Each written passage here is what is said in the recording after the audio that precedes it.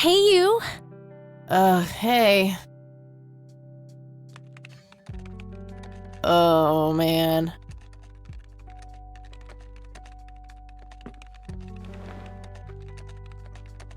Oh, God, this is so comfy.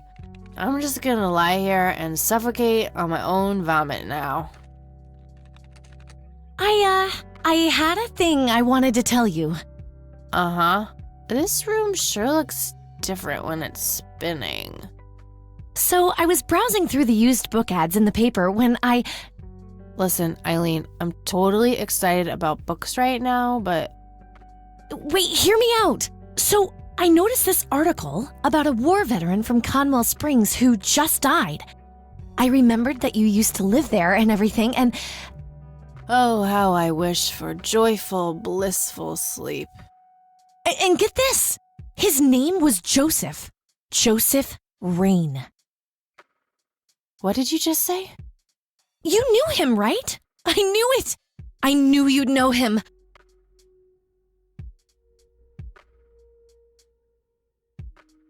Yeah, was my grandfather. Hey, wait a minute, I never told you where I grew up. Oh, well, I might have sort of looked you up. That is not cool, Eileen, seriously. I just couldn't help myself. Well, one of these days you're gonna help yourself to a restraining order. I'm just telling you this as a friend. I know. Well, anyway, you should know that the funeral is tomorrow. Okay. Are you gonna go? I don't know. Good night, Eileen. Good night, Kathy.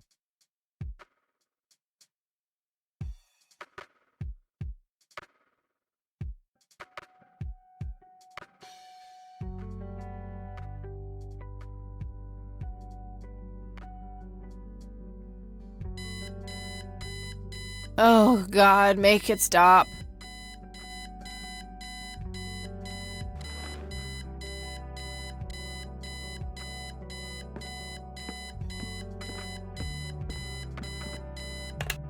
Looks like Eileen left a note for me here.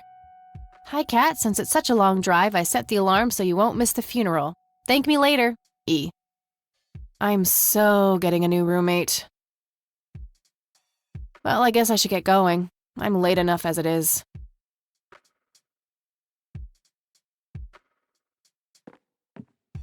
Makeup check, hair check, horrible mood and contempt for humanity check. Eileen's girly suitcase. There's a sticker on it with her full name, Eileen Mildred Summers. Mildred! Oh my God, I'm gonna get her for that. I wish I could wrap up that fact and save it for Christmas.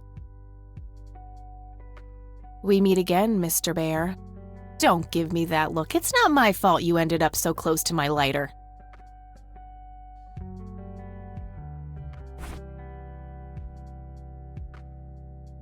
Don't tempt me. I'm fairly sure it's about some guy who falls in love with his golden retriever. That movie's not out yet. It's a promo poster Eileen got for being an extra. She tells everyone who walks in here the same joke. Spoiler alert, the boat sinks. Eileen makes her bed with surgical precision. Color printer. Super fancy, apparently. A fact which Eileen loves to remind me of. The Thing, one of my favorite horror movies. My electric guitar. Got it cheap from a lesbian I met at a concert. Helped me get rid of my last two roommates. Just some random band poster. Messy, just the way I like it.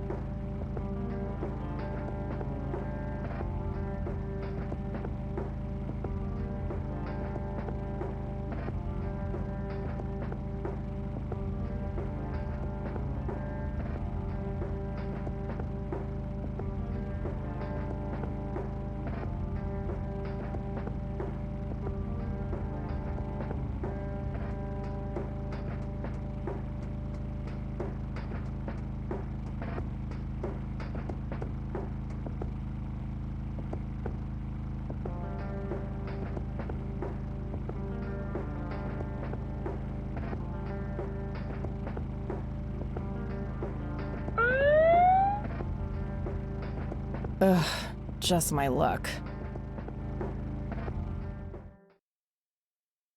Do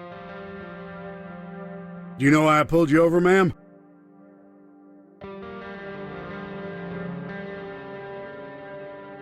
That ticket quota of yours wasn't gonna fill itself? Trying to be a smartass, ma'am? Nobody likes a smartass. Do you know how fast you were going? Yes. And? Yes, sir? A smartass playing dumb. Aren't you just a perfect blend of obnoxious? I guess so. Look, I'm really sorry, officer. I'm in a huge hurry to this thing, and the road has been empty for miles. You know how it is.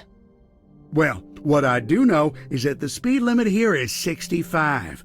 I clocked you at 77. You're getting a ticket. Oh, to the movies? I prefer horror flicks. Regular comedian, huh? Don't quit your day job.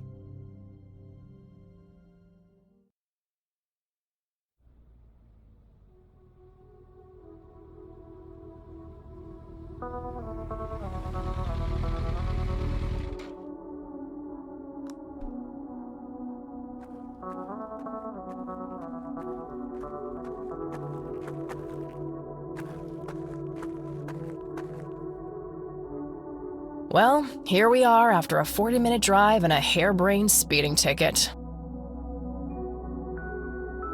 God, I really need a smoke. Does anyone object? Guess not. Dead people rule.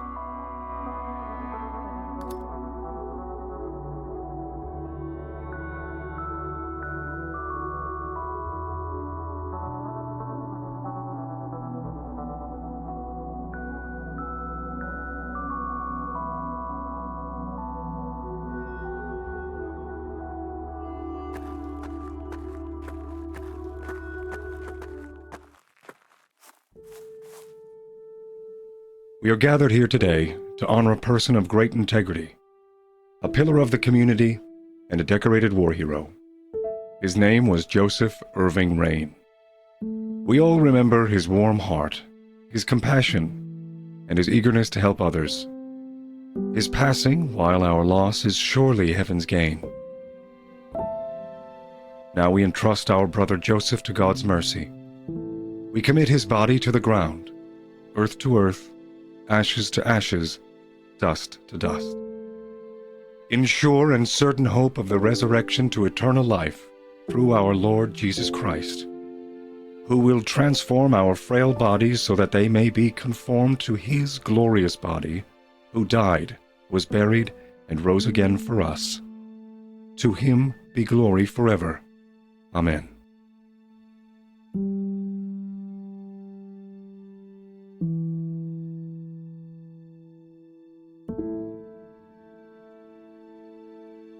Oh, Kathy, you big baby, just talk to her.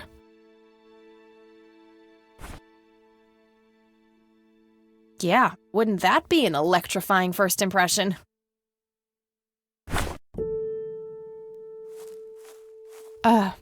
Excuse me, Mrs. Rain?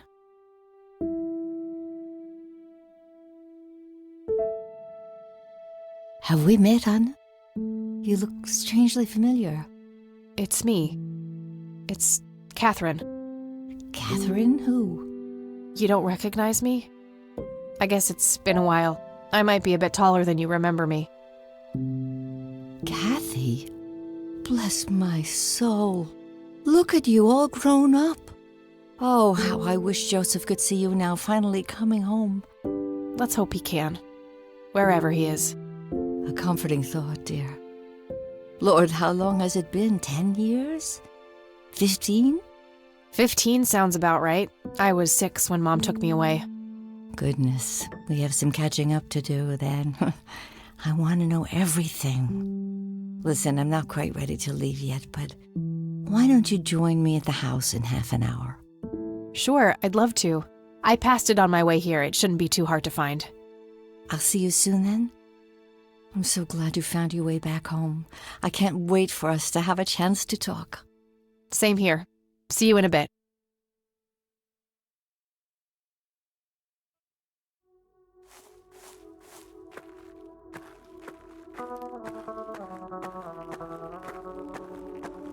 I'm sorry for your loss. Thanks. If you wish to find God, the Church of the Holy Trinity is always open to you. Is that so? Here, have a brochure.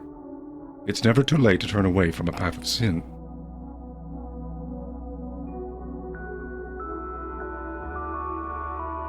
No sin.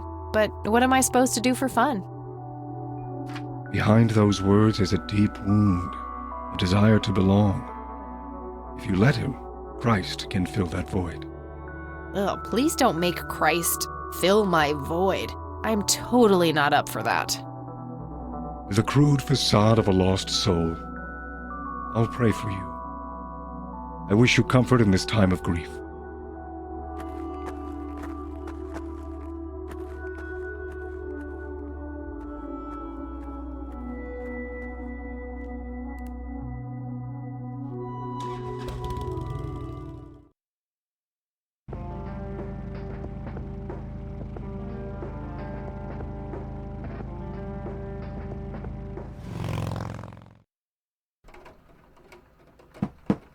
Grandma, anybody home?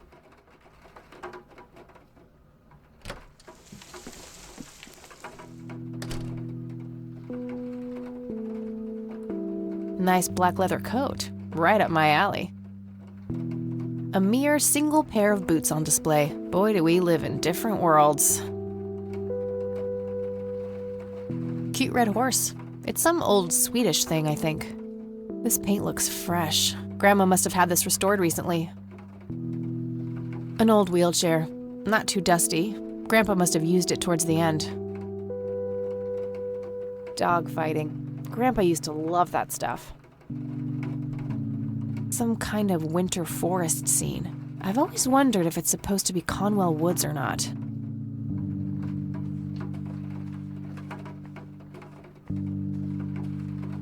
A wedding photo from when my grandparents married. They look younger than I am now. Things have sure changed. It's a photo of this very farm from way back. It says June 12, 1910 in the corner. A small table lamp.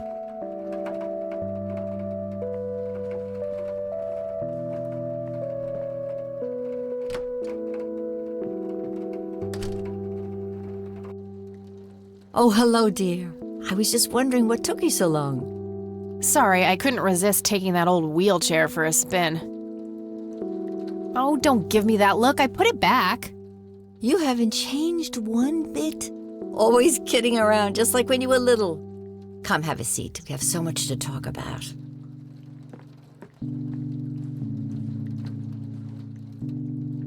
So, now, tell me about your life in the city. Oh, there's not much to tell. I'm going to school for journalism. It's my second year. I ride a motorcycle in case you missed it there out front. Ah, that's right. Just like your father. Yeah, I suppose. I must ask, have you heard anything from your father? Anything at all? No, nothing since he bailed way back then. I expected as much. He disappeared without a trace. No matter, that's ancient history. How's Sharon, then?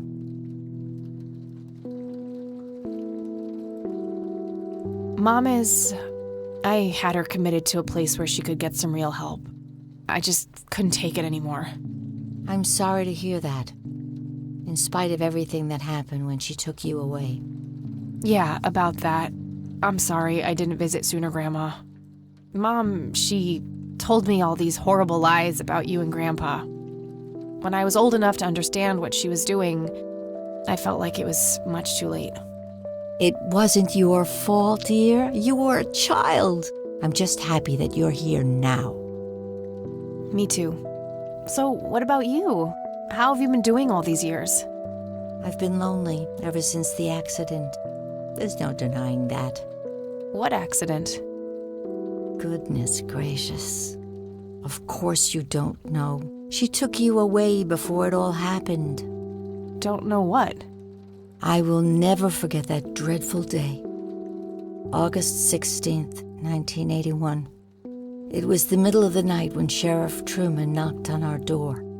He had Joseph with him. I couldn't even recognize Joseph at first, all dirty and wet with an awful blank stare on his face, like his soul had been ripped from his body. Since that day, he never spoke a word, forever confined to that blasted wheelchair. Really? For all this time? I had no idea.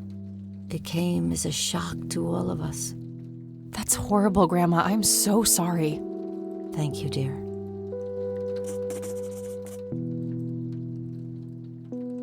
Why do you think Grandpa suddenly left that night in 81? I haven't the faintest idea.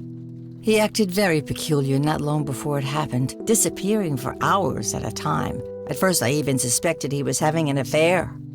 When I asked him about it, he just said he was chasing old demons. Must have had something to do with the war. Maybe it was post-traumatic stress disorder? Grandpa always had a hard time showing weakness. I don't know, dear. I'm just speculating. I didn't think too much of it at the time. Joseph was a man of few words. I'm sure he just didn't wish to burden me with it, whatever it was. What did the doctors have to say about Grandpa's condition? Persistent vegetative state. That's what they call it. I've heard it all by now. One doctor said it was a stroke. Another claimed it was a seizure.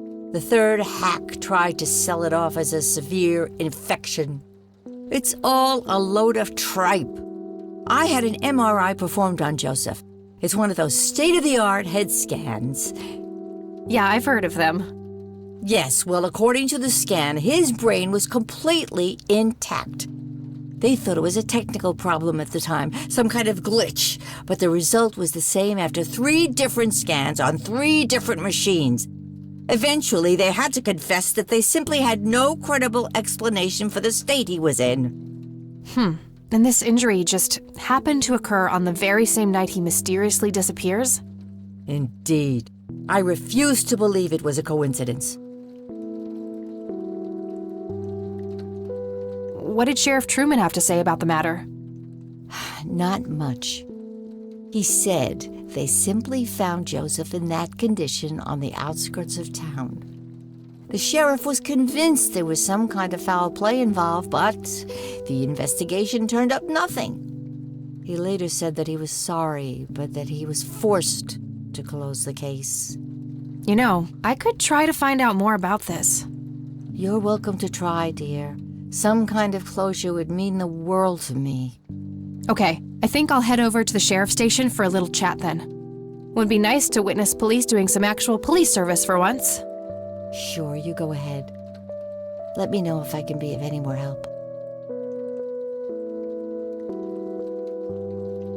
What do you think about this church, Grandma? They seem harmless to me, but they can be a bit pushy at times. Huh, you could say that. Handing out pamphlets at funerals is in pretty bad taste. Awfully strange behavior for a priest, I'll give you that. Well, gotta go, Grams. Talk to you later. Bye, Kathy.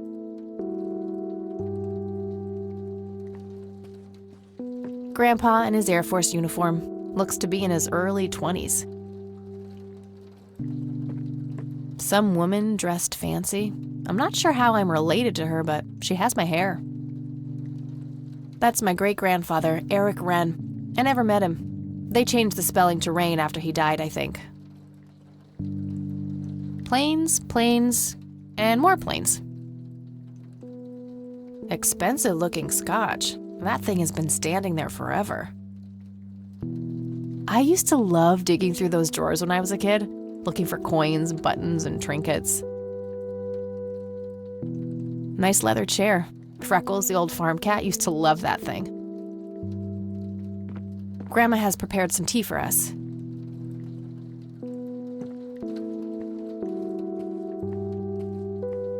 A decent-sized book collection, most of them science or history related from the looks of it. An intricate toy airplane with moving parts.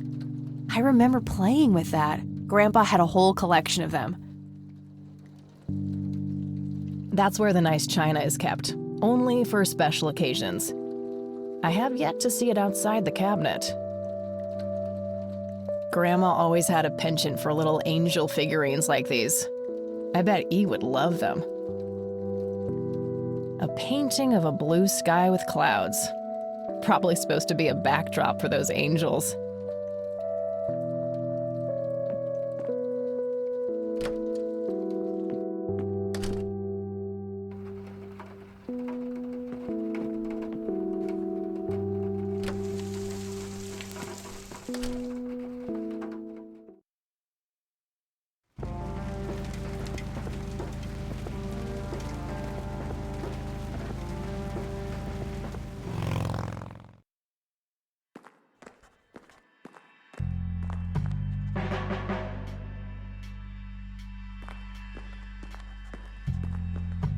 Hi. Hello. Do I have to commit a crime to get your attention? Because I seriously will. Ma'am, I'm really quite busy at the moment. Hey, wait! I know you! I'm pretty sure you don't. Yes, I do! You're Kathy! Kathy Rain! My reputation precedes me, in a kind of but not totally creepy way. Aw, come on, it's me, Lenny! Lenny Marks! Oh, right, Lenny! Long time no see, buddy. Ain't that the truth? I suppose you came to town for the funeral? Yep, that's right. Sorry for your loss. Joseph was a great guy before, well, you know. Yeah, he really was. So, anyway, what can I do for you today? I wanted to ask if you know anything about my grandfather's accident. I really don't know much beyond the rumors. The sheriff may have more information, but even he probably doesn't know anything that isn't in the report. It happened before either of us worked here. Okay, I think I'll have a chat with the sheriff then. Sure thing. His office is to your right. Well, gotta go. Good luck. Oh, and have a complimentary cup of joe if you want. Ah, maybe later. Thanks. Sure thing. See ya.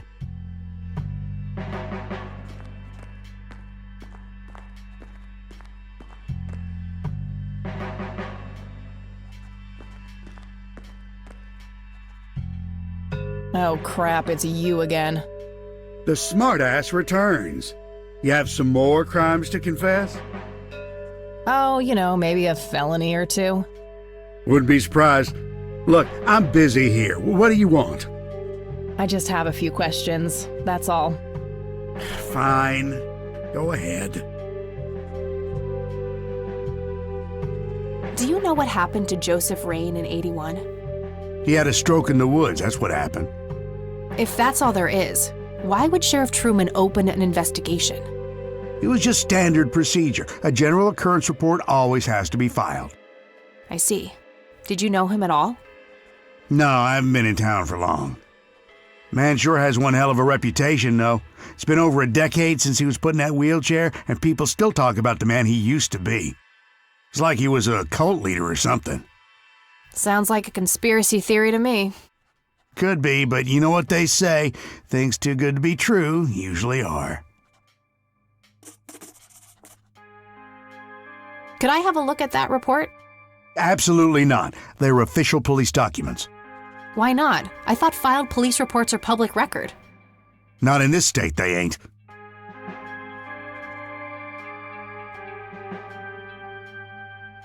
Aw, come on, Sheriff. What's the big deal? It was a long time ago. It would make this girl very, very happy. Are you trying to use flirtation on an officer of the law? Well, that shit may work on numbnuts like Lenny, but I got work to do. Lenny, a little help here? Don't you agree that he's taking by the book too far? Well, boss, she is his granddaughter, really. I don't think it's any... Don't you think I know that? There are rules. Am I the only one in here who cares about the law? Too much coffee? Try not to pop a vein. Do you want to see the inside of a cell? Oh, cuff me, officer. Spare me the torment of your rhetorical questions and veiled threats. Just follow the rules like everyone else. I've had enough of this nonsense. Fine. A photo of the sheriff shaking hands with some bald guy in a suit. Probably the mayor. It's always the mayor. A gold medal of some kind. Just some photo. Nothing special about it. Hey, Sheriff, what's the deal with that bum? What bum? The one in the cell. Oh, I thought it was with you. Well, shit. Tons of miscellaneous files. I don't see anything labeled as police reports, so those must be elsewhere.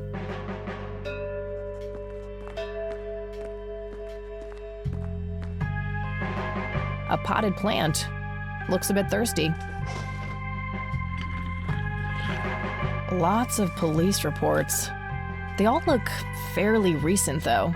Nothing older than 1990.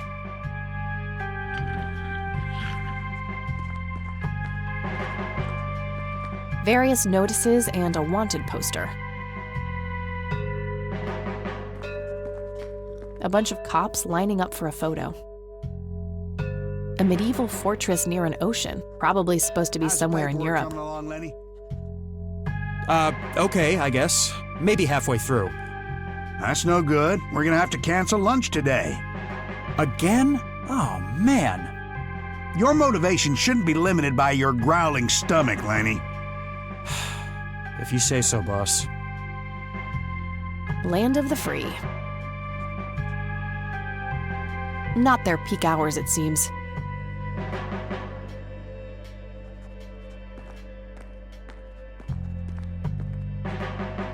Just your standard coffee maker.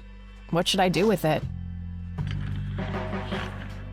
If he wanted coffee, I'm sure he would have taken some already.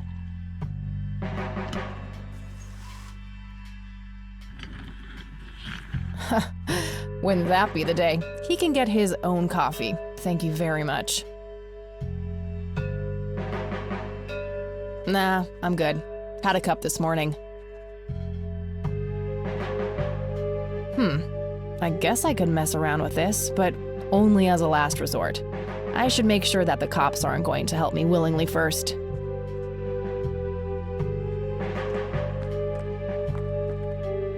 Hey, Lenny.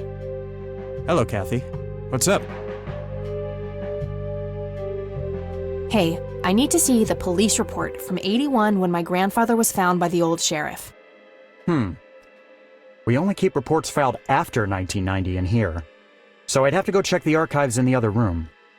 If it was up to me, I'd be happy to go take a look, but you heard the sheriff before. I'm sorry, but I can't help you unless he approves it. Fine. Well, gotta go. See ya. Looks like talking isn't gonna help me get that report. I'll have to take matters into my own hands. Lenny mentioned that the older police reports are kept in the room behind those doors.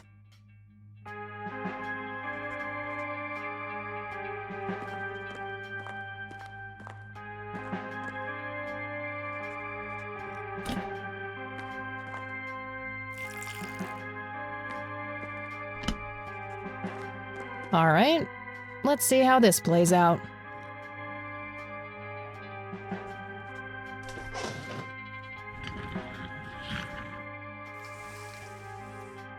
Lenny, quit loitering and make some goddamn coffee.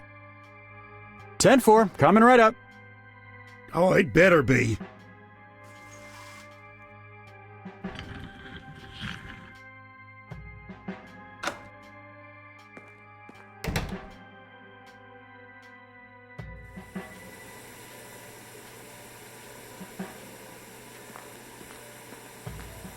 Hey, What? I can't hear you.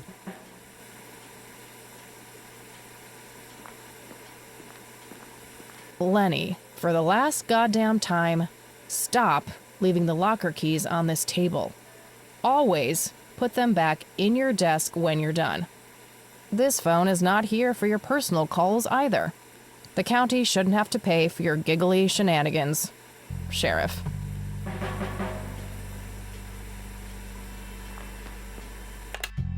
Thanks. That was getting annoying. Oh.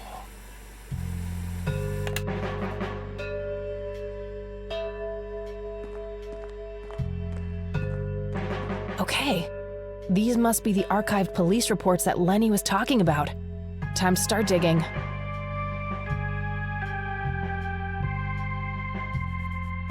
Yes, found it. August 16th, 1981. Let's have a look.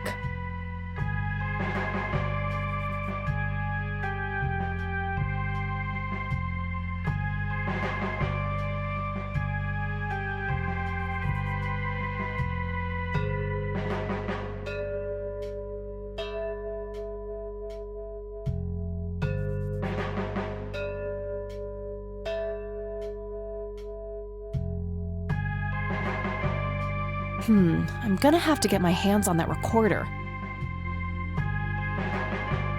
Locker number 5 is right there, but it requires a key. According to the note on the table, the locker keys are kept in Lenny's desk. An axe, a sledgehammer, and some other heavy tools. Brilliant idea to leave those lying around next to evidence lockers and locked cells. No wanted posters. I'm disappointed.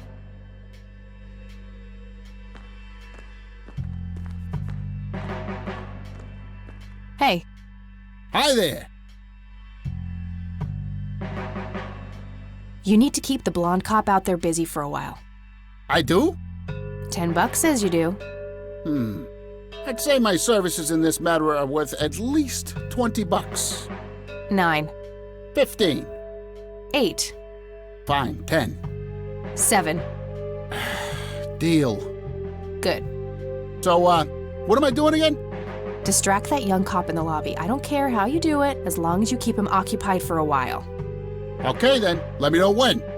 Will do. So, why'd they put you in that cell? It's all just a big misunderstanding. Is that so? Yeah, I didn't mean to steal anything. I was just using my pockets to move the beer to the checkout. That's the worst excuse I have ever heard. For your information, I happen to have a deadly fear of shopping carts. I take my last statement back. This excuse is even worse. Hey, it wasn't your father who was killed by a shopping cart when you were 8. I sure hope not. To be fair, mine wasn't either. It was just Uncle Bob. But that doesn't mean it was any less traumatic, mind you. To this day, I still get nervous breakdowns at grocery stores. I think I've heard enough, buddy. You're right. We should stop before the flashbacks begin.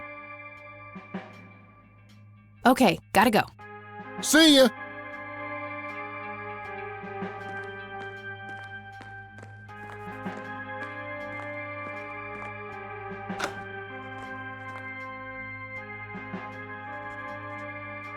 Hey, the jail is off limits. You shouldn't be in there. Oh, sorry. I just heard someone yelling. I think that guy in the cell needs some help. What now?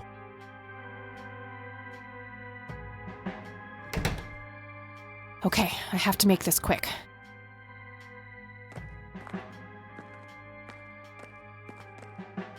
Okay, let's find the key to locker number 5. Got it.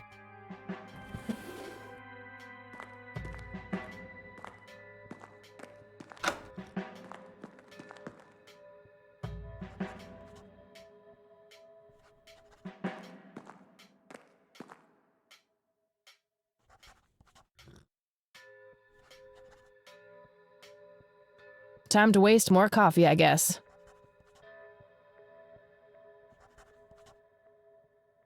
Lenny! Coffee! Jeez Louise, already? I'll take care of it, boss.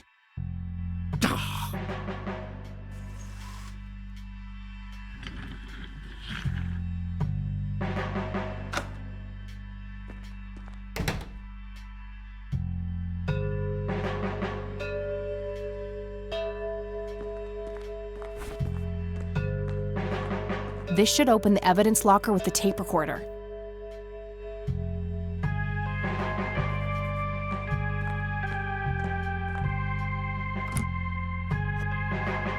All right, got it.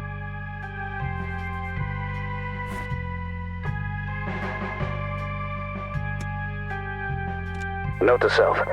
Remember, the perfect bouquet consists of 3 red roses, a blue violet, and 2 yellow tulips. I've been working on my research in the attic at night. I just don't want her to worry.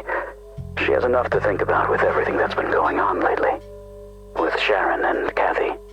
Anyway, I'm getting close to finding the source. I have a promising new theory. It should be ready for a test soon.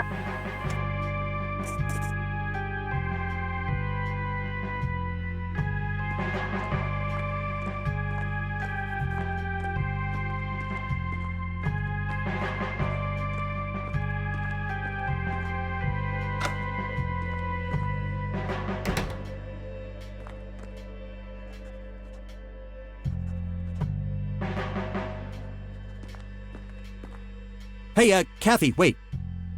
What? Do you eat foot? I mean, food? Absolutely not. I feed on human misery. Relax, Lenny. Yes, I do eat food. Oh, well, great. Can I buy you food sometime? And also buy food for me? And then maybe we could eat the food together? I'm really busy right now. Maybe later. Oh, okay. See ya.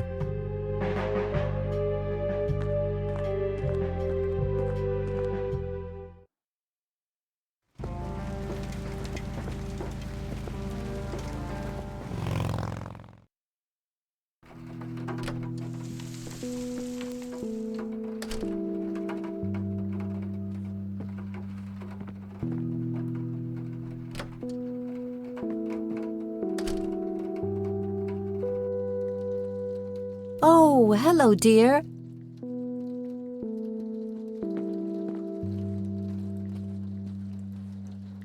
There are a few things I need to ask you, Grandma. Very well, dear. Would you mind if I took a look in the attic? I suppose it would do no harm. Come with me. Thanks, Grandma. You're welcome, dear. Be careful now.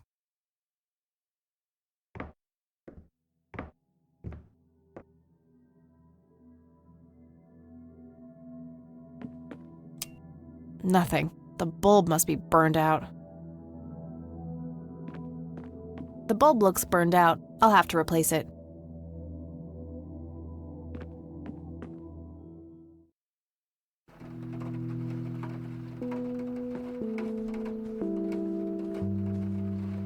Free light bulb. Score!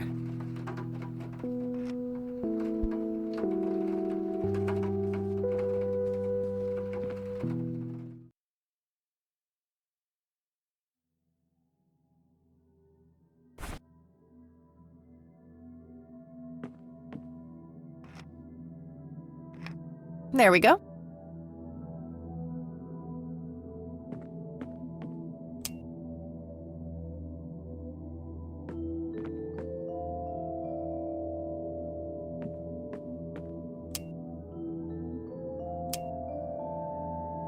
An electronic metal detector.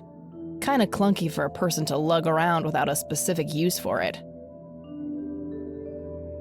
Mr. Bear! Oh, how did you get all the way up there? Good idea. You just keep watch. I'll do the searching. Various books and office supplies. Nothing in particular catches the eye.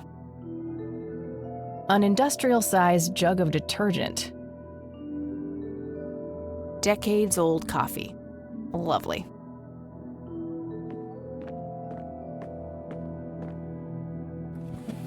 Empty.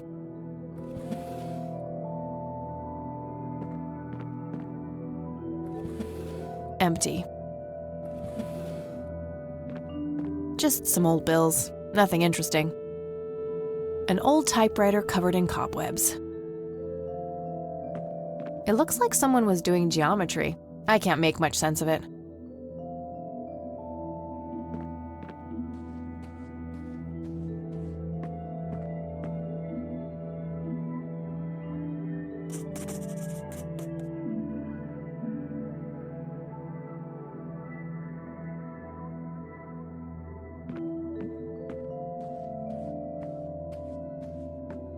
A thick book about math.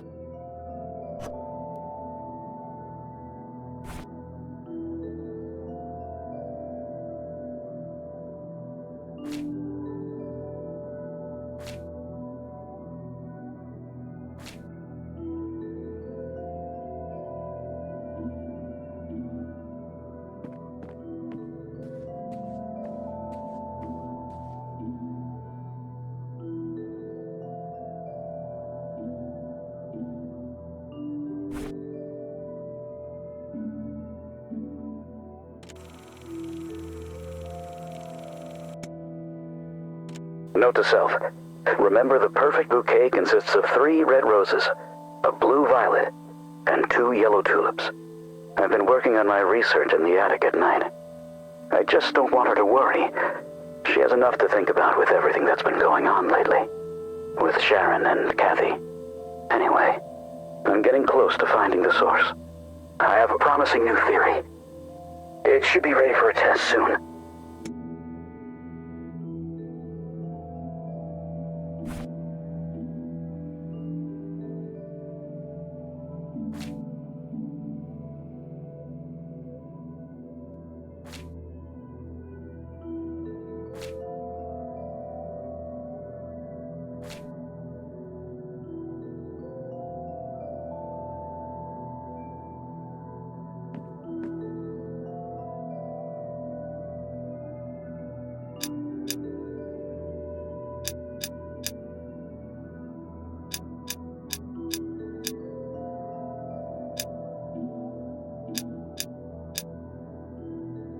Yes!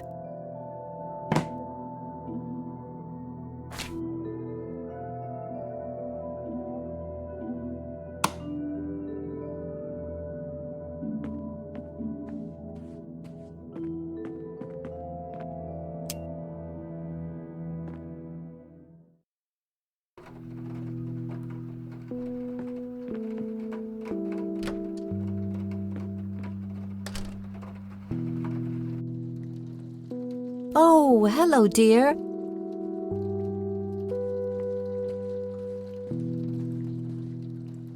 There are a few things I need to ask you, Grandma. Very well, dear.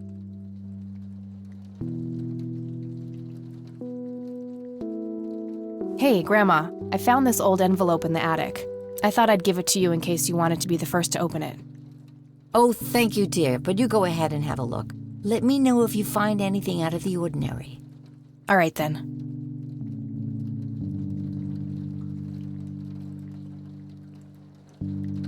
See you later, Gramps. Take care, dear. Let's see what's in here. There were 2 pictures, a newspaper clipping, a key, and a tape inside. Oh, and a single copper penny, too, for some reason.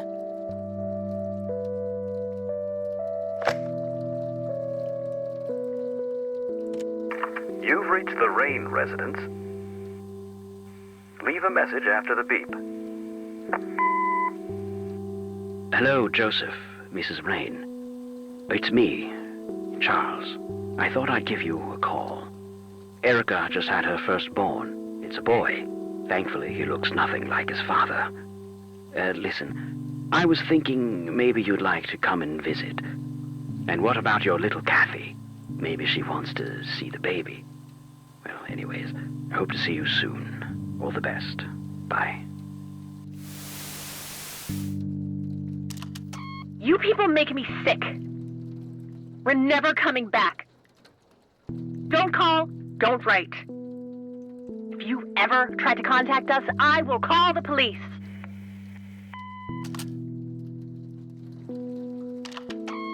Joseph, you there? It's me, Cocky. It happened to me, too. You're the only one I trust now. Just call me back as soon as you can. I wonder who this Cocky is.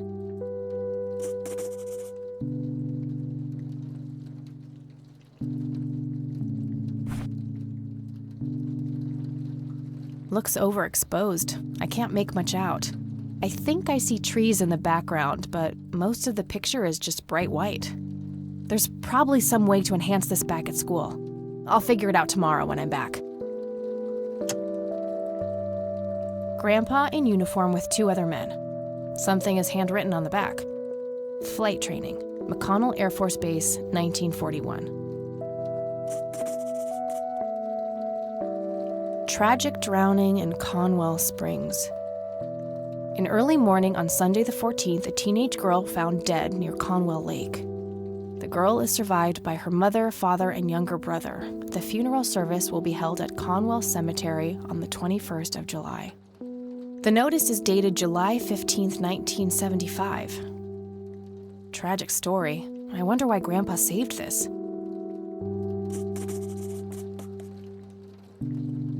It's a small key, fairly modern design. No identifying tag, unfortunately. It's the penny I found in the briefcase. Looks like it was minted the same year I was born. Grandpa and me, we had this game where he would hide pennies around the house and I would go on a treasure hunt. Never in the attic, though. I thought it was too scary up there. There are a few things I need to ask you, Grandma. Very well, dear. Does this coin mean anything to you, Grandma? I'm afraid not, dear. Do you know anything about this story, Grandma? Not much, dear. It was the saddest thing. The girl was only 16 years old. We never really knew the family. They preferred to keep to themselves. Do you remember their names? Let me think. I'm awfully sorry, dear. I just can't recall. That's quite all right, Grandma. I was just wondering why Grandpa would have wanted to save this. Joseph was always deeply affected by the tragedy of others. Perhaps he wanted to do something for the family to ease their pain. In any case, he didn't speak to me about it. Okay.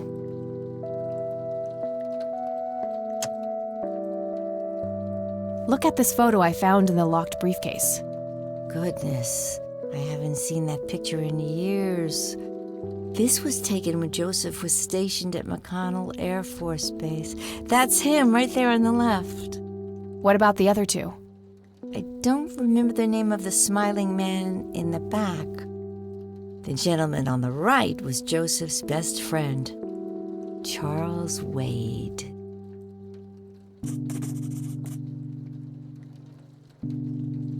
Grams, can you tell me anything about this picture?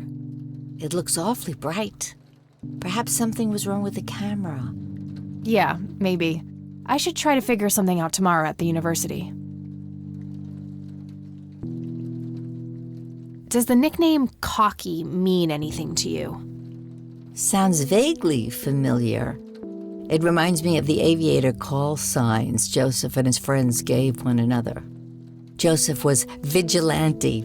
I can't count the number of times he got into trouble for breaking the rules. To this day, I have no idea how he always managed to land on his feet. Must be hereditary, given the things I've gotten away with.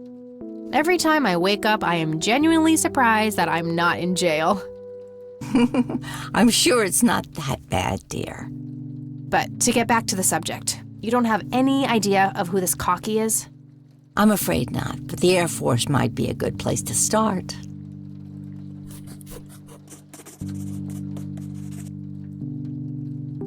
Can you tell me anything about McConnell Air Force Base? It's not very far from Conwell Springs. Joseph was stationed there for some time during the war. I believe they're still training young pilots there today. So when did Grandpa enlist in the Air Force? Oh, it was barely past the honeymoon when Joseph left to fight in that terrible war, together with his best friend Charles and my brother Andrew. Those were nerve-wracking years. I was so worried I thought I would burst. Every short visit from Joseph was a joy, but he kept going back to the front, to my great dismay. When I told Joseph about being pregnant with your father, he finally realized that enough was enough. He had done his duty. Shortly thereafter, he returned to a quiet farmer's life in this very house, helping your great-grandfather with the crops until he passed. What can you tell me about Charles Wade?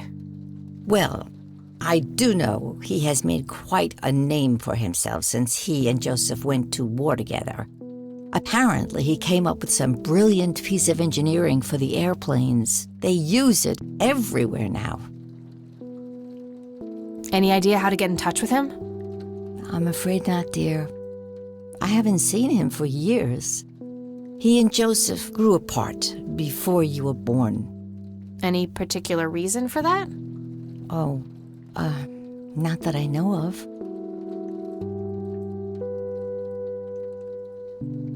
Well, gotta go, Gramps. Talk to you later. Bye, Kathy.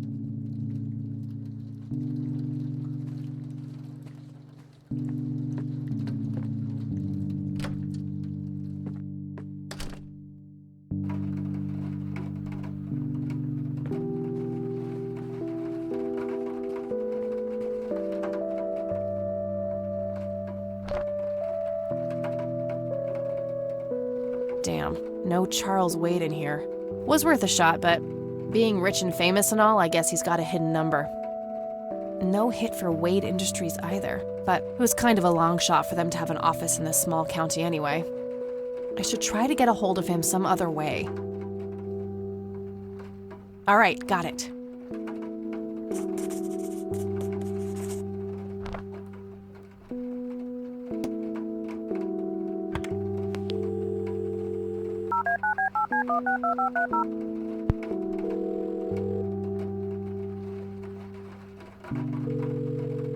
McConnell Air Force Base, how can I help you? Hi, I was just wondering if you had time to answer a few questions. Sure thing, ma'am. Ask away.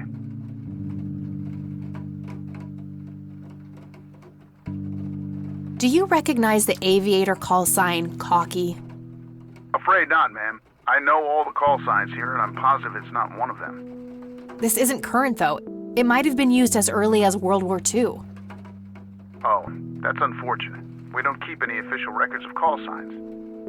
The only option I can think of is to get a hold of somebody who was around back then. Any suggestions? The only person I can think of who is still alive would be Charles Wade. The billionaire? He was stationed at McConnell? He was, up until the point when he founded Wade Industries in the 60s. I'm trying to get a hold of Charles Wade. Would you happen to know how to reach him? I'm sorry, ma'am, but Charles Wade is a public figure. He has explicitly asked us not to provide his contact details to anyone. Is there any way you can make an exception? I really need to talk to Mr. Wade. Oh, can do. I can't really help you out unless you have some sort of official business. I do have official business. I'm Deputy Reagan. I'm calling from Conwell Springs Sheriff's Department. Nice try. You know what caller ID is? You can clearly see that you're not calling from the station. Goodbye. Damn, I can't pull that off if I call from here.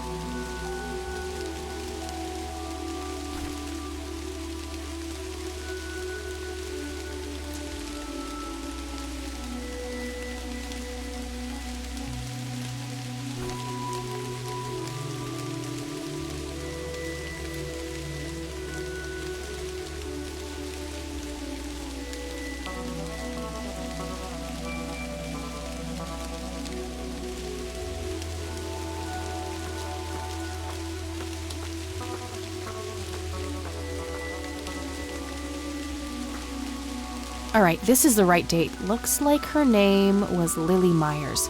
I should try to get a hold of her family.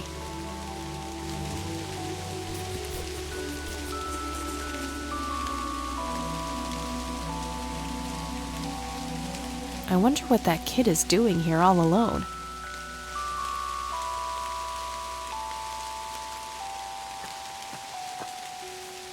Hey, kid. Hi yourself. What are you doing? None of your business. Huh. I like you, kid. You're not here alone, right? Where's your mom? Oh, she's around. I don't see her. You must be blind or something. I'll go look for your mom, okay? Don't go anywhere.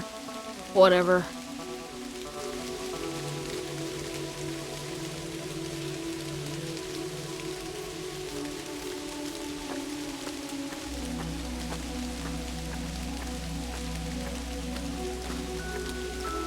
I shouldn't leave while that kid is alone.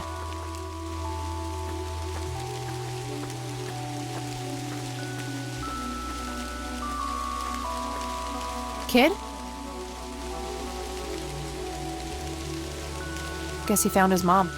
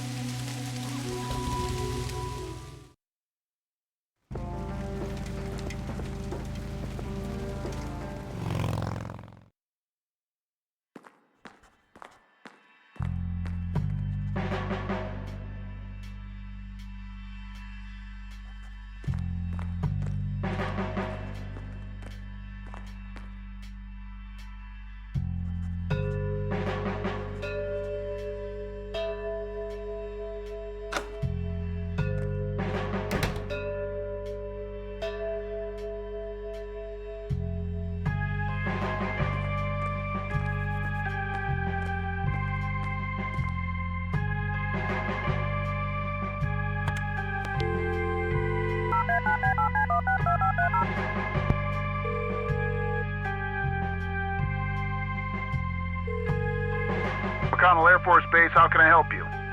Hi. I was just wondering if you had time to answer a few questions.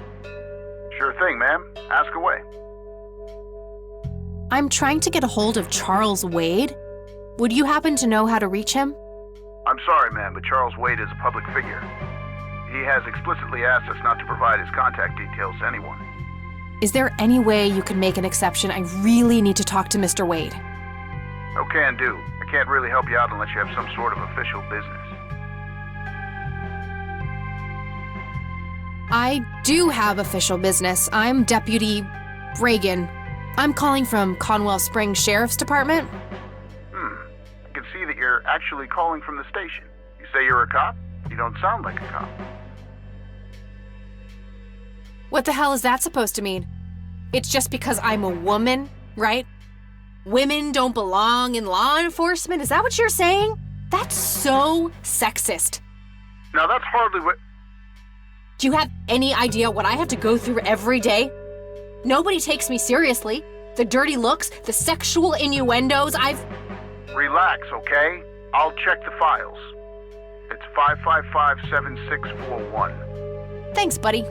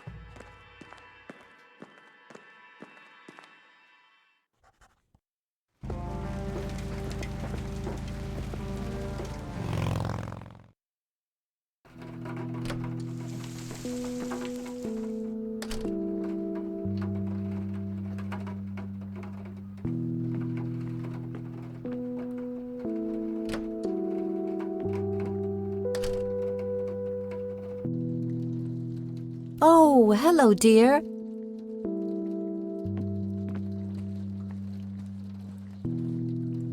There are a few things I need to ask you, Grandma. Very well, dear. I found out that the drowned girl's name was Lily Myers. Ring a bell? Oh, yes. Oh, how could I forget? Sue, Jack, and their children, Lily and Nathan. Do they still live around here? Mother and son do. I see them in town from time to time. They live somewhere near the lake. But not the father. No. He disappeared not long after Lily took her own life. Whoa, she killed herself. That's news to me. Oh, that girl had been troubled for years. Truman made an official statement later. It was no accident. I see. Do you know how I can reach the family? Not really, dear. Like I said, they tend to keep to themselves.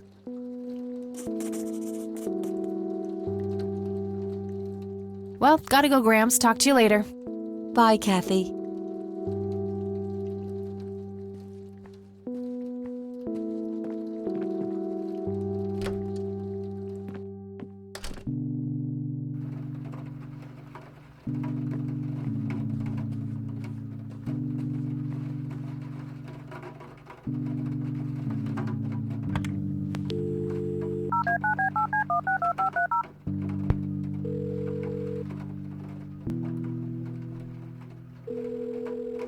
Wade residence? Hi, this is Kathy Rain. I'm calling for Charles Wade. He doesn't live here anymore. What's this about? What do you want with my father? I'd just like to have a quick word with Mr. Wade. It's about my grandfather, Joseph Rain. You're 20 years late, girl. My father has neither time nor energy to deal with you people. But this conversation is over. Unless my father explicitly says he wants to talk to you, it's not going to happen. what a stuck-up, overclass witch. Well, she hasn't heard the last from me. I'm going to talk to that old man one way or another. All right, found an address. I got her family's address already.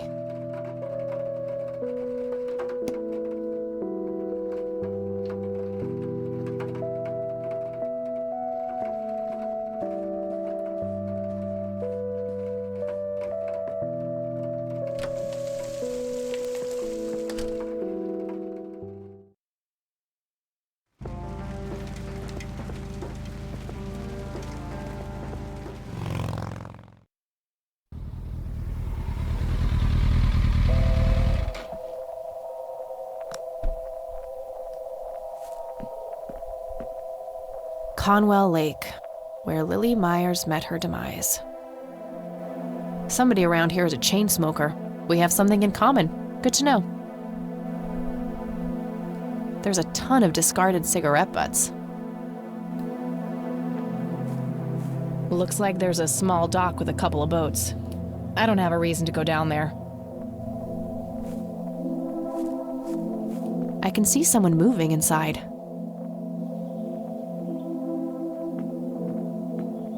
"55 degrees. Not too chilly, thankfully.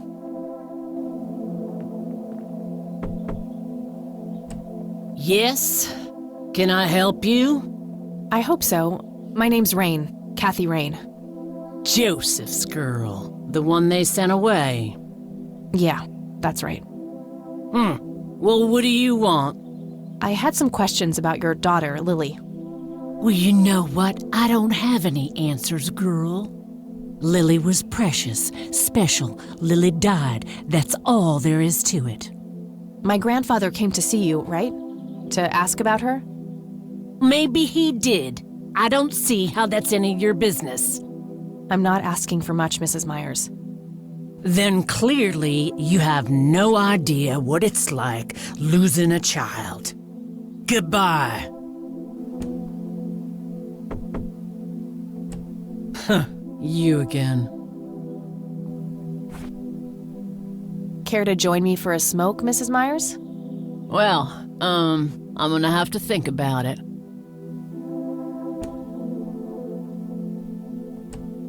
I suppose one smoke can't hurt. And that's when he realized it was his own bong. Oh my, oh now that was a good one. You know what, Kathy? You're okay. Sorry for being such a cranky old bag before. I get a short fuse when I run out of smokes. Now that's an understatement. Good thing I had my morning smoke, otherwise we would have had a fist fight on our hands. Oh, it's getting chilly. Why don't we head inside?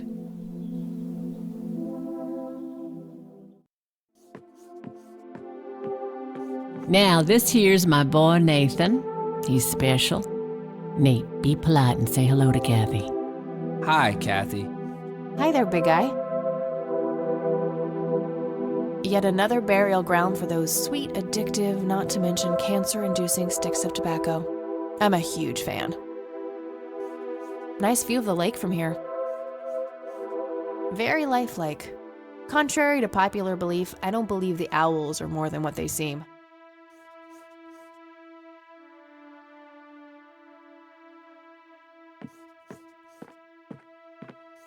Nice painting. It's signed L.M. Elk, by the looks of it.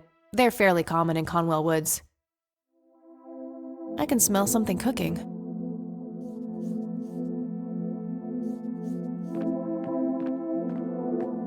What you doing, big fella? Drawing. Oh yeah? What are you drawing? The nice red man. You mean Santa? No, the nice red man. Now, what did I say about raising your voice at strangers? Sorry, Mama. I'll be nice. The red man is nice.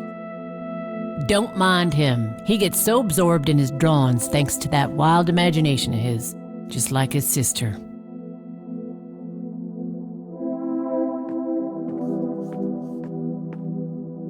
So you wanted to ask me about Lily? Yeah. Do you mind telling me what happened when my grandfather came to see you? Well, he knocked on my door a few years after Lily had passed away. I didn't know Joseph too well myself, but I'd heard of him and the good he'd done for the other people around here. So I let him in. He started asking a bunch of questions about Lily, like if I was absolutely sure that it was suicide. And what did you say? The truth. That she was depressed and had been for a long time. I had no doubts about what happened. All right. Anything else? Well, he was weirdly curious about her paintings. Lily painted? Yep, that's one of hers right there on the wall. I see, it's beautiful. So, in what way was he curious? He asked if Lily had painted anything odd or strange. I didn't really get what he was after, but I let him have a look at her work. He spent some time browsing through them, and then he wrote something down on a piece of paper, thanked me, and left. Huh.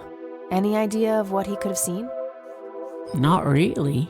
I had the paintings all lined up. Could have been any of them. Would you mind showing them to me? Well, I would if I could, but this is the only one I have left. I sold the rest many years ago to this weirdo art collector.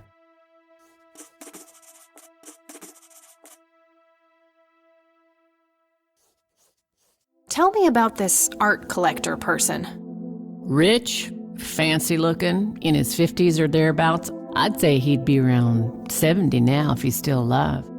He knocked on that door one day with a wad of cash in his hand. $5,000. He wanted everything that Lily so much as touched with a brush. Huh. Did he say why? Nope, but I got the feeling that most of that dough was paid so he could avoid any questions. I took the money. I still had Nathan to support. Did the stranger give you his name? No.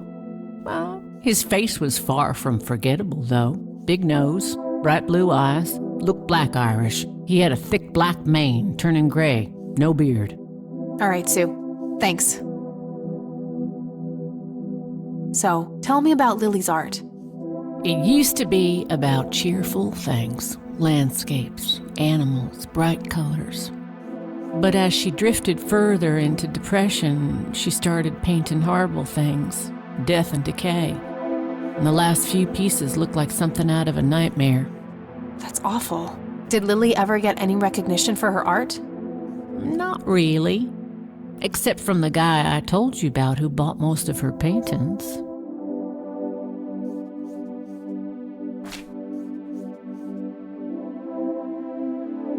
Does the name Charles Wade mean anything to you? Oh, he's some big-time businessman, ain't he? Yeah, he owns a large company. That about sums up what I know about the fella. Do you know anything about what happened to my grandfather? How he ended up in a wheelchair? Stroke, wasn't it? At least that's what I heard. Not necessarily. There are some divided opinions about it. Now that I think about it, that whole ordeal happened to him not long after he came here. How long? A week, maybe, at the most.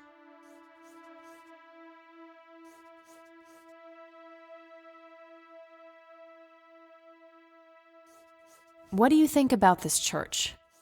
It's a good church. I go there from time to time. I bring Nate, too, when that boy needs the fear of God put into him.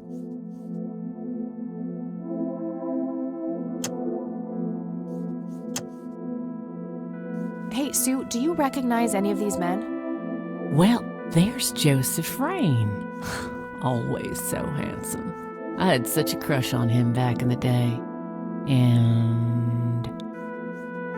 no way. That's him. The man who bought the paintings. He's much younger here, but there's no mistaking that hair and nose. Are you sure?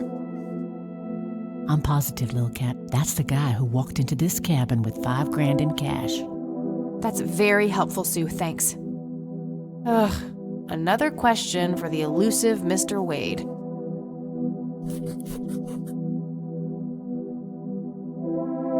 Not yet. I have more things to ask her. I don't need to ask her about that. Mind telling me what Lily was like, Sue? I'd be happy to. She was Nathan's older sister by 2 years. Lily was like any girl growing up, normal, happy, talking about school, boys, and whatnot. And she and Nathan were close back then, always playing together in the woods. When Lily was 10, she started drawing, always doodling on just about anything she could get her hands on. We didn't have much, really, and so she used what she could. Once I even caught her scribbling on toilet paper. On her 12th birthday, we gave Lily a thick sketchbook with an assortment of pencils. She was ecstatic. That was the happiest I'd ever seen her. From that day, drawing became her life. Eventually, her art teacher at school helped her to get started with oil painting. When Lily was 15, something changed. At first, I thought it was just usual teen angst, but no, this was something different. She started going out, disappearing for long periods of time. She locked herself in when painting. She never used to do that. I tried everything. Counseling, support groups, antidepressants. Nothing worked. About a year later, she just gave up. And, well, you know the rest. I'm sorry, Sue. That must have been unimaginable. Thanks, darling, but it's been a while now. I've learned to live with it. You know, I've been through something similar. My mom. She never killed herself, but, well, she came close. That's a damn shame. I heard about her problems. Is she doing any better now? Better isn't the word I'd use. I had to put her in a place where she couldn't hurt anyone, including herself. Yeah, life ain't easy for any of us. Flip a few coins along the way, and I could have ended up somewhere like that myself. I'm awfully sorry things went that way for you, Ma. Anyhow. Thanks, Sue. Taking it one step at a time.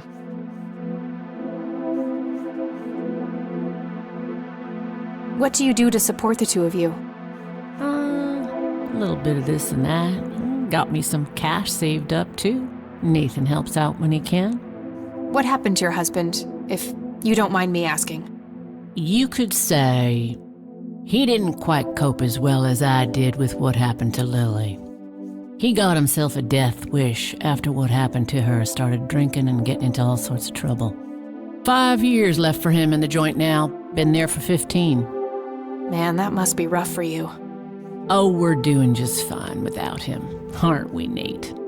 Mama takes good care of us. Mama sure does.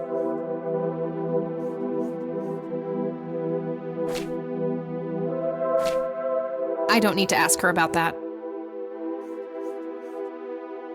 I think I'm gonna head off now. Sure thing, little cat. Come back anytime. It's getting late. I should head back to the city.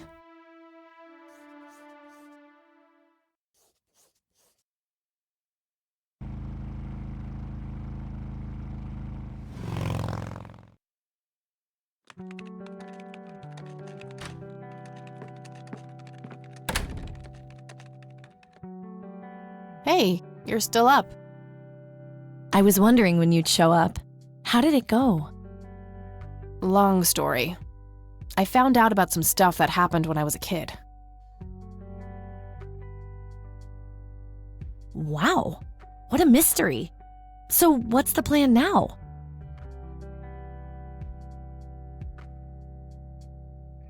I don't know yet, but I'll figure something out. What about this Charles Wade? You still haven't talked to him. And that strange bright picture you showed me? Those tapes? Listen, I know this guy. Eileen, relax. We can talk about it tomorrow, okay? Oh, it's way too late now. Oh, I couldn't possibly sleep now. I'm way too excited. Well, that makes one of us. Nighty. Good night, Kat.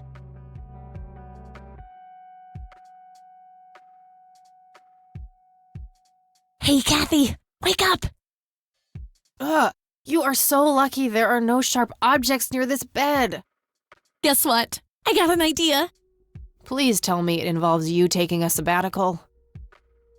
Haha, so you found all this evidence, right? Pictures, tapes, and stuff? I guess. Why?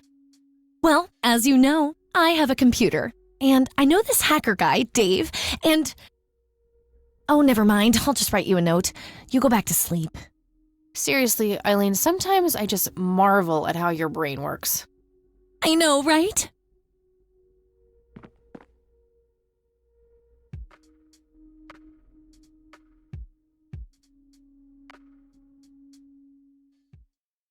Are you sure you want to do this, Catherine?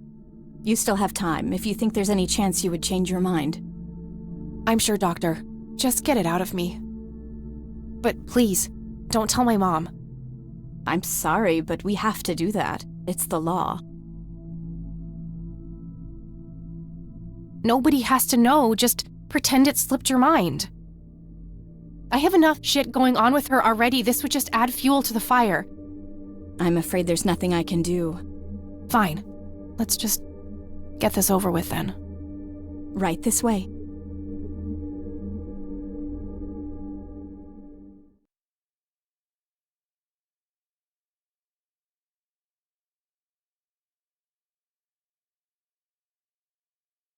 Ugh, I hate that dream.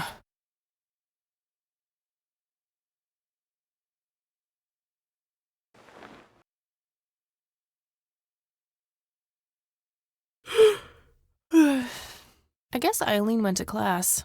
I probably should too. Nah.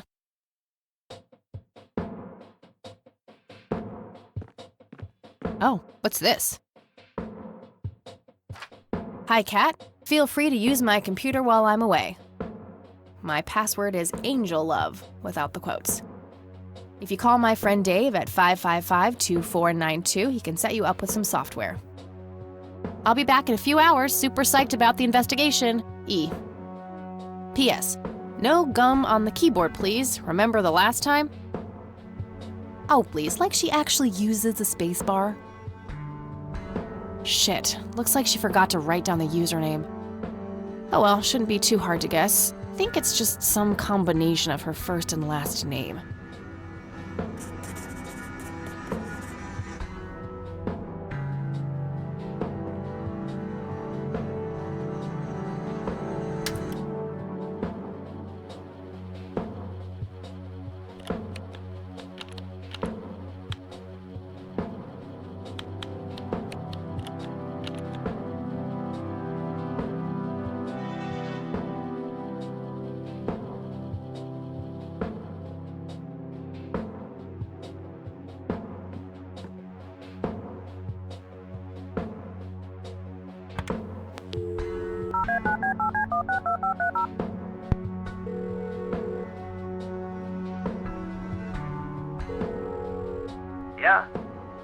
Hey, I'm Kathy. Eileen said to call you about some software.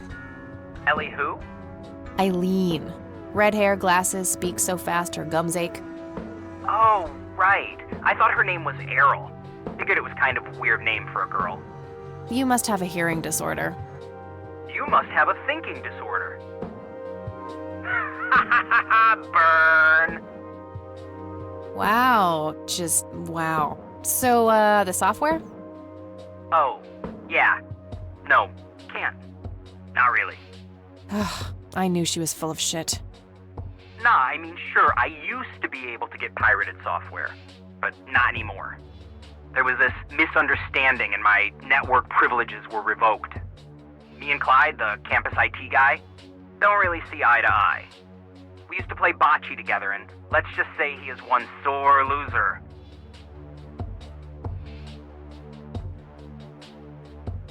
Can't you just hack your way back in somehow? Isn't that what you do? He blocked the Ethernet port in my room. I don't even have physical access. Don't you ever leave your room? Use a computer in the library or something. Aren't they connected to the network? No, there are cameras in there. Clyde is just waiting for me to make a move so he can get me expelled. You call yourself a hacker? Just use your brain, for Christ's sake. Let's figure this out. Wow, you're so sassy, Nancy Drew. Well, okay, only an admin account can change the access ports. The only way to even theoretically crack one would be if Clyde logged on to a machine to which we have unrestricted physical access. And... Ooh, I got an idea. I'm not gonna like this. Well, what you could do is intentionally crash your PC. That sounds especially stupid. Well, not crash it, just crash it a little, then call Clyde. Clyde will come over to fix it. If you're lucky, then he'll log onto the network using his admin account. Afterwards, you can use some of my tools to find and crack the password locally. Worth a shot, I guess. Okay, you can come over and set it up. No way. I have severe IBS, it just wouldn't work. IBS? What the hell is that? You seriously don't want to know. I'll have my buddy drop off everything you need. It's not rocket science. You do what I ask, and I'll get you some juicy software. Quid pro quo, Clarice. Whatever, weirdo. We'll see.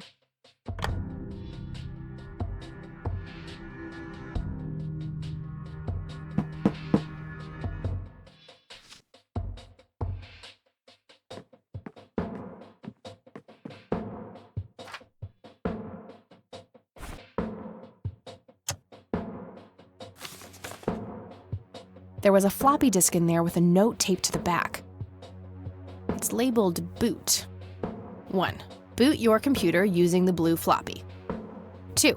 Use the corrupt MBR utility to crash the file system of the computer. Take the floppy out and reboot. 3. Call Clyde at 555-8181. Tell him your computer crashed and give him the error code on the screen. He'll come over and have a look. It shouldn't take too long for him to fix. 4. Now comes the crucial part. You need to somehow make him log on with his admin account. 5. Reboot and retrieve the admin credentials using the blue floppy. 6. Reboot and log on using Clyde's admin account. 7. Look for some kind of tool to remotely open my Ethernet port. Dorm B, room 8.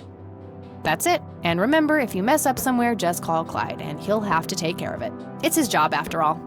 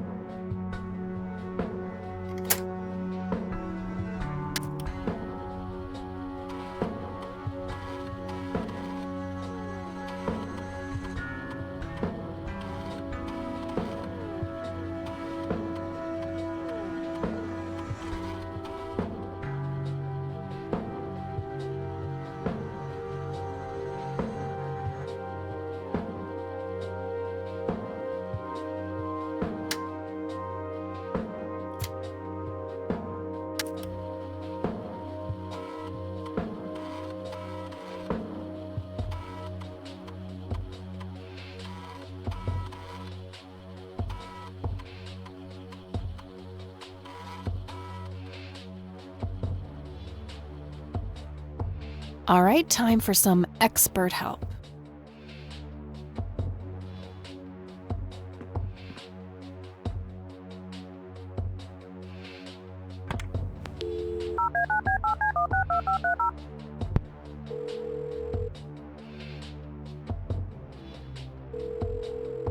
IT, this is Clyde speaking. How can I help you?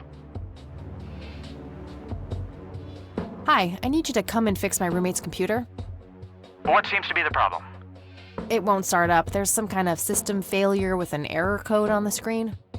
Probably a hard drive failure. Which room are you in? Dorm A, room 5. I'll be there in a few minutes.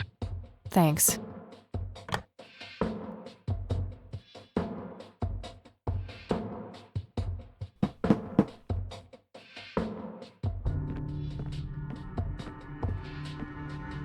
Hey, Clyde from IT. Hi, come in.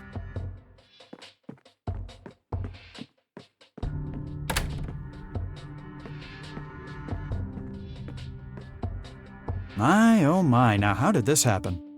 I have no idea. It was like this when I started it up this morning. Let's have a look.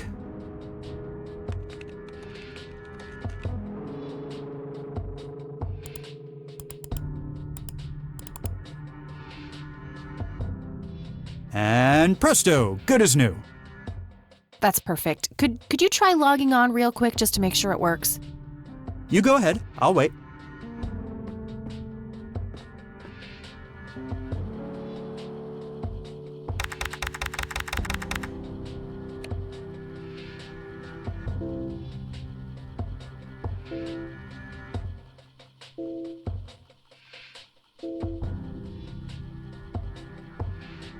Oh, now look what I did. For crying out loud. Let me try to log in with my account.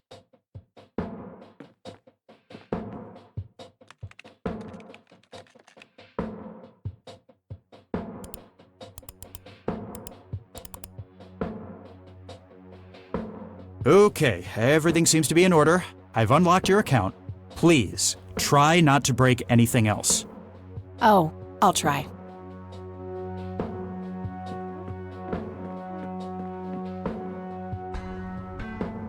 Phase 1 complete.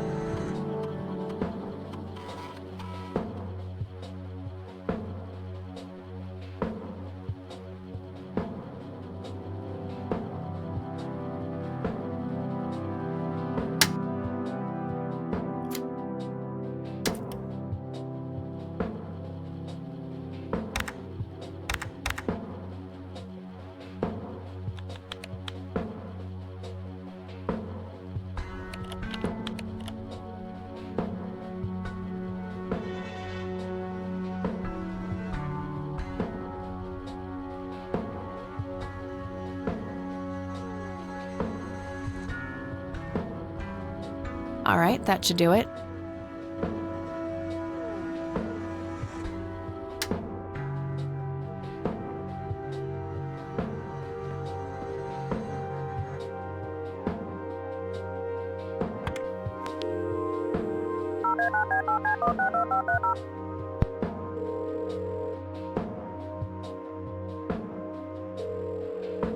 Yeah.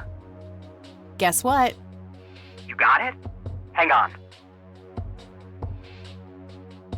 Oh man, I could kiss you! Figuratively, that is. I am so gonna get back at Clyde now. What are those admin credentials, by the way? Not telling, buddy. Saving those for a rainy day. Huh. I suppose this nice floppy I've prepared for you stays in my room then. Sure, then I'll just have to log back on and click that pretty little lock icon again. Now this is just emotional blackmail. Quid pro quo, Dave. Fine. I'll have it dropped off at your room. God damn, you're like a she-Clyde. A Clydette. Huh, that is the worst insult I've ever heard. Later, Dave.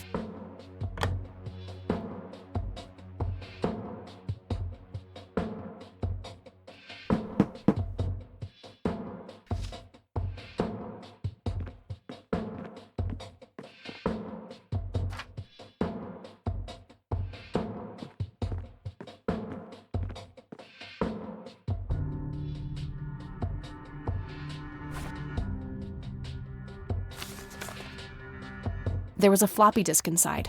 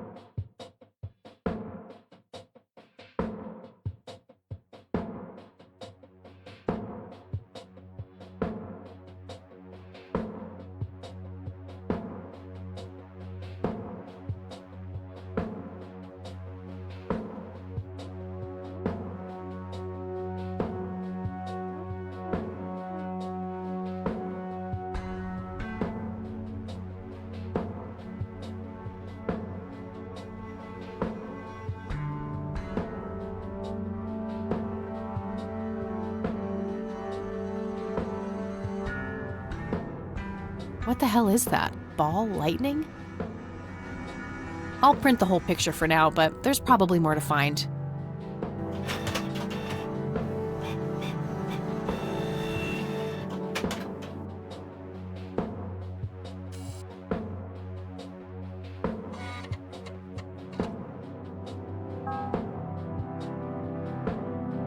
That shape has to be significant somehow.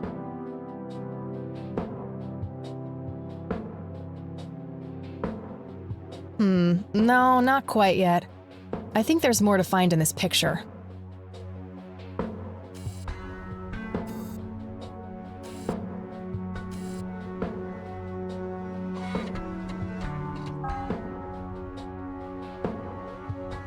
Unusual flower over there, though. Never seen anything like it. Maybe worth printing?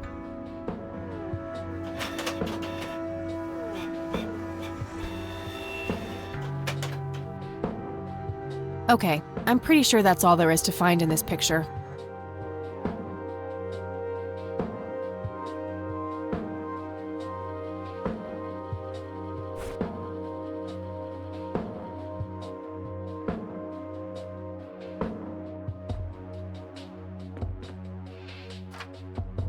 I'll just get rid of the original picture now, since I have the restored version anyway.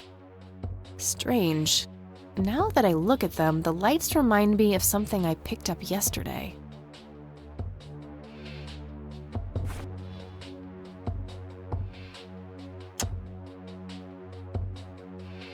Wow, the church logo looks pretty similar to the smoky lights. I might have to visit them after all.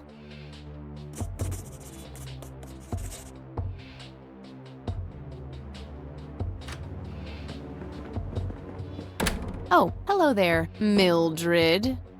Hi yourself, Agatha. What? How'd you...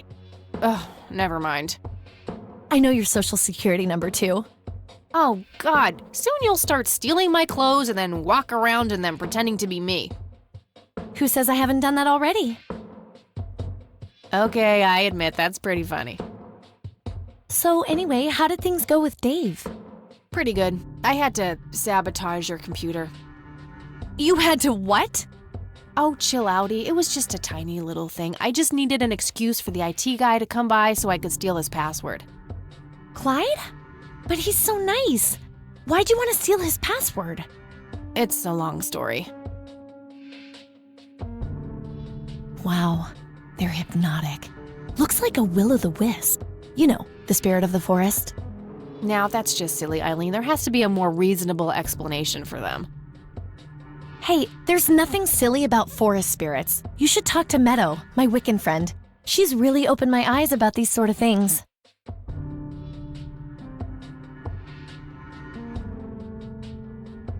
isn't that the same Meadow who had an intimate relationship with the tree outside her dorm?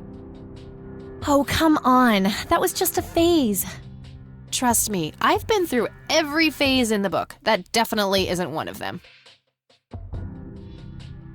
So anyway, is there anything I can do to help? Well, my side of the room is starting to get a bit messy. There's always that. I meant with the investigation, silly. I guess you could try to find out more about these lights. Maybe figure out where that picture was taken. I know exactly where to start.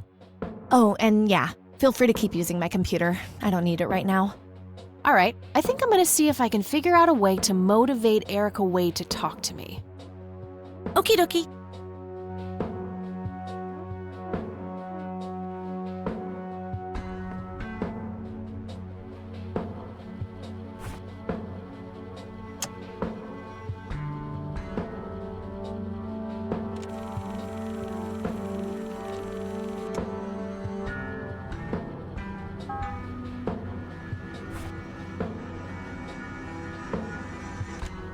You've reached the Rain residence. Leave a message after the beep. You're the only one I trust now. Just call me back as soon as you can.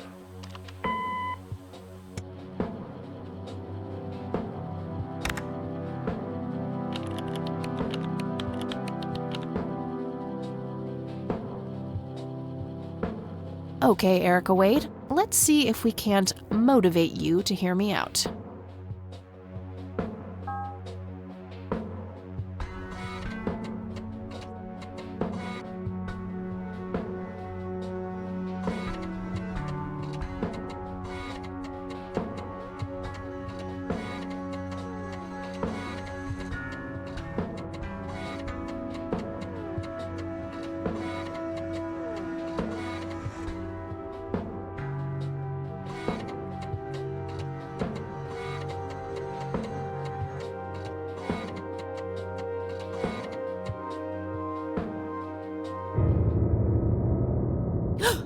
What the hell?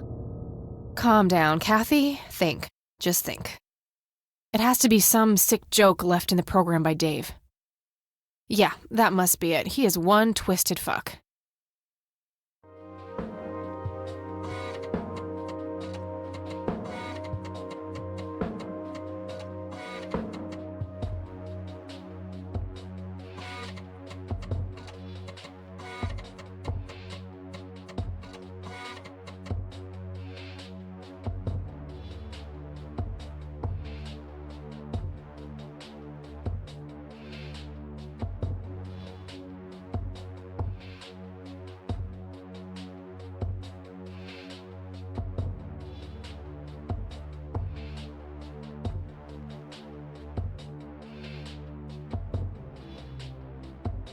How you doing?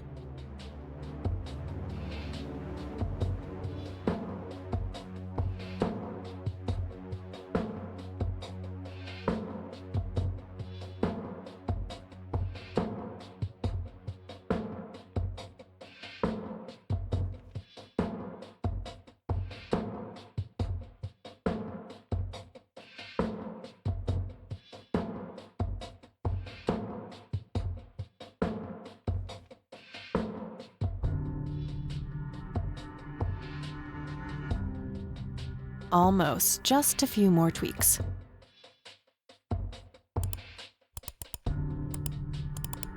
That should work.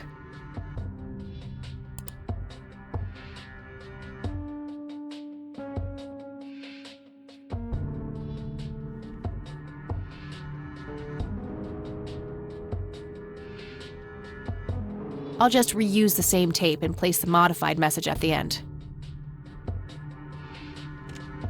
Hello, Erica. It's your father. Call Kathy Rain and give her what she wants. Bye.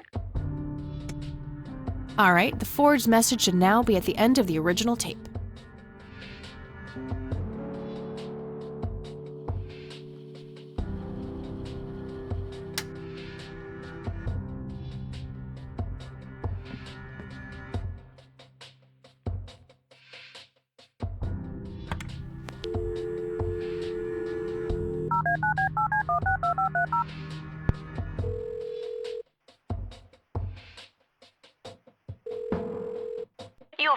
Erica Wade. Leave a message after the beep.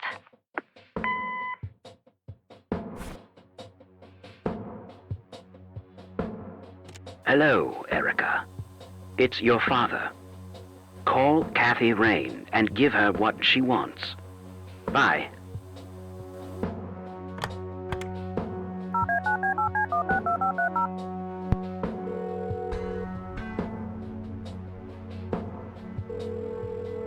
You've reached Erica Wade. Leave a message after the beep. Hi, Erica. This is Kathy Rain. I spoke to your father. He asked me to get in touch with you and said he would call ahead. You can reach me at 555-8352. Bye. Your move, Erica. Now that's some out-of-the-box thinking. Yep, just might be silly enough to work. Well, time for a break. Gotta eat something before I pass out. Okie dokie. I'll stay here and keep digging. All right, see you in a bit.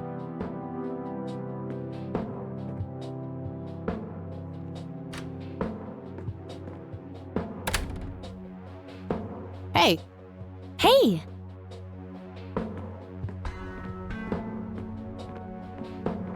So, any progress with the search? Yeah, I was able to identify that flower. It's called the red scythe, or Rosea falcus. I discovered that there was a small nature reserve near Conwell Springs, which was established in '89. The red scythe is on their list of endangered plants. I made a photocopy of the botany book page in case you want it later. That's something. I should go check it out. Maybe I can narrow down the place where that picture was taken. My thoughts exactly. Here you go. The nature reserve is marked out on this map. Jeez, you've been busy. Well, you know, beats homework. Amen to that. And, good work, Eileen. Happy to help. So what... Oh, hang on. I'll go get that. Okie dokie.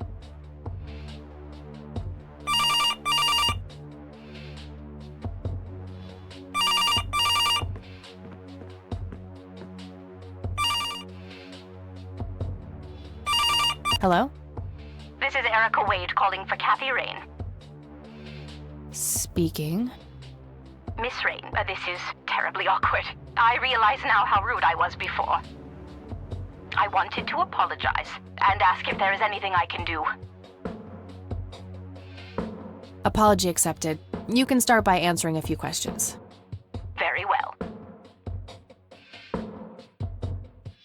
Do you know anything about what happened to my grandfather that night in '81? Not really, no. But what I do know is how it destroyed Father. It did?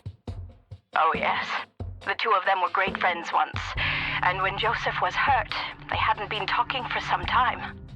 Father always hoped they would be able to reconnect one day. He kept putting it off, believing they had time. But in the end, it never happened. So, what were things like back when they were still good friends? Oh, they were like peas in a pod. Always sharing their war stories and laughing together. In a way, Joseph became the uncle I never had. He was around a lot when Father went out on business trips. Later on, I even met you a few times, when you were just a baby. I don't remember any of that. Oh, no matter, you were so little then. Erica, I have to ask, why were you so defensive on the phone earlier when I tried to reach out? Oh, I don't know, Kathy. Our families haven't been in touch for a long time. I don't remember exactly when it happened, but we all started drifting apart. My guess is that it had to do with Father's growing wealth. Friendship needs common ground, and we started living in different worlds. What happened to your grandfather was the final nail in the coffin. Father just couldn't bear seeing him like that, neither alive nor dead. Do you recognize the nickname Cocky? It may be an Air Force call sign. I can't say that I do. Father had many friends in the Air Force, but no one I can recall by that name. What do you know about Lily Myers? She was a young artist who lived somewhere in Conwell Springs. Killed herself, if I recall correctly. Dreadful thing. But other than that, not much. We never knew the family. What can you tell me about Mr. Wade? My father is a great man. He has so many ideas, so much left to realize, which makes it hurt so much more to see him like this. See him like what? The illness and everything, of course. Right. Yeah, it must be hard. Oh, yes, indeed. I wish he wouldn't be so stubborn with his treatment. He could go to any state-of-the-art hospital, but insists on being treated in that backwater clinic in Conwell Springs. The community clinic in the middle of town? Yes. It's like he's given up and is just waiting for the inevitable to happen. What do you know about Lily Meyer's art? Oh, that little girl had a twisted mind, let me tell you that. Oh, my father used to have a few pieces of hers in his collection. Horrible things. I couldn't understand why he ever decided to procure them in the first place. You say used to have. Did he get rid of the paintings? Oh, either that or he put them in storage somewhere. I haven't seen them for years. I never bothered to ask him why. Glad to be rid of them, quite frankly. Do you know anything about the Church of the Holy Trinity? It's the one and only church in Conwell Springs. I was baptized there, and I married my husband there. Anything out of the ordinary about them? Oh, not really. They seem like a typical church to me.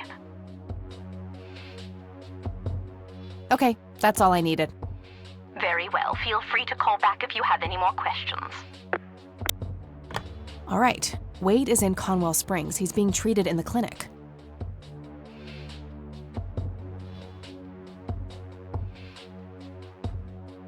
That was Erica Wade. Her father is being treated at the clinic in Conwell Springs. Being treated? He's sick? Looks that way. Small miracle they managed to keep it out of the press. Yeah, I suppose you're returning to talk to him? It'll have to be tomorrow. It's quite late for that now. I suppose. Scrabble? Oh, you're so on. I will crush you.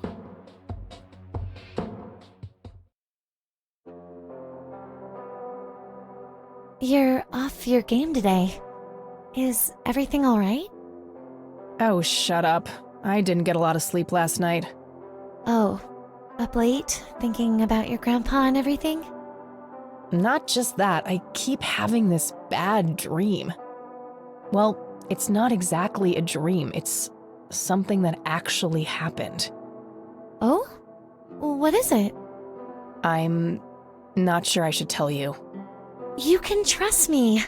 Whatever it is, I promise I won't judge. Well, it's your funeral. So, I used to be 16 and also pregnant.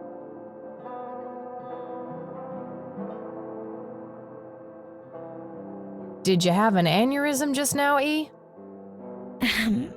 Please go on. Well, seeing as how I don't actually have a 5-year-old, you can probably put 2 and 2 together. You had an abortion. Sure did. Major pain in the ass too, but hey, couldn't let that pregnancy go untreated. I'm glad you're telling me, but I really wish you hadn't done that, Kathy. Who was the,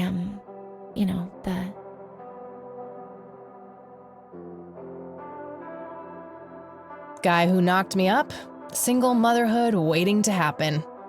Back then, I couldn't cook anything but microwave food, and I'd retch if I so much as walked past one trash can with smelly diapers in it. That kid would have been raised by my mother. I'd rather die than put another child through that. I respect your decision, but you know how I feel about this. That guy up there, he's pro-life, and I'm with him. I get that. I gotta say, you're being really cool about this, E. I was expecting you to clutch your cross, flip the table, and storm off or something. I'm not a walking stereotype, you know. Says the red-headed nerd with the glasses. Ha ha. But Kathy, if you keep having that nightmare, perhaps you should talk to somebody about it. Maybe. But I doubt obsessing over it is very healthy either. Your turn, E. Oh, fine.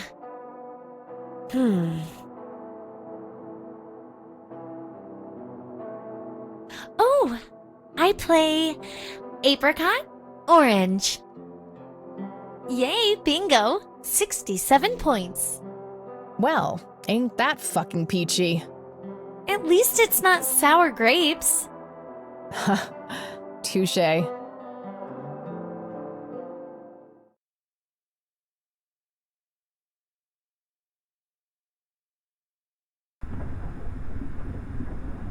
tainted one approaches. Is it time?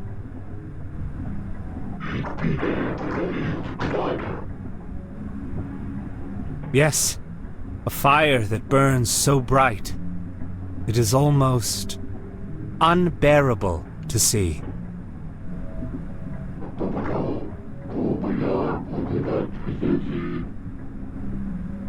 Indeed! It seems the apple doesn't fall far from the tree. Shall we sculpt some flesh friends, then?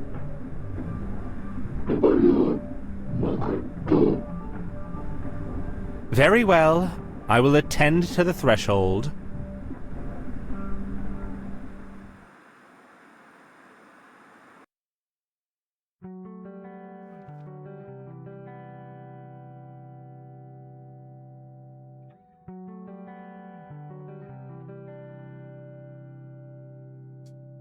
Good morning, sunshine. Please tell me I dreamt all those Scrabble losses last night. 3 times in a row. Rub it in, why don't you? I'll just go strangle myself now.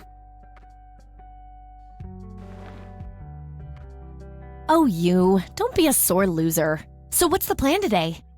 Mr. Wade is the plan. I'll head for the clinic right away. While I'm at it, I'm gonna check out the church and the nature reserve.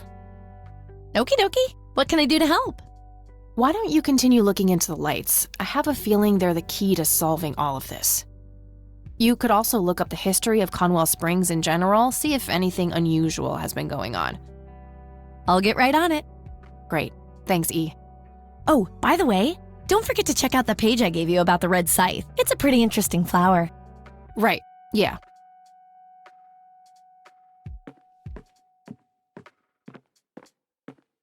Makeup check, hair check, horrible mood and contempt for humanity check. You forgot about your resting scally face. I totally do not have a... Well, told you.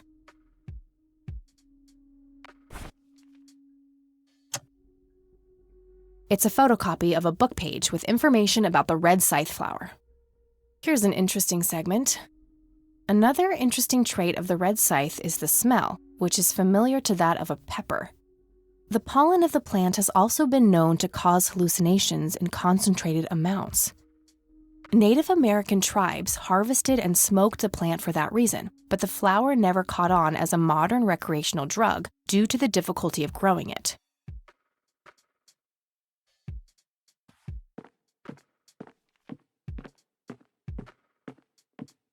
All right, I'm off. Peace out, E.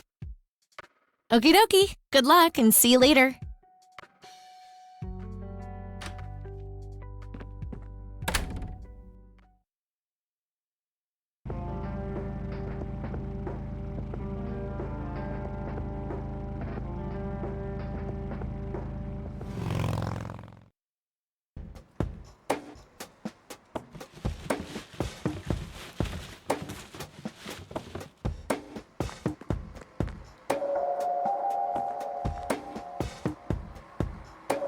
Yep, it's full of trash. Figure that.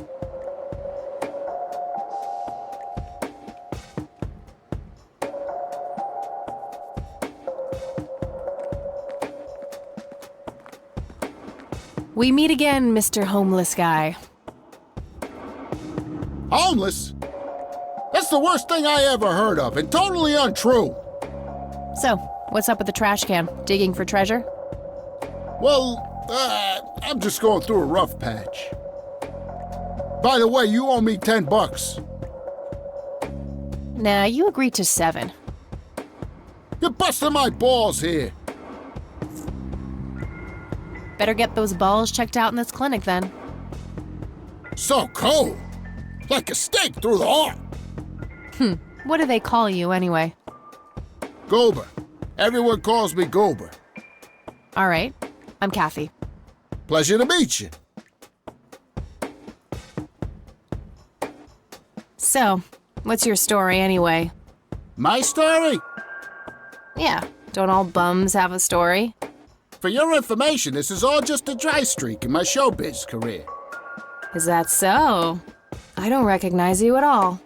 I used to have more hair. That I actually believe. Come on, man. Frankie Gold is my stage name. Surely you must have heard of me. Not really, no. Oh, come on. I have starred in dozens of Hollywood movies. Silence of the Lambert, Jacob's Bladder, The Usual Surprises, Natural Bald Killers. Not ringing any bells. Kids these days, no appreciation for quality cinema. Breaks my heart. I need to ask you a few questions. Sounds serious. Ask away. That'd be one raggedy-ass bribery attempt.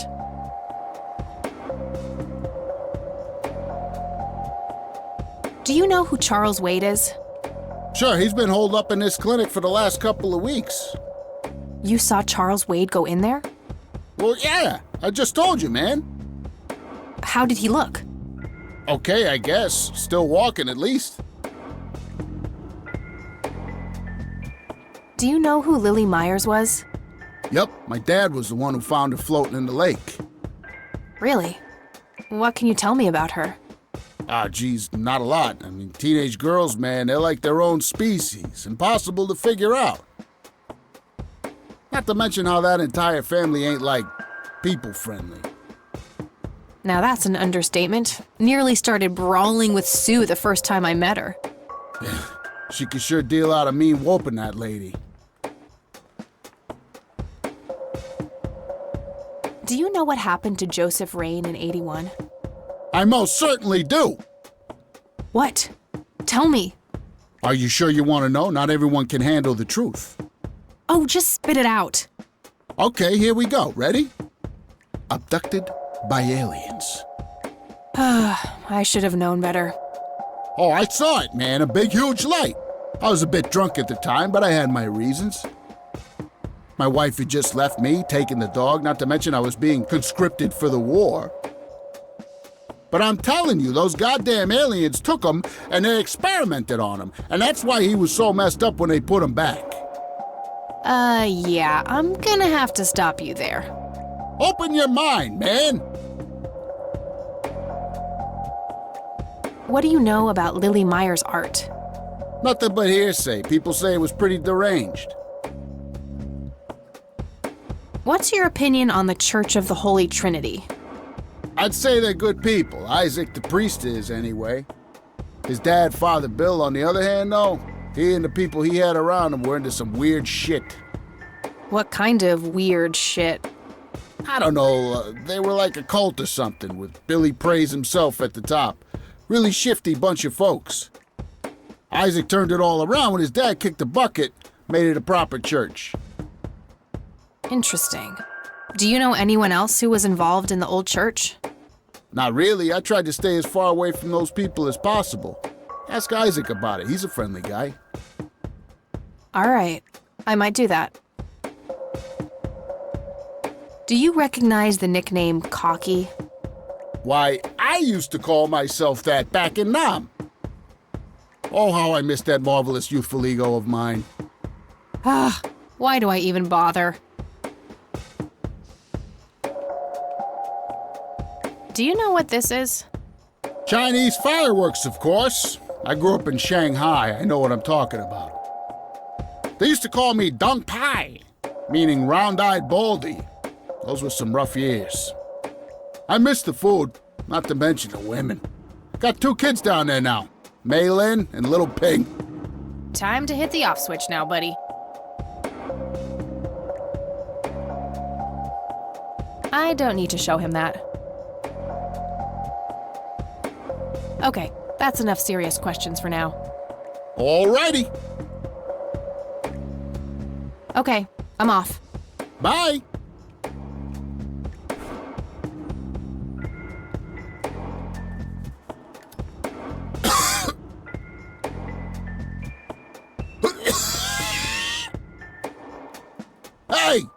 I have enough cancer as is.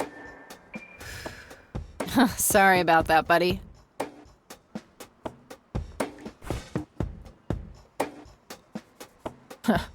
That'd be one raggedy-ass bribery attempt.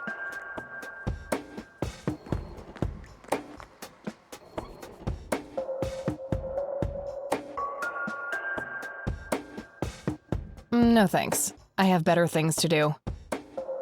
A calendar from 1991. Guess they really liked that year. Was expecting plastic, but this looks like a real plant. I can't read it from here. Uncomfortable, hard plastic chairs. It's like they're intentionally trying to keep people out. Rows and columns of files. Probably easier to use the computer if I need to do some digging. Excuse me, nurse? Hey, nurse! Yeah?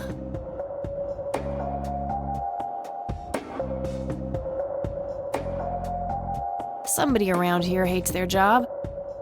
No shit. What do you want? I'm here to see Charles Wade. Never heard of him. Anything else? Bullshit. I know he's here. Listen, it's okay. I'm a friend of the family.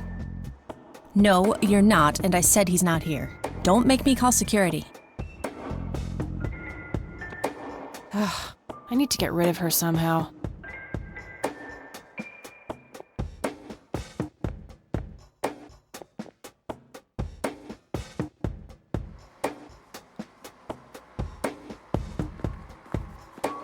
Hey, doofus. Oh, hi! So, tell me about this acting career of yours. What about it? Tell me about The Silence of Lambert. Lawrence Lambert, a real estate agent, suddenly turns mute overnight. For weeks, he tries to communicate with customers using a self-invented sign language, only to realize that true love needs no communication at all. He marries his housekeeper, who only knows 2 words in English, yes and clean. In the end, Lawrence dies of a heart attack in the arms of his lovely wife, Consuelo Lambert Vasquez. Based on a true story. I'm not sure I want to know what Jacob's Bladder is about, but I'm gonna ask anyway. Jacob's Bladder. The tragic story of Jacob Cobb, a schizophrenic man who forms an imaginary romantic relationship with his bladder. During long and joyful monologues on the can, he starts referring to his nether regions by the name of Jenny. Sadly, before Jacob has a chance to elope with his sweetheart, he gets committed to an asylum due to increasingly erratic behavior. After a big fight with his paramour, Jacob refuses to pee for a week, and he dies from a ruptured bladder. Give me the rundown on The Usual Surprises. A lighthearted comedy taking place during the surprise birthday party of 34-year-old Sid McBacon. The story is told from 8 different perspectives to keep the audience guessing who the protagonist actually is. The movie ends with the biggest surprise of them all. Sid suddenly dies of an epileptic seizure. I guess it's more of a dark comedy.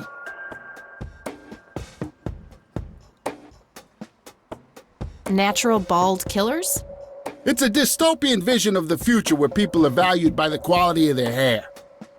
The protagonist, Eddie Zephyr, turns bald in high school.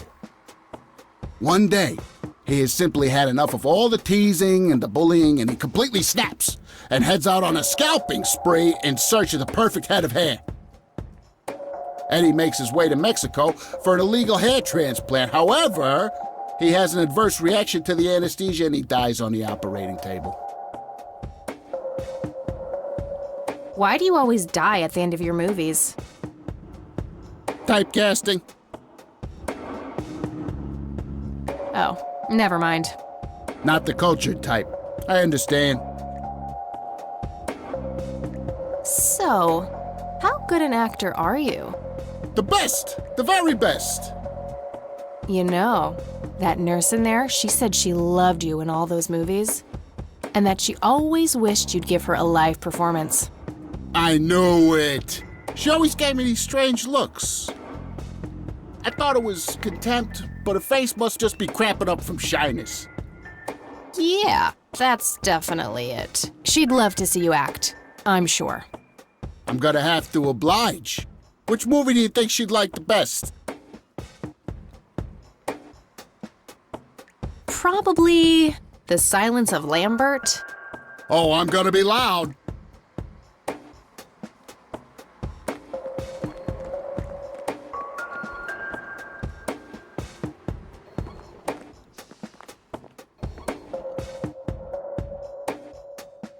Oh, Consuelo, how I wish I could speak.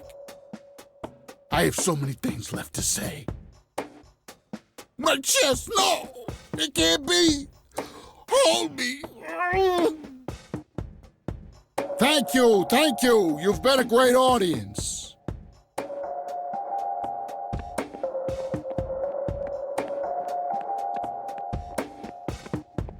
That wasn't really an electrifying performance. I'll have to intervene somehow.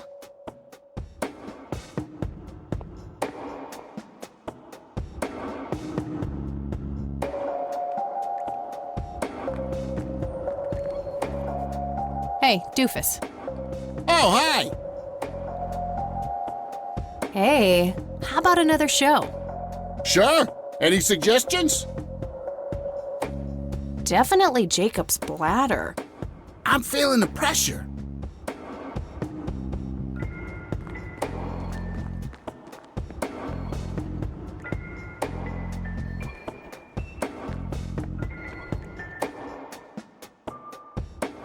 Oh, Jenny, everything is forgiven. You and me were like peas and carrots. I'm just so full of your love that I think I'm about to burst. Jenny, where did you go? Oh, I don't feel so good. Thank you. You've been a great audience.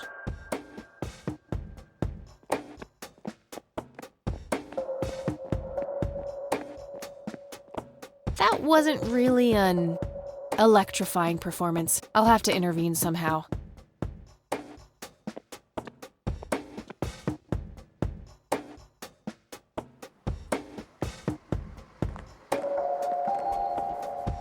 Hey, doofus. Oh, hi! Hey, how about another show? Sure. Any suggestions? How about The Usual Surprises? Business as usual.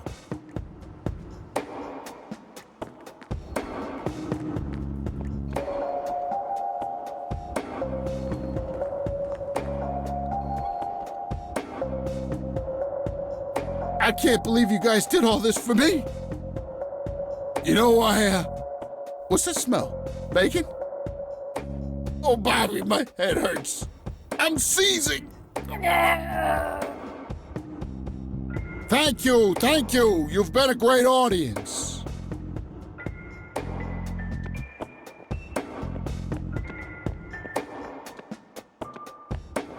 That wasn't really an electrifying performance. I'll have to intervene somehow.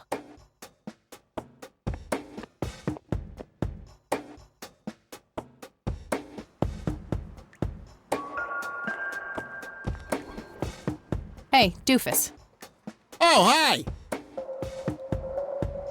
Hey, how about another show? Sure. Any suggestions? Natural Bald Killers would be the obvious choice. Bald move.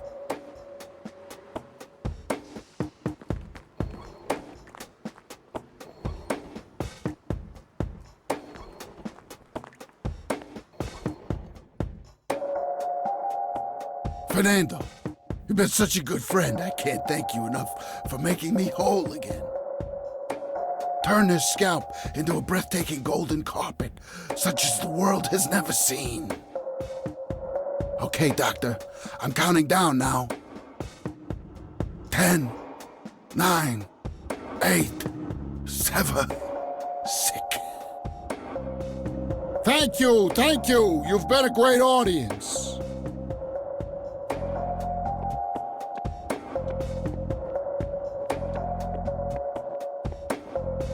wasn't really an electrifying performance. I'll have to intervene somehow.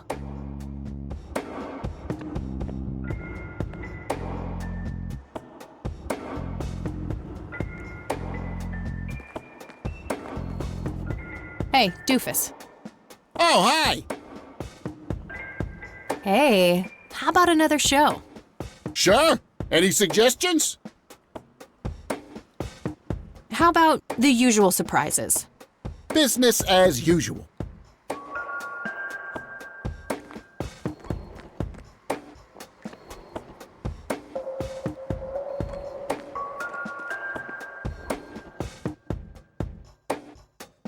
I can't believe you guys did all this for me. You know, what's that smell? Bacon? Oh, Bobby, my head hurts. I'm seizing. Nurse, he's seizing! Oh, shit!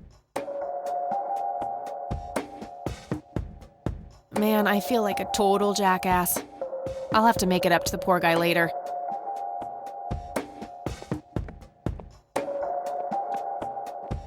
Employee of the Month, Carlita Mendez. Ugh, what a joke. It's that obnoxious nurse.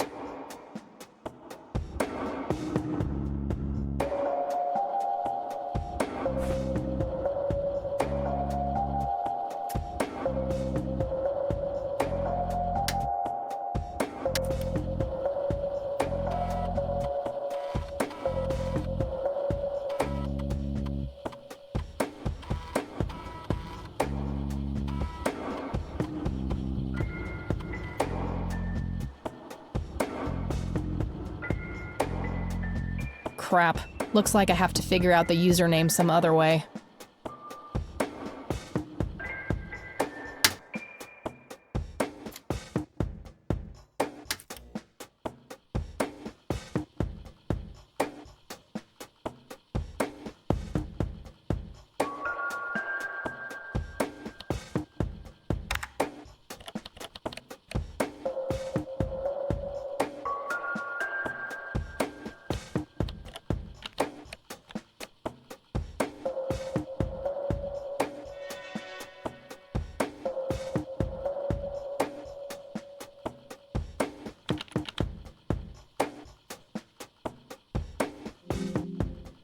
Gotcha.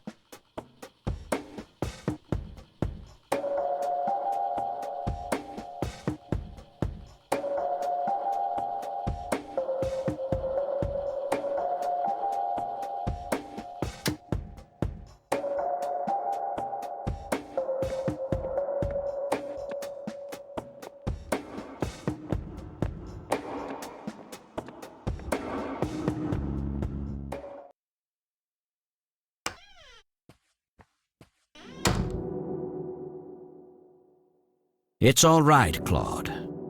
Understood, sir.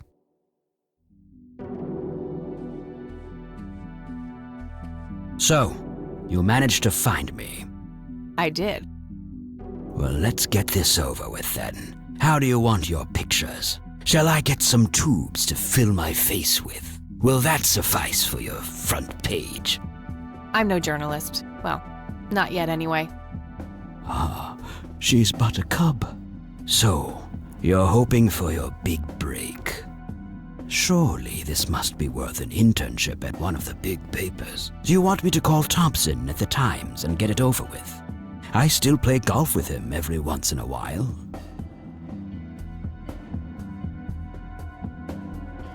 You're assuming a lot, Mr. Wade. Guilty as charged. It's a stance I find remarkably effective for a man with little time and a tendency to be correct. You might want to rethink that attitude. I have a history of surprising people. Is that so? Very well, I'll indulge you for now. Who are you then? I'm Kathy Rain. Joseph was my grandfather. Now I remember. You were at the funeral. I was. You were late. I needed my morning smoke. Besides, it's not like Grandpa was going anywhere. Oh, just look at her, Claude. She's absolutely fearless. That's Joseph's blood running through her veins. She certainly has a smart mouth, sir. I must say, you have me intrigued, Kathy. What can this old man help you with? Do you know anything about what happened to my grandfather in 81? I wish I did, Kathy. You must know I did everything in my power to help. How do you think Mary Elizabeth could afford all that expensive treatment? MRIs, neurologists, say what you will about Joseph. But he was never rich. Strange. Grandma never mentioned that to me. She's just too proud. At first she refused. She was convinced that I had an agenda, that there were strings attached.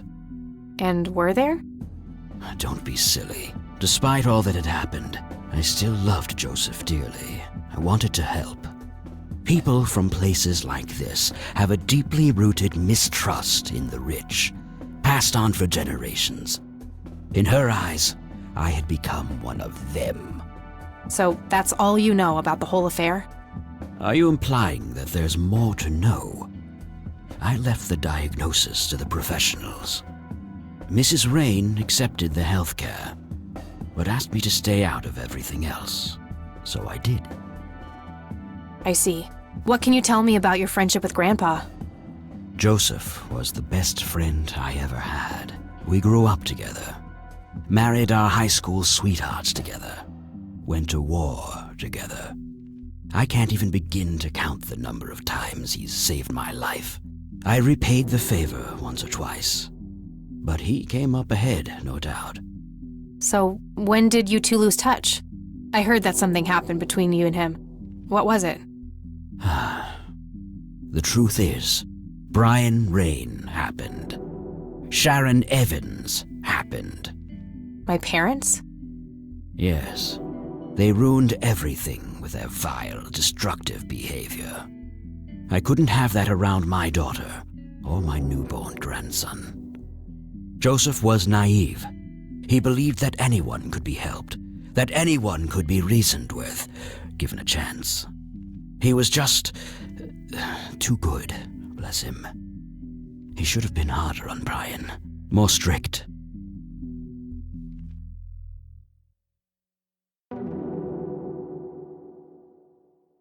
It's hardly Grandpa's fault. He did everything he could to set my father straight. Oh, I never claimed to doubt Joseph's commitment, but I'm not going to ignore his flaws either.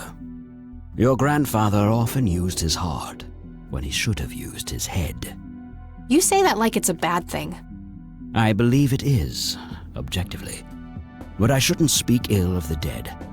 Eventually, my company grew much too large for this little town, and we moved on. Not long after that, your grandfather ended up in that wheelchair.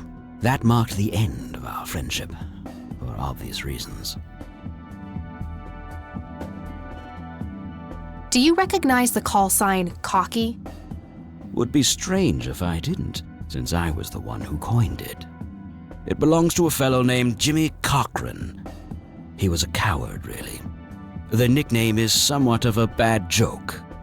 Perfect. Thanks.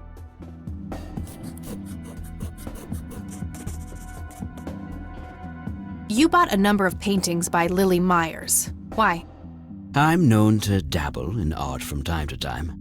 Martha, my wife at the time, was enamored with the paintings. I believe she first saw them at the high school which the Myers girl attended. Anyway, after the poor girl killed herself, I bought the paintings speculatively. When a young artist with any talent to speak of commits suicide, it can be a wet dream of certain connoisseurs. Shortly after procuring the art, I had it valued by an expert who determined that the value was 3 times the amount I bought it for. Today, I'm sure I would have made my money back tenfold or more if it wasn't for the art theft. What art theft? There was a burglary at the mansion I used to own here in town.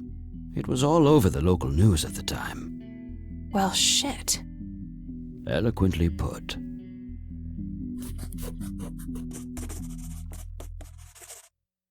Can you tell me about the art theft? Well, somebody broke in, stole the paintings, and got out. Fairly clumsy job. Lots of broken windows. The strangest thing was that I had a Monet, a Rembrandt, and 2 paintings by Picasso, untouched. But every single painting by an unknown local artist, gone. That can't be a coincidence. Agreed.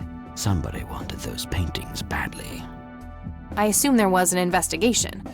Yes, Sheriff Truman came by with his deputy a few hours later, but they didn't have much luck. They found a few hairs, which turned out to be from Ruffles, the family dog. Some stunning police work right there. Indeed. There was a single witness, though, who said he could make out multiple burglars leaving the scene of the crime, but nothing more than that. So, I take it the case was closed? Yes. I honestly didn't care much one way or the other, given the fact that my most expensive pieces were safe and sound. I think I'll have a chat with the sheriff about the matter, if that's okay with you. Certainly. I'll call ahead and instruct him to give you everything you need. That'd be great. Thanks, Charles. Anytime. But I'm curious, what's your interest in the paintings?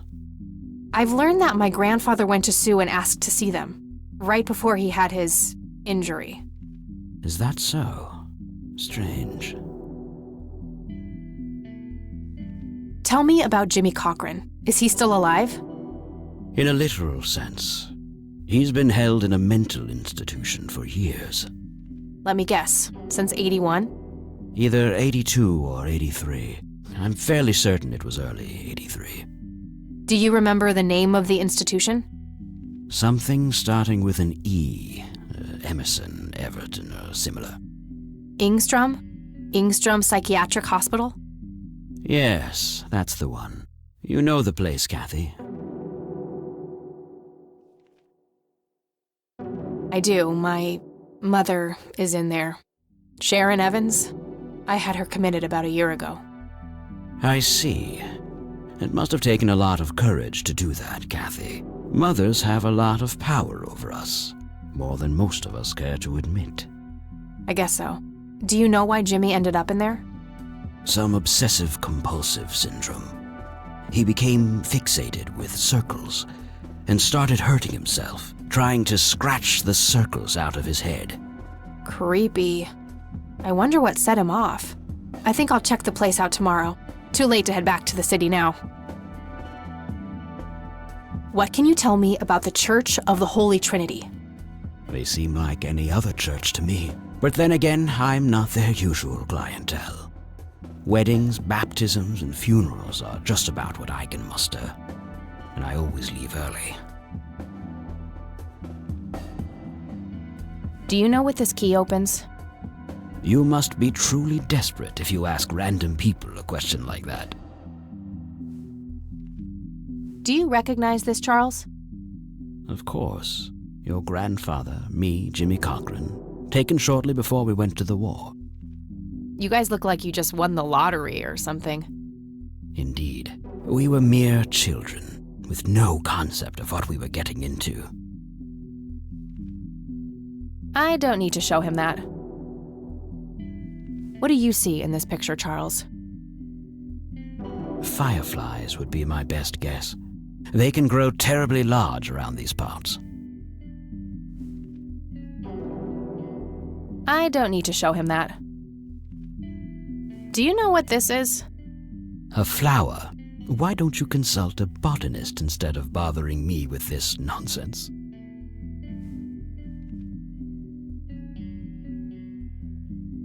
Thanks, Charles. That's all I need for now. You're welcome, Kathy. Come back anytime. That guy is huge. I wonder how many cows he eats per day. Looks like Wade brought some of his old tunes with him. Just some boring landscape paintings.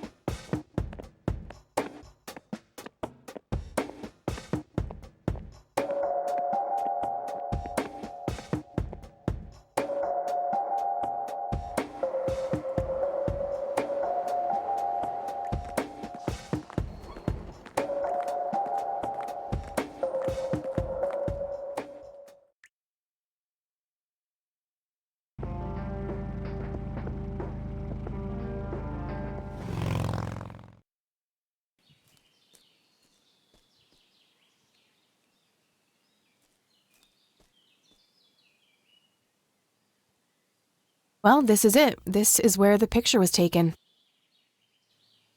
I'm not sure what I expected to find here. I need to clear my head.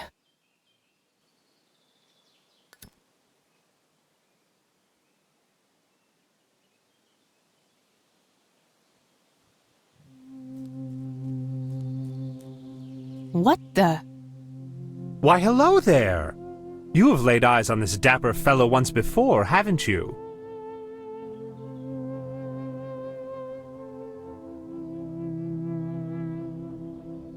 Nope, just no. I'd remember a creepy bald dude with makeup. Memories can deceive, Kathy. Dig deeper. Who are you? How do you know my name? It is my calling to know people like you, those shackled by their past, yet yearning for change. I feel strange. Am I dreaming? It's the mending. I will try to facilitate. You're not real. I'm lying asleep in my bed right now. Focus, Kathy. Listen to the drowned girl. You mean Lily? What about her? She's the one who slipped away, filled with secrets. While she may be free in death, her cold, wet hands still trap many in painful ignorance. What is this, Woodstock Poetry Slam? Mind speaking like a normal person? I knew you wouldn't disappoint. I'm glad, given how much trouble I went through to be here. You see, my name was taken from me, so I claimed a color in its stead. The next time we meet, you'll know the exact hue of red. You're on the right path, Kathy. Follow your grandfather, and everything will work out in the end.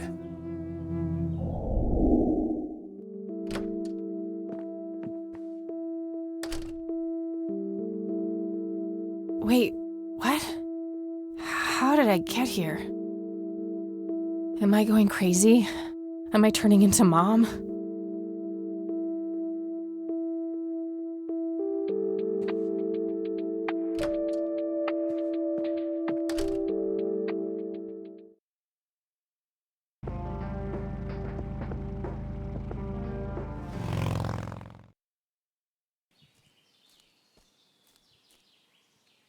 Hello? Creepy bald guy. Guess no one's home. Looks like a specimen of the red scythe. It's endangered. I'm not gonna take it without a really good reason.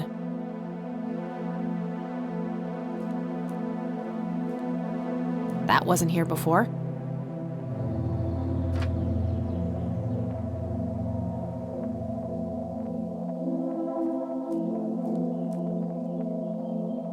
Hey, is this shovel taken? Good enough for me.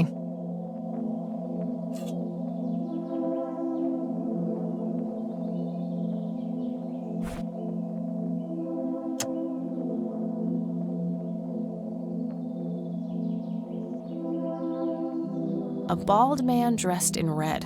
Oh, creepy.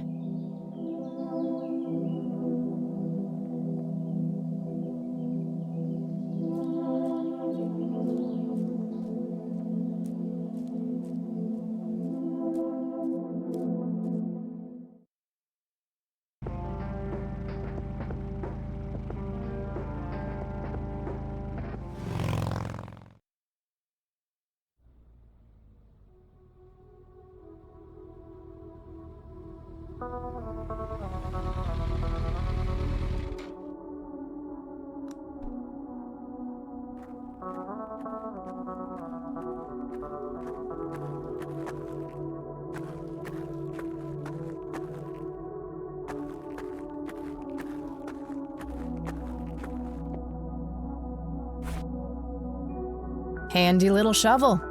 I can dig it. I'm just gonna let Grandpa rest in peace instead.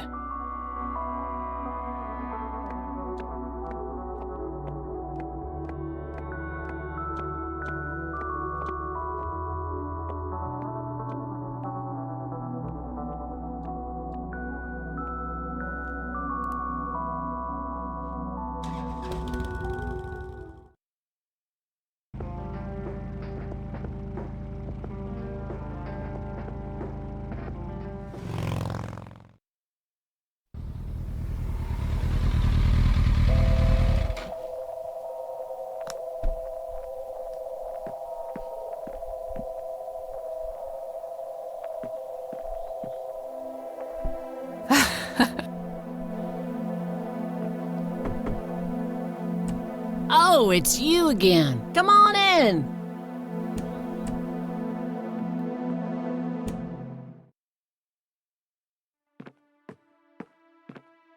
No Nathan today? Nah, haven't seen Nate all day, probably out in the woods.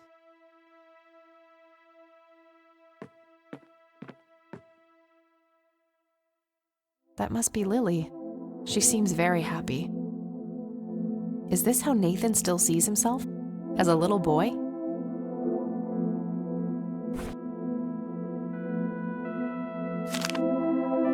Looks like Nathan knows the strange red man. I need to talk to him about this.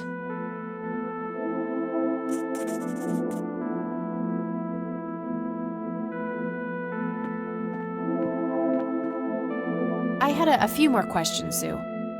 Shoot.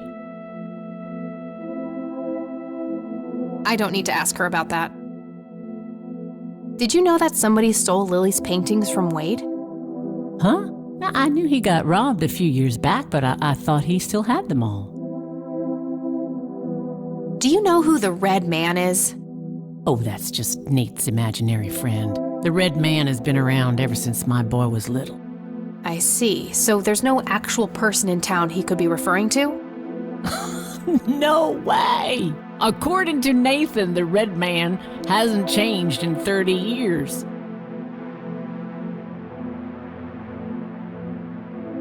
The Red Man actually exists.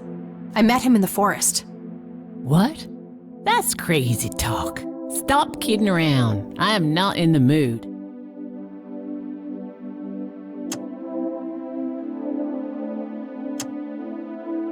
I think I'm gonna head off now. Sure thing, little cat. Come back anytime.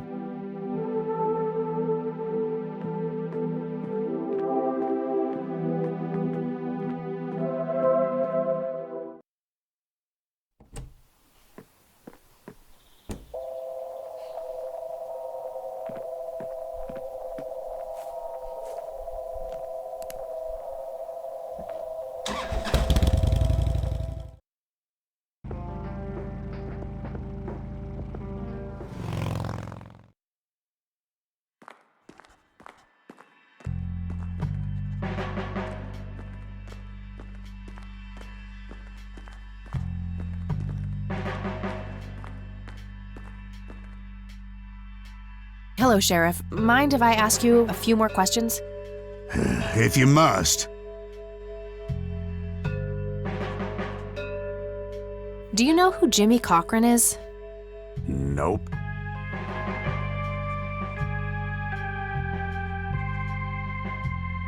Do you know anything about a weird bald guy dressed in red around here? What the hell are you talking about? Never mind.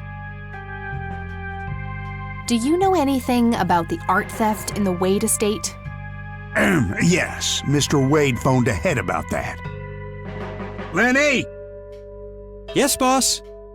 Get the report from the burglary in the Wade estate back in '86? On it, boss. There you go, Kathy. Thanks, buddy.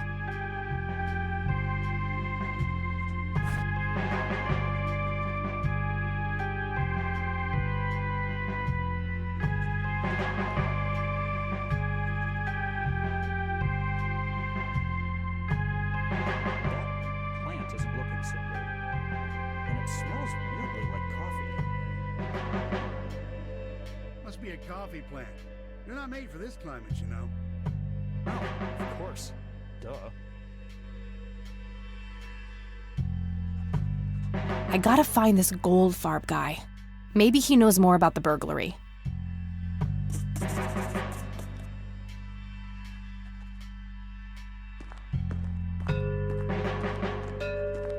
Lenny, any messages for me?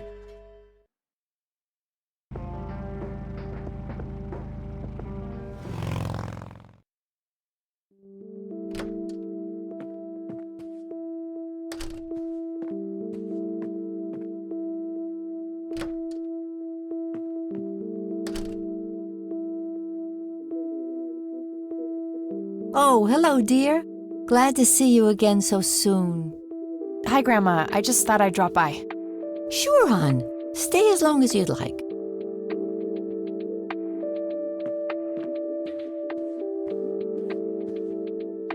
There are a few things I need to ask you, Grandma. Very well, dear. Do you know who Jimmy Cochran is? He was a friend of Grandpa's. I believe he teaches at the flight school these days. I don't think so, at least not anymore. I was told he was placed in a mental facility. Really? He always struck me as a kind man, maybe a bit nervous and on edge, but not crazy. There's more. I found out that Jimmy asked Grandpa for help not long before Grandpa ended up in that wheelchair. Jimmy sounded really desperate. I'm sure what happened to Grandpa that night had something to do with his cry for help. You should go find the man, and surely he must know something. That's the plan. I just wondered if there's anything else you think I should know about him. Not really. We haven't stayed in touch since Joseph was injured. I know that he had a wife, Agatha, and a son, James. Agatha passed away from cancer years ago, but as far as I know, James still lives in the city with his family. Okay, thanks, Grandma. I don't see a reason to ask her about that.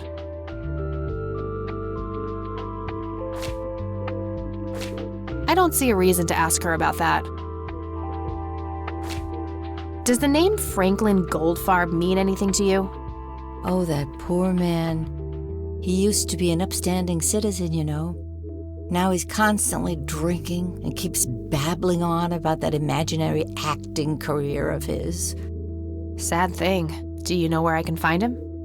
He's homeless, dear. Lost his job a few years ago and never really got back on his feet. Okay, now I know who you're talking about. Thanks, Grandma.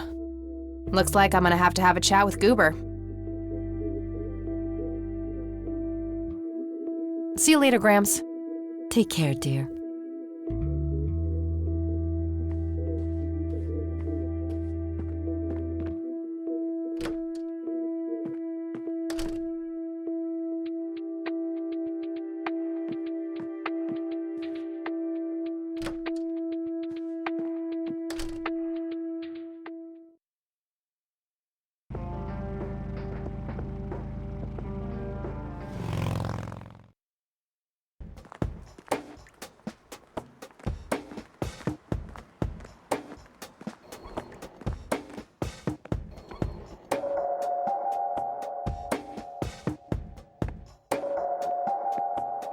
I need a word, Miss Mendez. Wait, how do you know my name? It's written on that board behind you, genius. You have the eyesight of a bald eagle or something? What can I say? I'm a freak of nature. What happened to Goober, anyway? Who? The guy who had the seizure? Oh, he ran off somewhere. Kept babbling about a religious near-death experience. Okay, thanks.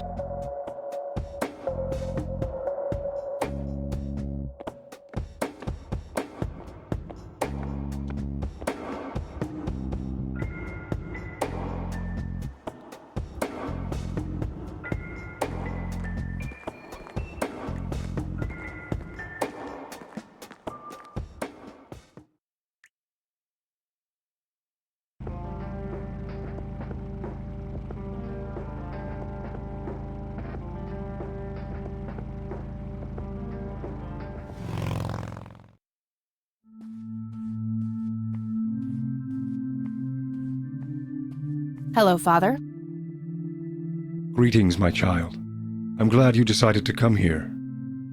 Yeah, but just so you know, I'm not here to join your church or anything. Oh, I would never assume that. Good. So, with that out of the way, I have some questions. Anything you need. I'm Isaac Price. Kathy Rain, but I'm guessing you figured that out already. I did. Rumors spread quickly around here. So how can I be of service? Do you know anything about what happened to my grandfather in '81? It was the work of the devil, I'll say that much. Joseph was a kind man. He did not deserve such a fate.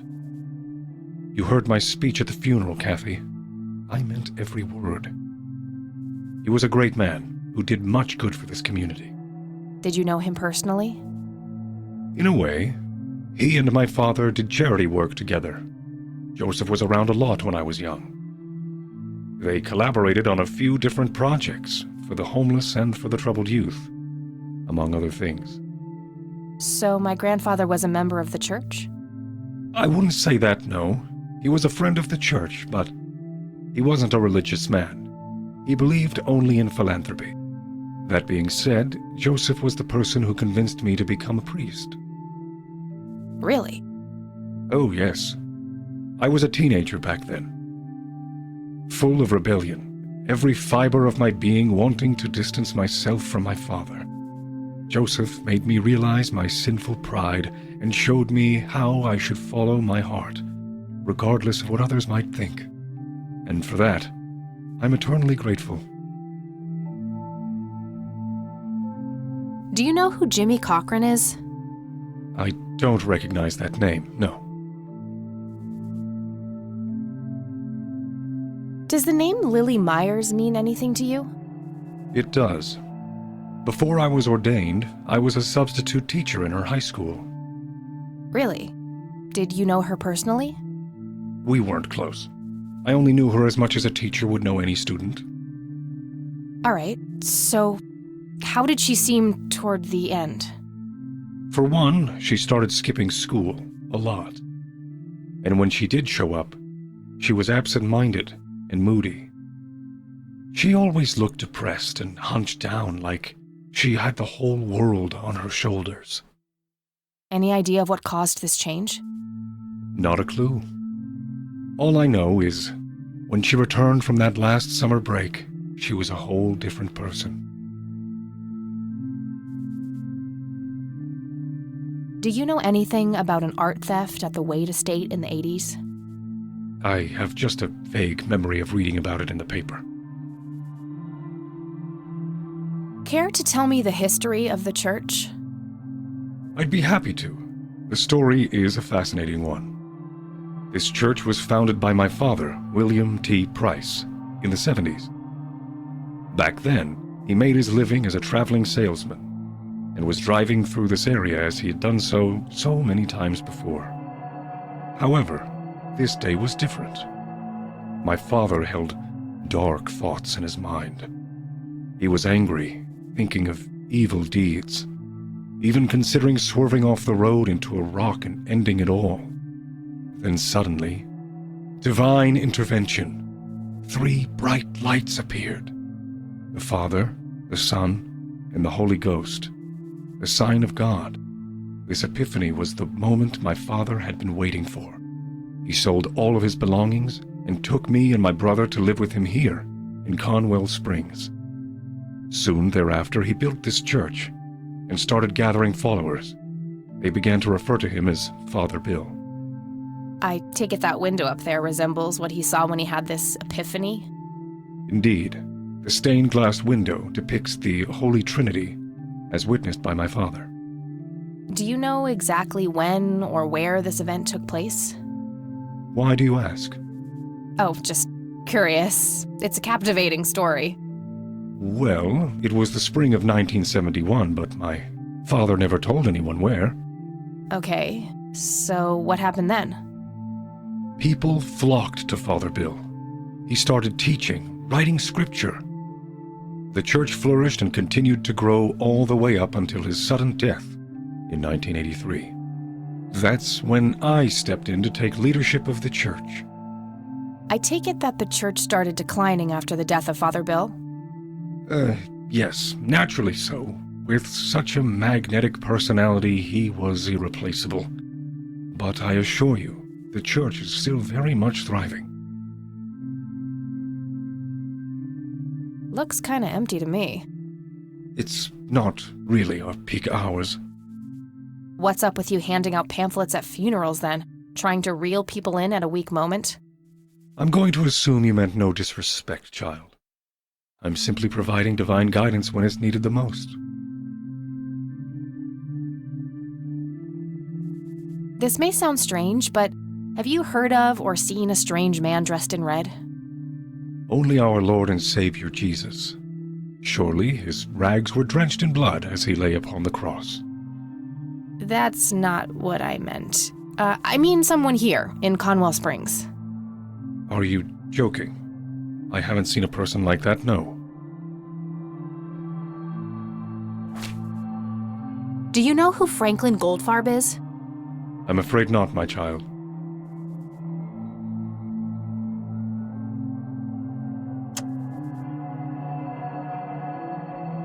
I could, but I think I have more to gain from a subtle strategy. I'll keep it to myself for now, until I know more about this church. That's all I need for now, Father. May the Lord shine his light on you. It's an altar. You know, the place where they put the sacrificed goats, kids, and other crap. Impressive window. There's no doubt about it. Those are the smoky lights.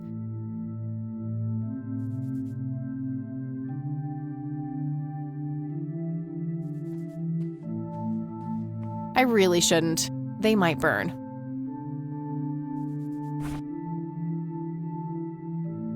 Huh, even I wouldn't stoop that low.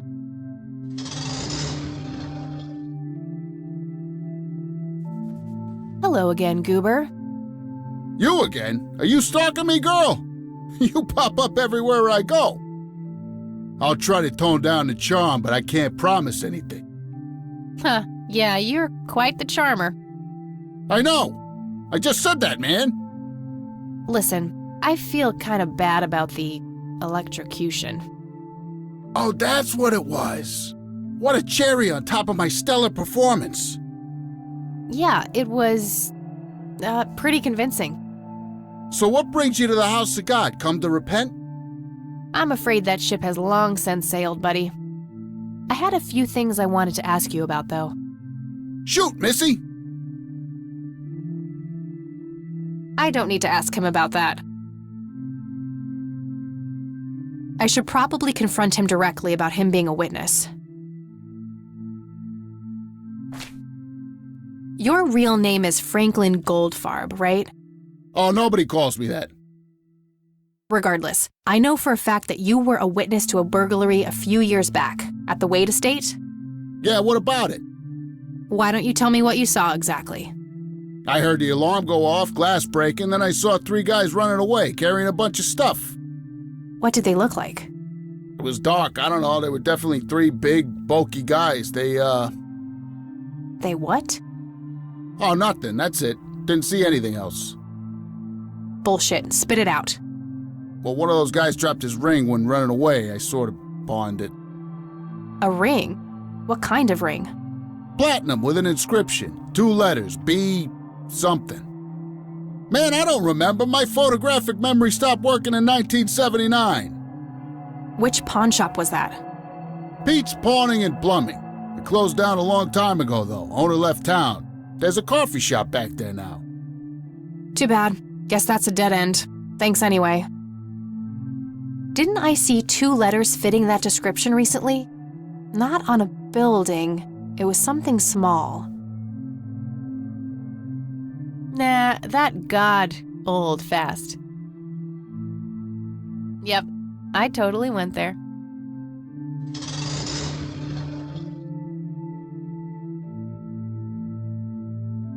Nah, that God old fast.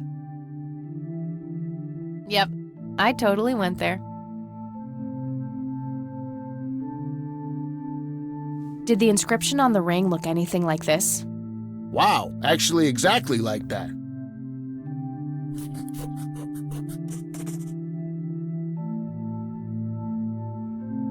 Any idea what BH stands for?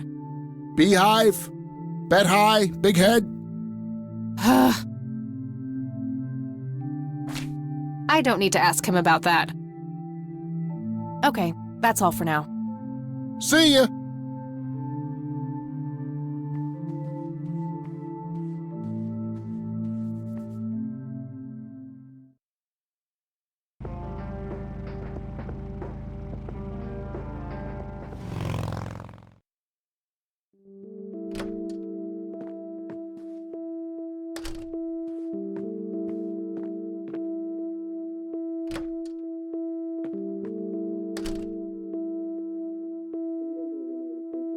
Oh, hello, dear.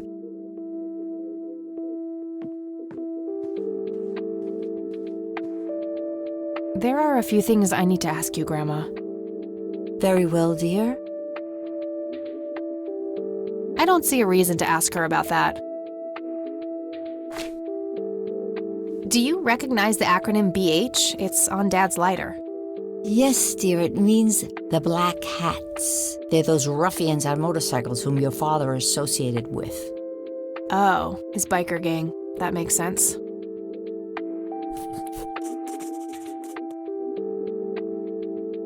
What can you tell me about the Black Hats? I refuse to talk about those hoodlums. They turned your father into a horrible person. You should stay far away from them, Kathy. They're awful people, just awful.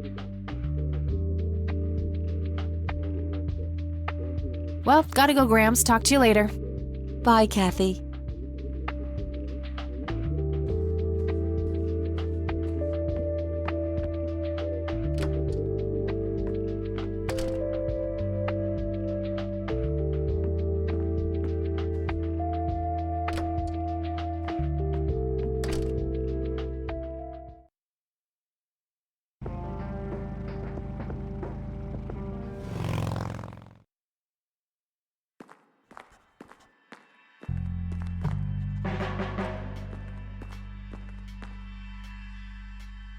Hey, Lenny. Hello, Kathy. What's up? Do you know who Jimmy Cochran is? Not really, Kathy. Sorry.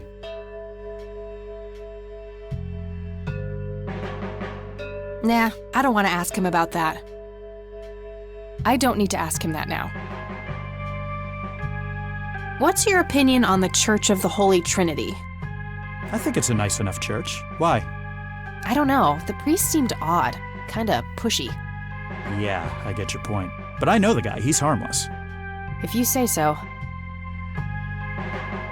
Do you know anything about a weird bald guy dressed in red around here? You're joking, right? Oh, never mind. What can you tell me about the Black Hats? They've caused us trouble from time to time, but they've been kind of quiet lately. We put a few of their captains in the slammer over the years, but we never managed to find enough dirt on their leader. Bo Brunson. Big Bo. Do you know where I can find them? Yeah, hold on. Let me just find a map. Got it. Thanks. Well, gotta go. See ya.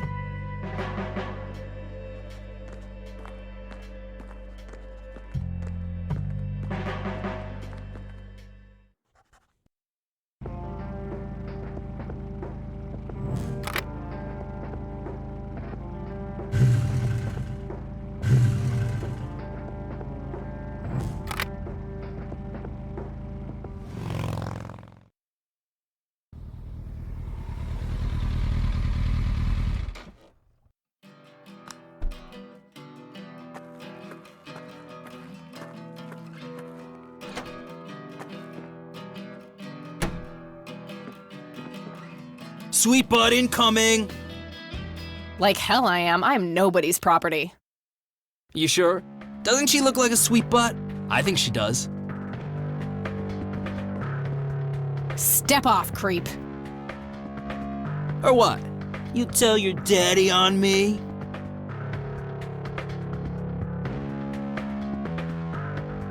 Or you'll be scraping your balls off the floor, you fucking pig. Oh, I love it when they play hard to get. God, let go of me! Oh! God,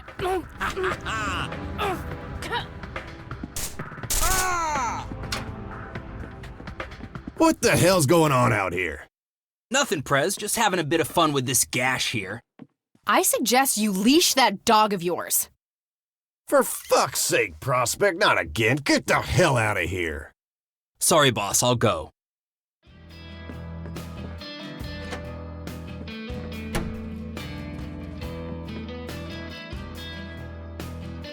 He'll be disciplined for that. He better be. I take it you're Bo? I am. And who are you, darling? Kathy Rain. Bullshit. She lives in the city with her deranged mother. Who are you really? Did the Vandals send you? No, they didn't. I am Kathy Rain. Prove it then. Well, I would, but I left my ID back home. That's convenient. I think I've wasted enough time with you. I need to figure out some proof.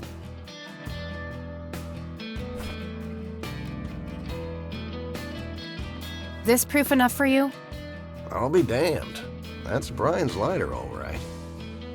Sorry about the paranoia. We've had some problems with the Vandals lately.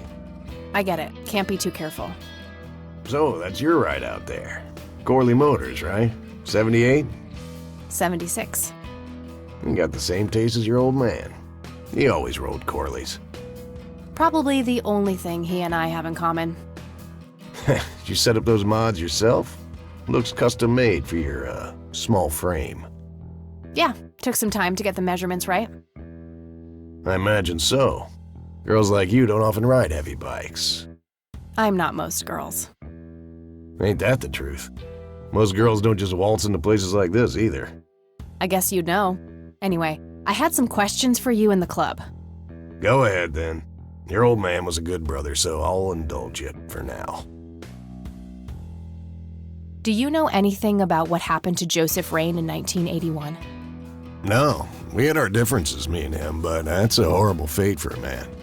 I'd rather be dead than a vegetable. So I take it you and him didn't get along. No, I could write a book about that man. On one page I'd praise him, on the next I'd want to smash his skull in.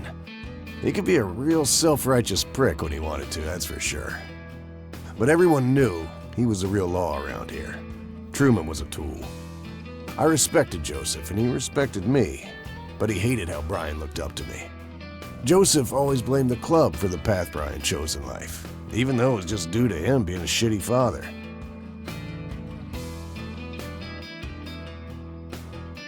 You seriously thought Grandpa was a bad parent?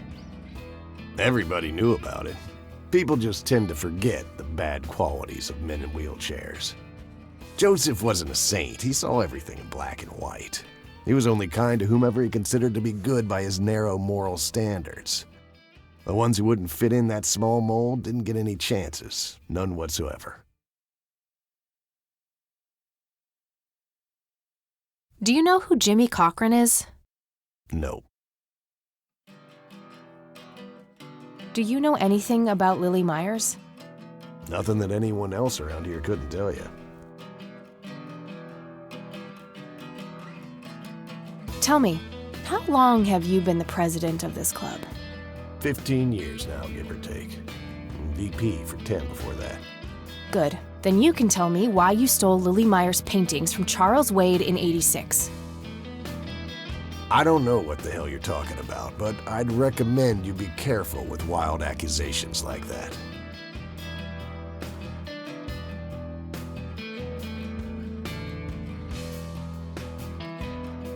Fine. Is there anything I can do for the club to earn your trust? You mean like cleaning the toilets? Making coffee? I think we got that covered, Cupcake. Spare me your sexist bullshit. I can take care of business.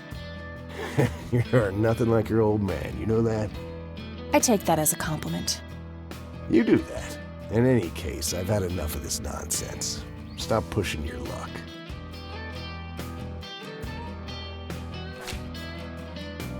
What can you tell me about the Black Hats? Black Hats MC was founded in the 60s by my old man, my uncle, and 2 other local bikers. Conwell Springs is the mother chapter, and we have support clubs in 6 other locations across 3 states. There's a total of 16 members here, 12 patch, 4 prospects. I'm the acting president of this chapter as well as of the whole club. Have been for more than 15 years. The law give you any trouble? It used to be tough when your granddad was around. He and Truman ran a tight ship. And now? Now they try, but Boyks and the boy are a nuisance at best.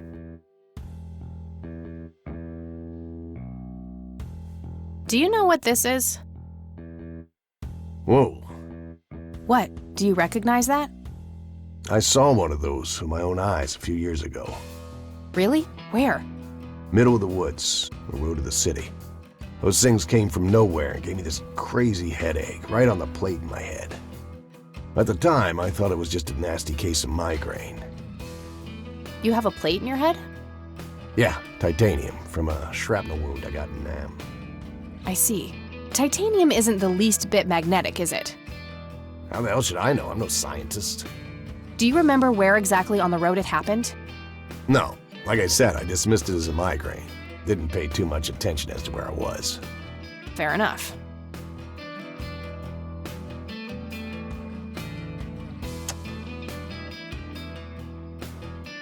All right, I'm gonna hit the road. Right on. I have some business to take care of, but make yourself at home. Thanks, Bo. See you around.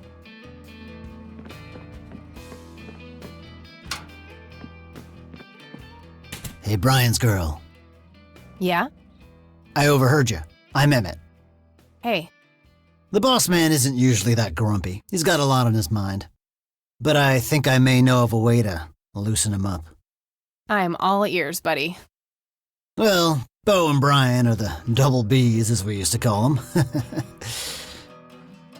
They used to have this drink together. Brian came up with it. He called it a Bloodier Mary. Sounds like my kind of drink. Yeah, it's basically a Bloody Mary, but with pig blood instead of tomato juice. I take that back. Gross. I'm kidding. It's just a Bloody Mary, but with a special ingredient added to it. If you say that special ingredient is blood, I will literally punch you. No. Brian refused to tell anyone what it was. He only made it for special occasions. It's probably something uncommon, like a rare herb or some kind of expensive spice. So let me guess. If I can produce this drink for Bo, you think he would help me out? It'll make him remember Brian, which should go a long way. He hasn't had that drink since your old man disappeared. Brian was like a son to him. The boss would have died for him back in the day. If you could recall the good times with your father, he might change his mind. I guess it could be worth a try. But wait, why are you helping me?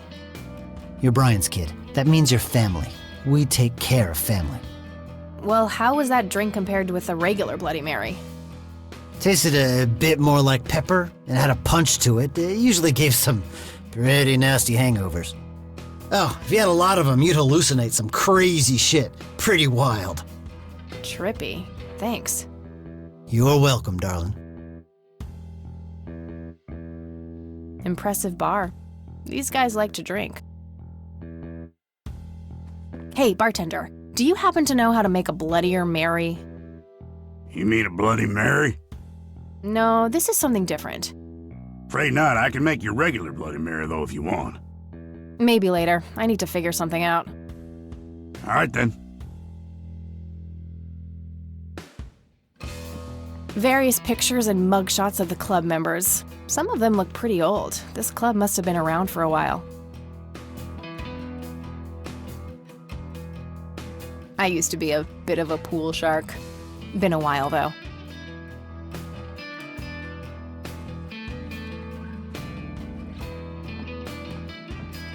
"100% country music.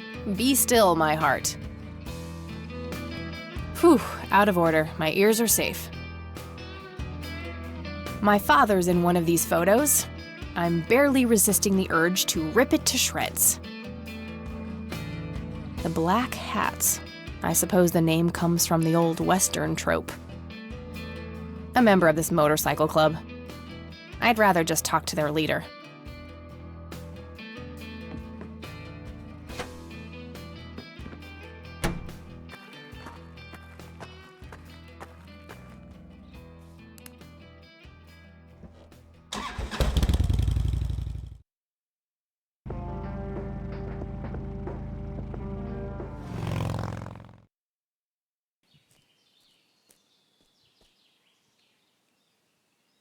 Sorry, endangered flower, but I really need to make a drink.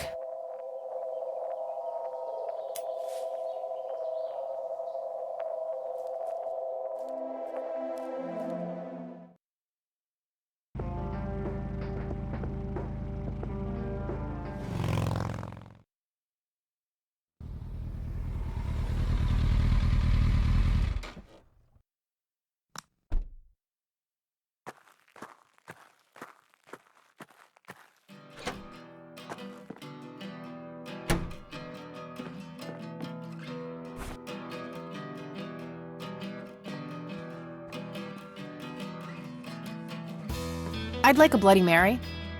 Coming right up. Oh, and add this, will you? Just something I like for flavor. Put it in a blender. Whatever you say.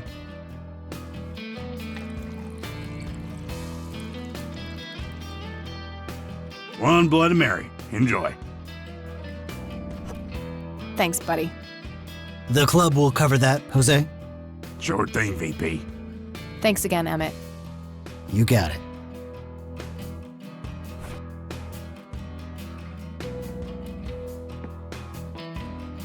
Hey, Bo. I've got something for you. I recognize that smell. You found your dad's recipe. Something like that. Man, is this a trip down memory lane. I keep expecting Brian to walk in here any second. You know, all this nostalgia is making me remember how much I really owe your old man. Yeah? Yeah, so here's the deal. In '86, Carl, my VP at the time, came to me and said he had a job lined up for the club. Some guy had offered him good dough for stealing a bunch of paintings from a mansion. He needed 2 brothers for the job. I was busy with other things at the time, so I gave my permission as long as the club got the usual cut. He returned a week later with a nice wad of cash. I didn't realize it was Wade he had knocked off until I read the paper. If I had known that, I'd advised against it. Wade is a powerful man with friends in city council. There's no reason to piss him off. Got it. So, what do you know about the guy who hired you for the job? Not much. Carl said it was some bearded preacher. Whoa, Isaac from the Church of the Holy Trinity? Could be. I don't know who that is. It was a priest. I know that much. Thanks, Bo. I'm gonna follow up on this right away. That's it? You're not gonna ask me about what happened to your old man? Not even curious? I couldn't give 2 shits about that asshole. Bullshit. Don't expect anyone to believe you're that angry with someone you don't give 2 shits about. Either he's dead or he abandoned me. Do any of those options look appealing to you? They don't, but you should know that no one from the club had anything to do with it. I meant it when I said Brian was a good brother. He had no enemies here. Not then, and not now. Comforting to hear, Mr. President. Shut up and listen, girl. I'm trying to tell you something. Brian used to talk about heading to Mexico, about riding off into the sunset and getting away from all his newfound responsibilities. And I think part of him was serious. You deserve to know that there's a chance he's still out there somewhere. Sure. Let's hope that bastard is living it up somewhere. Just take care of yourself, you hear? You too.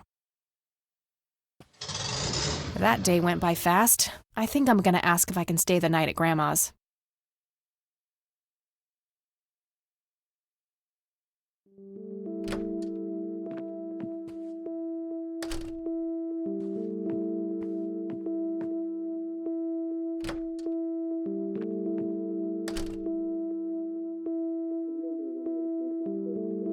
Hello, sweetheart. Hey, Grandma, it got kinda late. Would it be okay if I stay the night? Of course, dear. Have a seat. I'll make you something to eat. Oh, you're the best. I'm starving.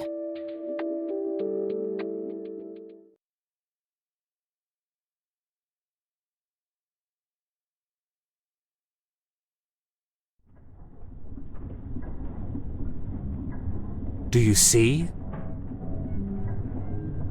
You are bound to her, and she to you. The separation is an open wound, a tear that can only be cauterized in agony. For our God is a consuming fire.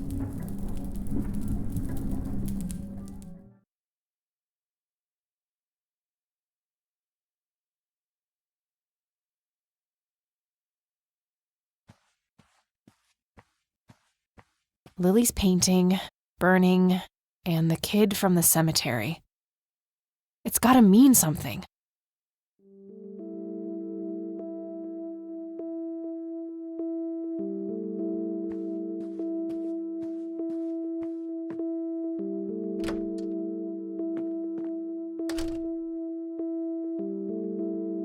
Oh, good morning. Hi, Kathy. What, Morning. This is quite the surprise. You have such a lovely friend, dear. We've been chatting all morning. Oh, I have no doubt. She's quite the talker, this one. You sleep even longer here than you do back home. Oh, gee, must be the blissful lack of distractions here, E. Can I talk to you for a sec, outside, alone? Okie dokie, if your grandmother doesn't mind being left all by yourself for a while. Sure. You go ahead, children. I'll be right here if you need me.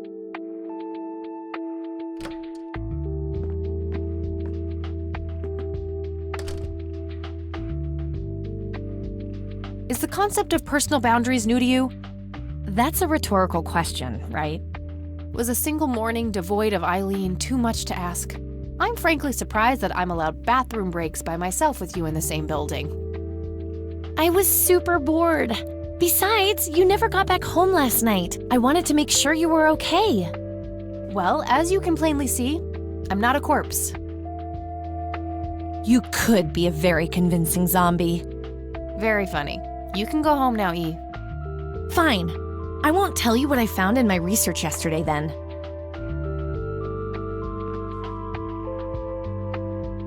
Ugh, I hate you. I'm so glad you asked. I looked up a few statistics for this county, looking for any anomalies. First off, there's a high number of missing persons reports in the area. That wouldn't be too unusual if, let's say, the county had a high crime rate. But it doesn't. Violent crimes are actually lower than in other comparable counties. Huh. That's just outright creepy. It gets even better. It turns out that this county has the highest number of clinically insane in the state. And guess what? Conwell Springs County is tiny. Per capita, the difference to the county in second place is humongous, over 1,000%. That makes some sense. I found out that this cocky person is Loctite at Ingstrom's. Wow, we should go talk to him, right? He must have some answers. That's the plan. I should probably fill you in on the rest I found. So, I'm gonna head over there today and confront Isaac about the paintings. Don't you think it's a bit risky, Kathy? It could just backfire and piss him off. Oh, I'm hoping it will. Nothing wrong with some good old provocation to make people show their true colors. You never gave him the picture of the lights, right? Nah, didn't want the guy to faint. He sounded pretty brainwashed about the Holy Trinity thing. And none of the church people know who I am, right? I guess not. So? My point is that you grilled the priest good yesterday. You already tried it your way. I'm a fellow Christian. Maybe I could try something different, like make up a cute cover story and pretend to want to join their church. If he still won't trust me, I can show him my copy of the picture. Maybe it will make him open up. I suppose it would give me enough time to drive back to the city and talk to Jimmy before it gets too late. Yay! Oh, let's do it! I'm so excited. I can't wait to lie to people. You know that's a sin, right? Oh, I'm sure Jesus will make an exception this time. After all, he loves me. I'm not gonna waste any time then. Let's catch up on the phone tonight. Okie dokie. Talk to you later.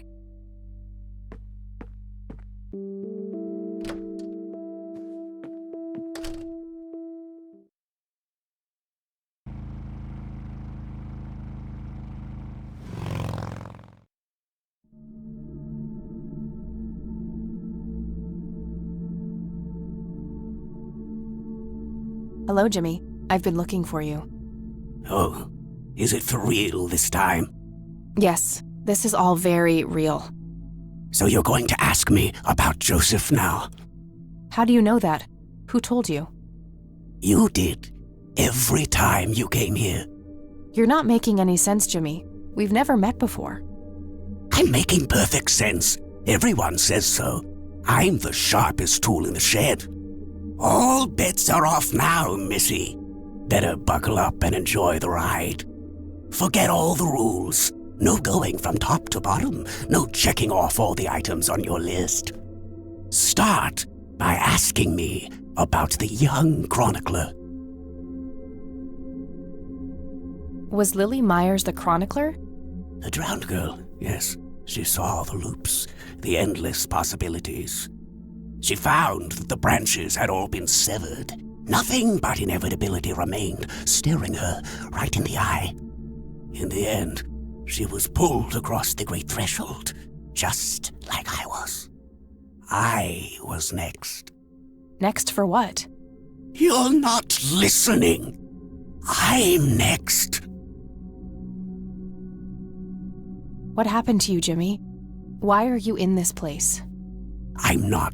I'm 6 feet under, looking up, watching reruns without a care in the world. You know, Joseph was a beacon. His passing sent ripples traveling in all directions, touching all of us with burning intensity. In my case, resulting in immobilizing guilt. After all, I sent him out there. It was all my fault. What was? What did you ask him to do? Be patient. We'll get there eventually. We need to follow the rules. Let's continue, ironically, with the men who break the rules.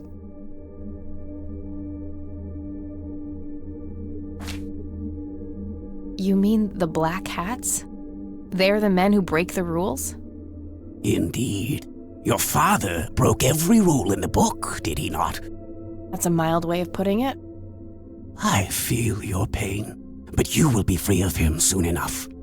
I've seen you atop a great pit, dropping the last remaining memento of him into the empty blackness below.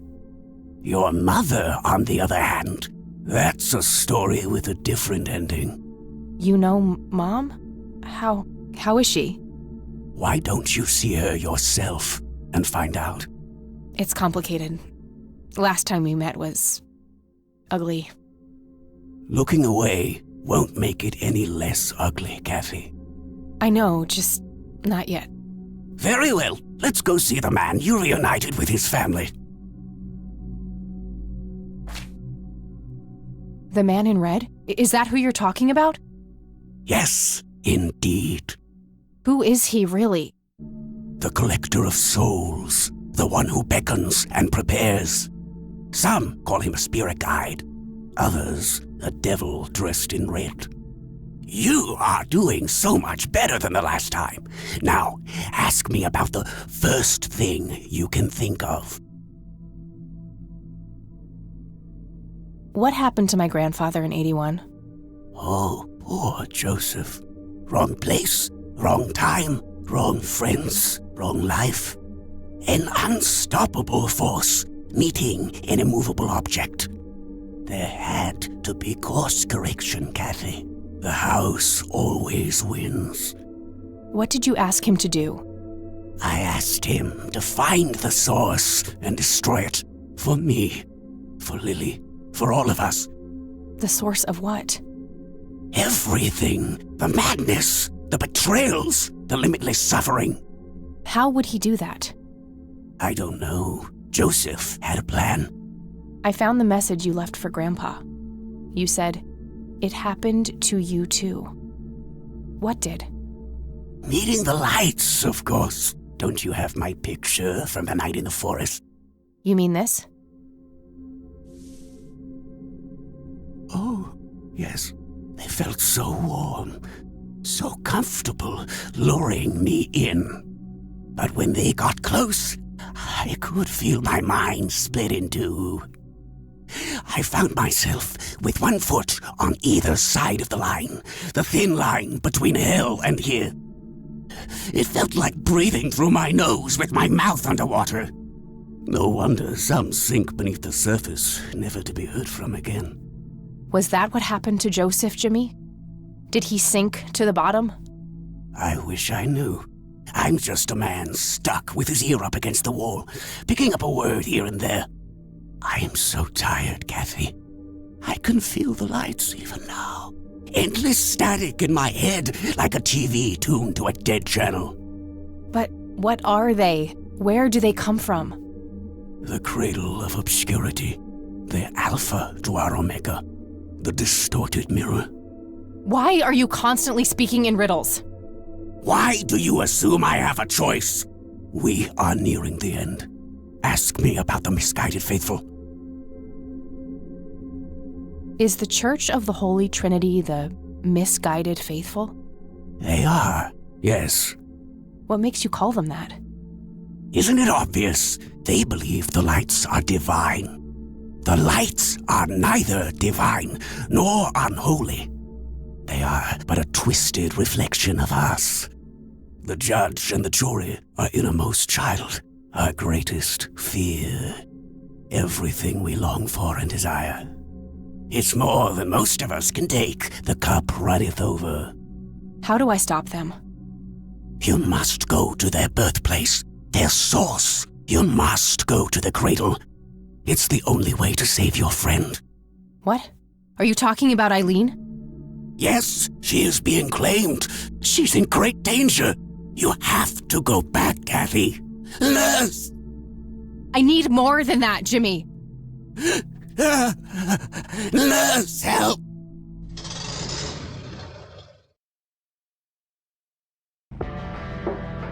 I need to find Eileen.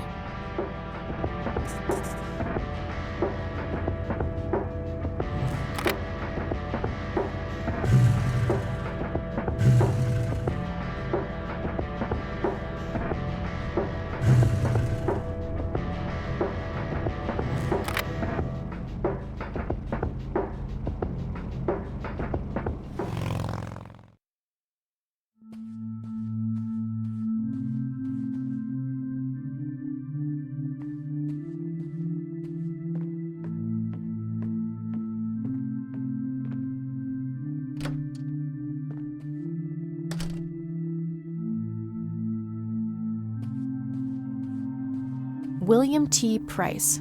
So that's Father Bill. Looks more like a businessman than a cult leader. Nothing unusual, just a schedule of typical church events. There they are again, watching my every move in this place.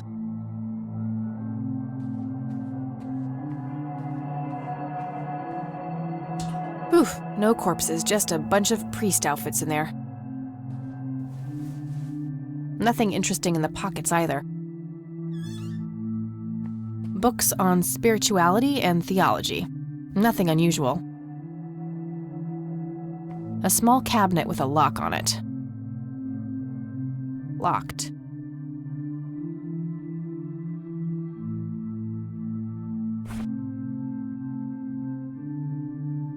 Nope, not the right key.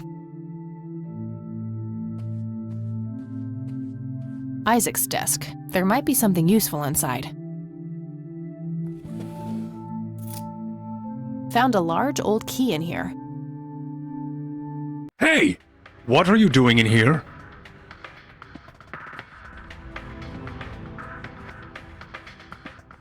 Cut the bullcrap! Where is she? Where's Eileen? What in the Lord's name are you talking about? Red-haired girl, I know she came here to see you. Tell me where she is, or I'm calling the cops. I don't think that's quite necessary.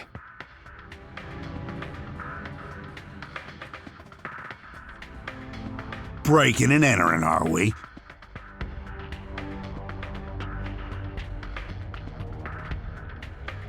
Oh, for fuck's sake, just take me to jail. If you insist.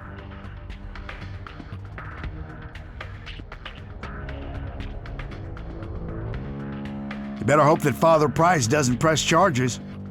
I want my phone call. Can't hear you in there. You are such a fucking prick. Enjoy your little vacation. I know I will. Well, this blows.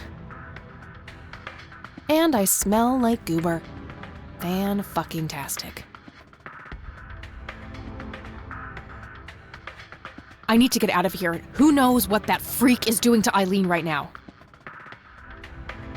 Looks like the mop is within reach. Maybe I can make some use of it. Okay, now what? Worth a shot.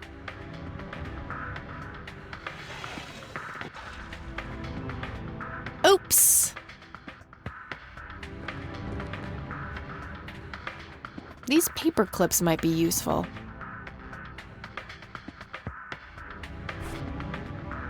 Two large paper clips, nice and thick. These are probably robust enough to make a lockpick out of them. Okay, let's see if I still got it. Not perfect, but they should get the job done.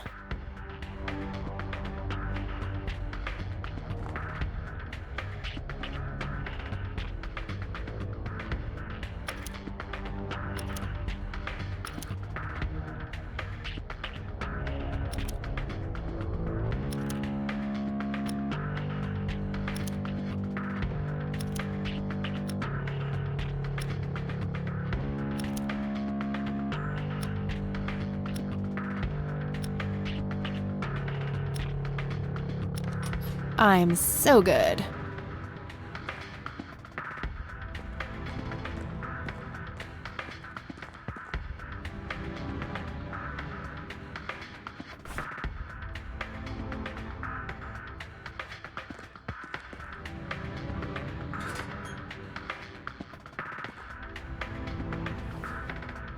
Okay, got all my things back. The key I found in the church, too. Oh, wait. What's this? Something is written on the back side of the photo of the lights. Jimmy must have done it when I wasn't looking. Let's see. Your metal box, Joseph. I'm so sorry. I forgot where I hid it. Weren't we in a different troop before we were men? Or are these memories not mine? Poor Jimmy. Between the ramblings, it sounds like Grandpa gave him something to hide. I'll have to look into that, but first things first. Getting the hell out of here.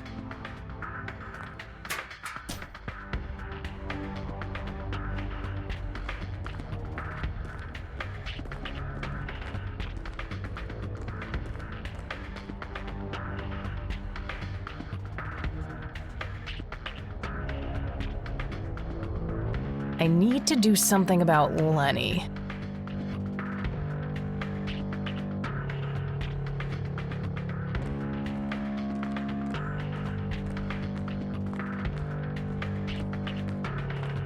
It's quite a roomy locker. Nearly empty too after I grab my things. A sturdy desk. There's some room under it where a person could hide.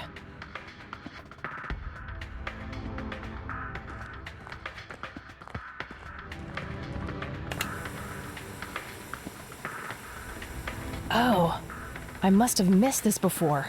The public phone number to this police station is on a sticker here.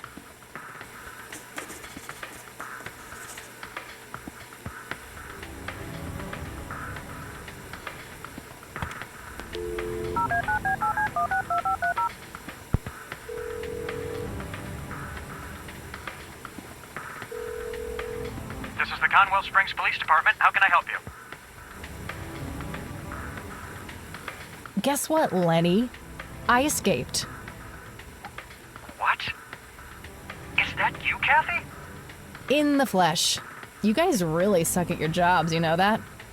How is this even possible? Where are you?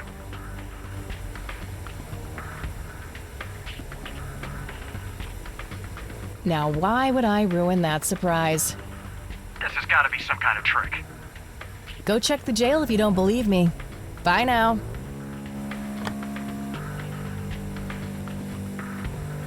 Okay, I gotta figure out some way to trick him. Fast.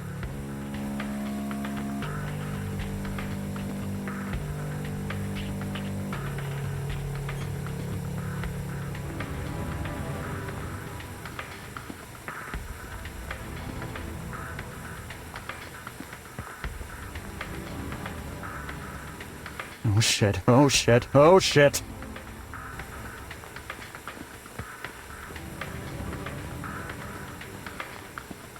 Come on out. I know you're hiding in there. What the heck?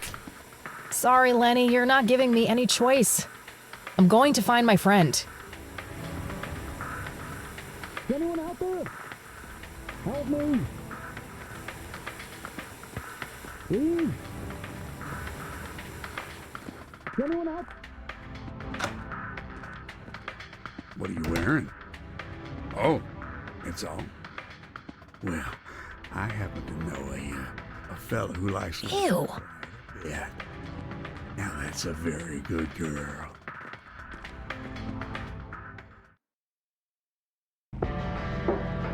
Good thing the bike was still where I left it.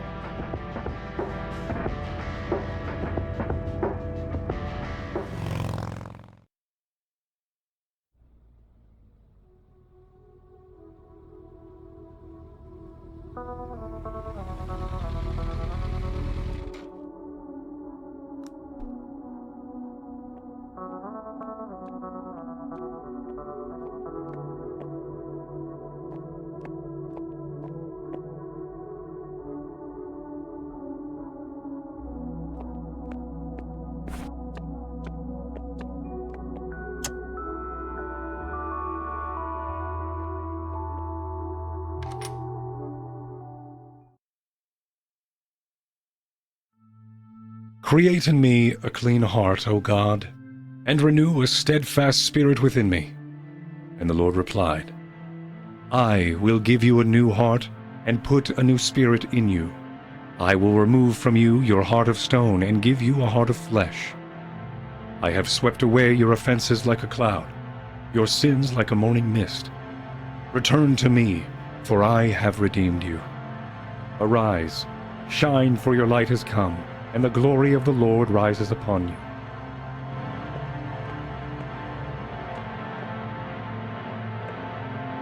Hey, what's that? Eat this! Eileen? Snap out of it! No, God, it's happening again! Just like it did with Grandpa. What did he do to you? Let's get these ropes off of you.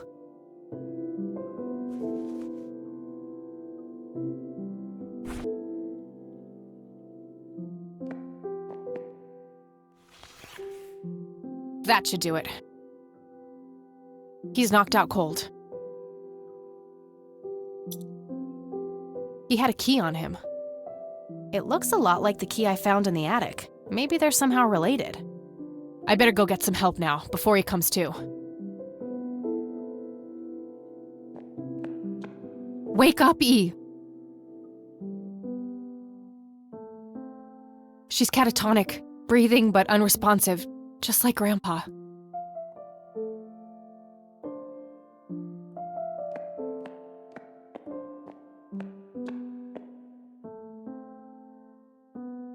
All right, we'll take it from here. Should we bring what's-her-name to the clinic? Eileen, and no, she's not physically hurt, it's just shock, that's all. I'll take care of her, please, just drop us off at Grandma's. All right then, but don't think you're off the hook for that stunt you pulled at the station. Considering the circumstances, I'm gonna refrain from hauling your ass back to that cell. But you better not leave town until we've sorted all this out, or you can look forward to a statewide APB. Got it? That's more than fair, Sheriff. Thanks. Good. Come by the station when you've dropped off your friend. We'll need to take your statement. I will.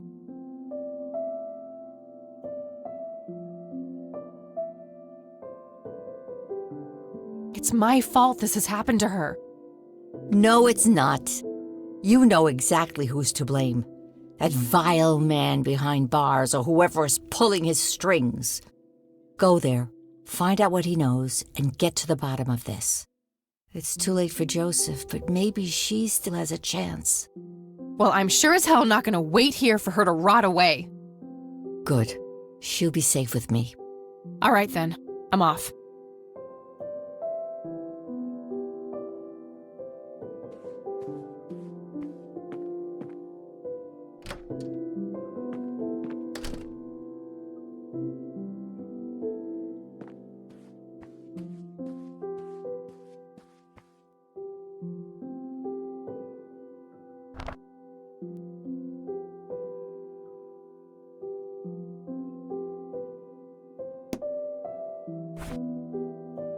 A small key with a tag attached labeled Storage A5. This must open some kind of storage unit. Maybe there's a self-storage facility in town.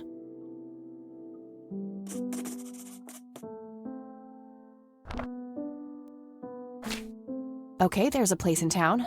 Got the address, I should head over there.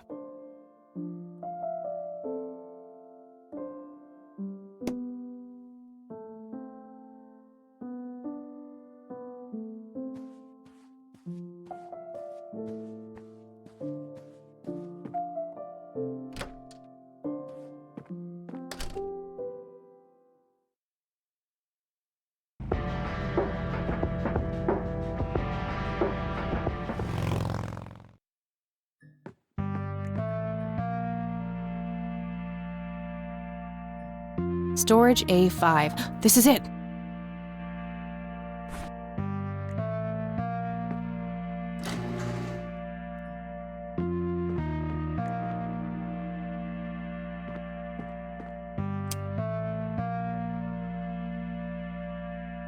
Where is it?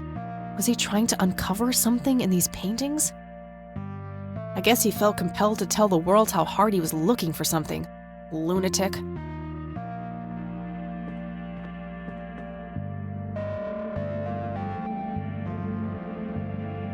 I don't believe this. They're ruined. He must have used that paint thinner on the paintings. That means there's only a single painting left. The one in the cabin.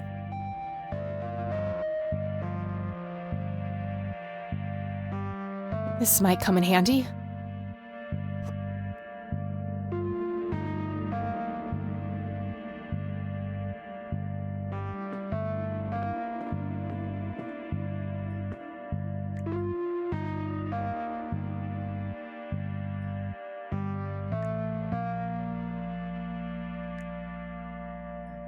Storage A6.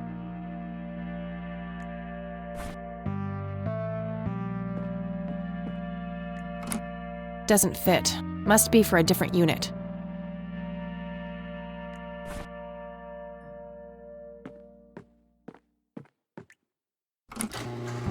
Aha!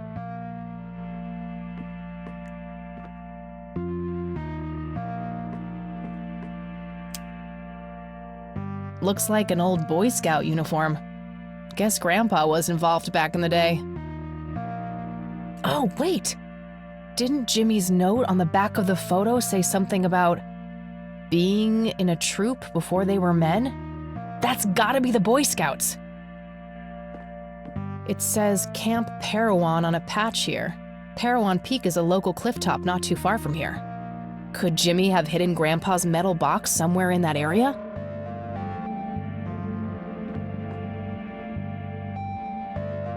Nothing useful.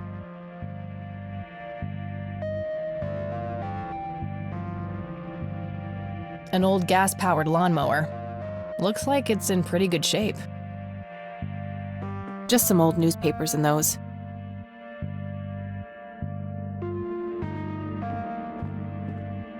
Empty. Found a tape in there. There's also something else. A custody appeal form. For me? July 15th, 1981? I don't believe it. He tried to get me back from my mom. Right to the very end.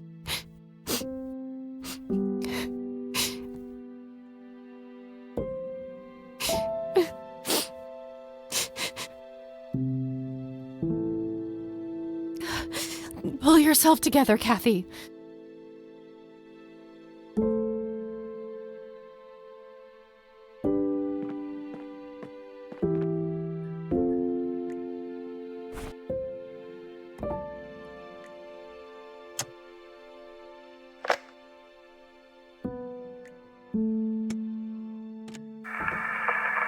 This is Joseph Rain. Operation Log, Part 2.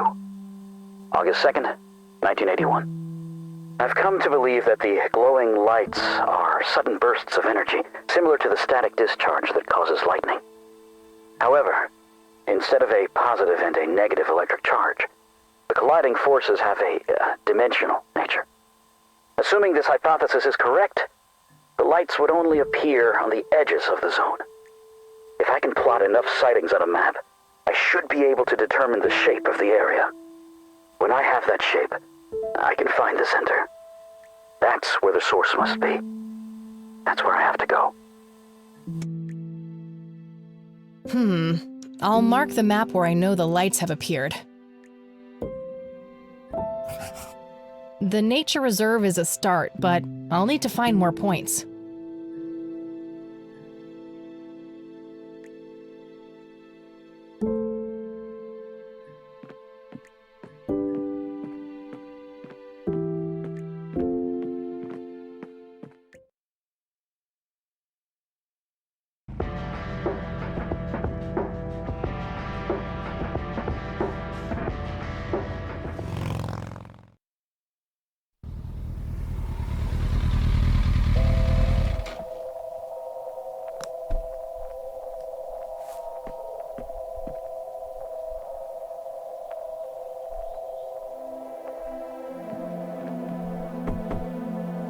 Anybody home? Guess not. Locked. It's a simple tumbler lock.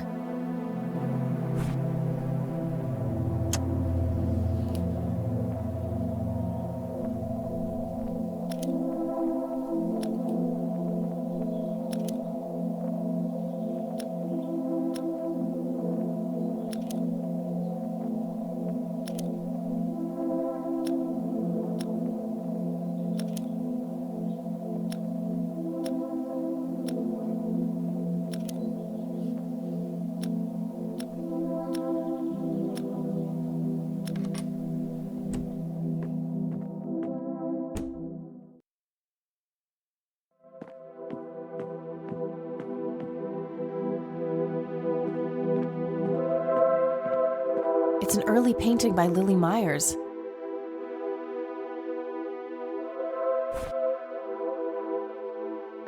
Sorry, Sue.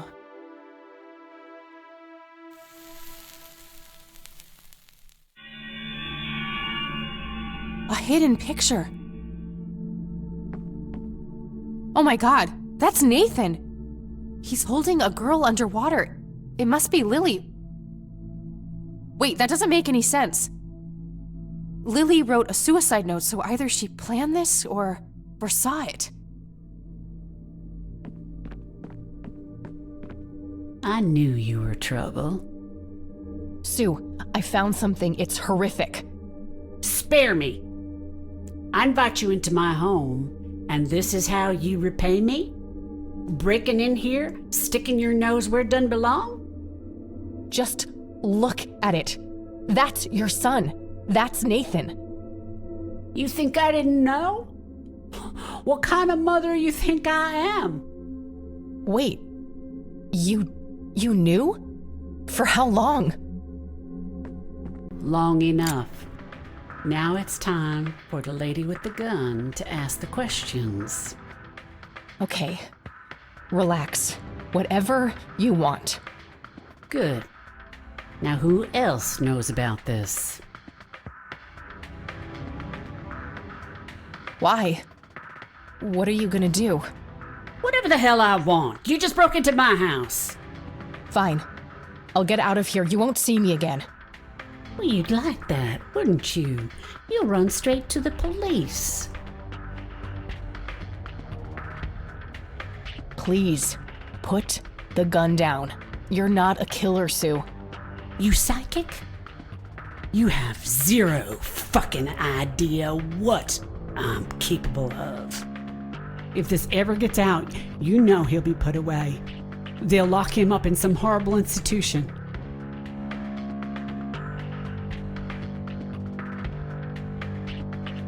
I would never let that happen to him. That's so.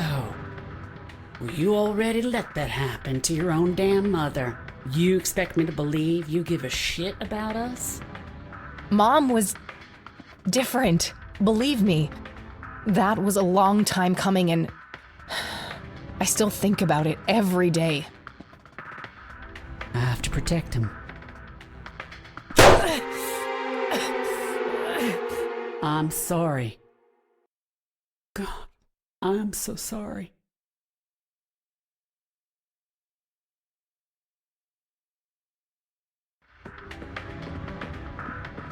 I knew you were trouble.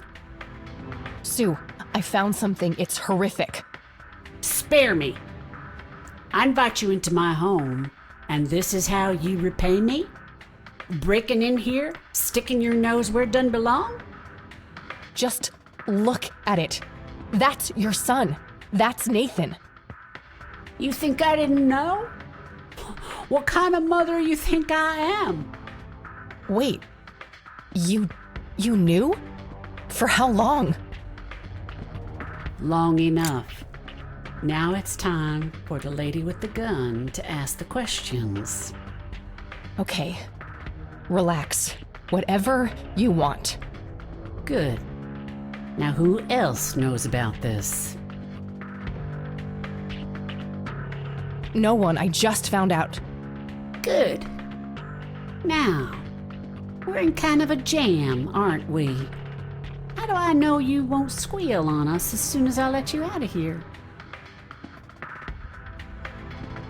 That's not my style, Sue. I don't rat people out. Because sneaking in here like this is something a straight shooter would do. I can't trust a goddamn word coming out of your mouth. If this ever gets out, you know he'll be put away. They'll lock him up in some horrible institution. I understand you're scared, but I'm just trying to find the truth. I'm not out to get anyone. I guess we better pray that we don't end up as collateral damage on your way to the truth then. Look, Sue, the only reason I'd ever tell anyone about this is if I really thought Nathan was dangerous. You're telling me he's not? That boy wouldn't have hurt a fly. The only way he could have done such an awful thing is if his sister pulled him so deep into her world of lunacy, he didn't know up from down. So, you think she made him do it? Of course she did. Just look at the bloody painting. It's obvious she planned it. Yeah. I guess it would seem that way. Part of me resents her for doing that to Nate. That's the real reason I gave up the paintings. They were nothing but painful reminders of when Lily's misery was front, left, and center. But still, she was my little girl, and I miss her so much. But Nate's all I have now, and I'd rather die than let anyone take him from me. I can help, Sue. I'm sure there's more to all of this. My grandfather knew too, but someone or something got to him when he came too close. You and him are really alike, you know? People say that. Where is Nathan now? I just want to talk to him. He took a boat out on the lake. There's this place where he and Lily used to go. An island. Okay, how can I get there? There's another boat down on the dock. A bit shabby, but you can probably fix her up. I'll give it a shot. I'm gonna walk out of here now, Sue. Go, before I change my mind. And talk to my boy if you must, but don't come back in here. I don't trust myself right now. You take care of yourself, Sue.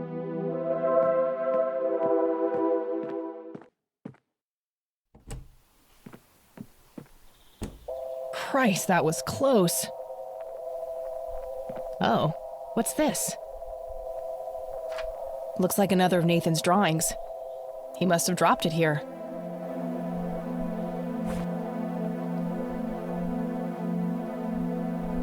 Nathan seems scared of Lily.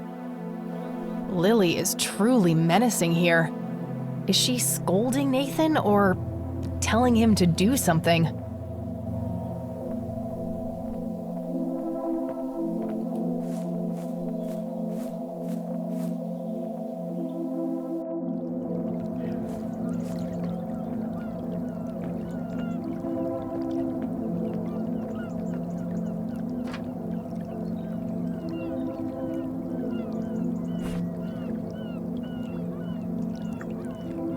A scary face on a painting.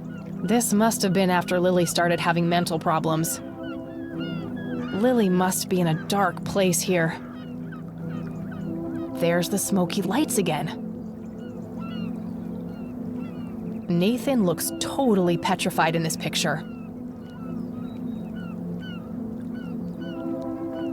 Faith, the name of the boat, I guess. Big island over there in the distance. That must be where Nathan went. Sad-looking thing. I'd be surprised if it even floats. This boat must be what Sue was talking about. No oars. Guess I'll have to rely on that engine to get around.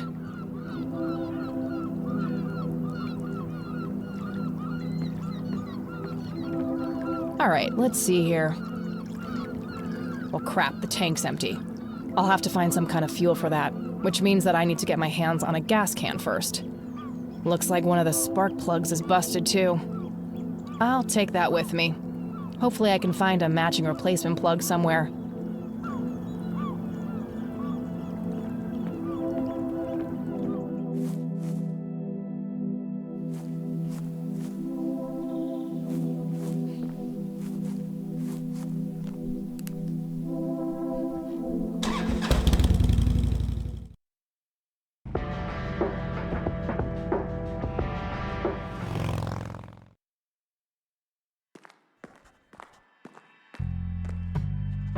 Hey, you're back. I am. You guys want my statement? Yeah, the sheriff is waiting for you. All right. Oh, and I'm really sorry about that locker thing. I was getting some serious high school flashbacks in there. But I get it. You were looking out for your friend. I was. But look, how about you and I go grab a sandwich or something when all this is over? Really? You mean as a date? Yeah. I'd love to. Sounds great. Let's figure out the details later, all right? I shouldn't keep the sheriff waiting. Sure thing. See you, Lenny.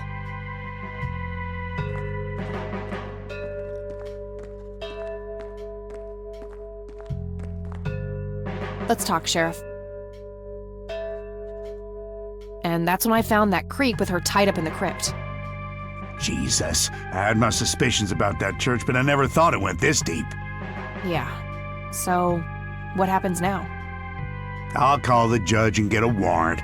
We find anything else, that bastard won't get away with it. Okay, can I go talk to him? Go ahead. Ask Lenny to go with you if you need him. Will do. Thanks, Sheriff. Think nothing of it.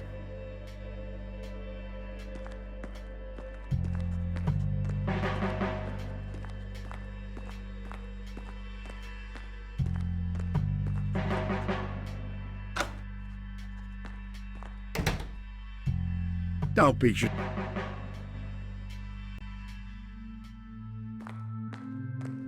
Hello again, my child. I hope you enjoy that cell as much as I did. For a man of faith, this is a room fit for a king. Speak what you will. I have all the time in the world.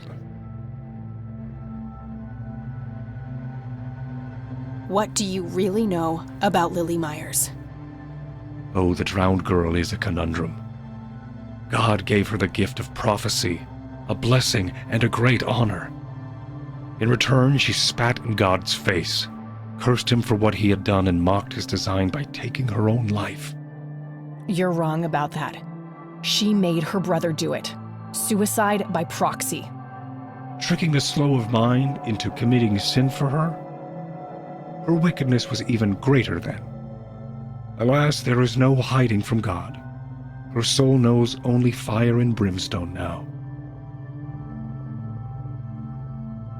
Tell me what you did to my friend, Isaac. I offered her to God, and the Lord accepted her with open arms. If she is pure of heart, she will rise again, like my father did. Wait, the same thing was done to Father Bill? Oh yes, he was the first, the Alpha. All others followed. So what? You offered up Eileen to this god of yours? She is but one of many. I guided them all to the stairs of judgment. Wait, so you were responsible for all those people disappearing? Going crazy? All I did was bring them face to face with God. If they chose to reject him, they were beyond redemption. I'm done here. Farewell, my child.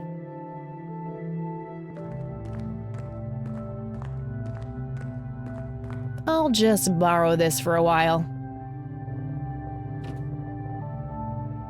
Rats. Feels empty. I'll have to get gas elsewhere.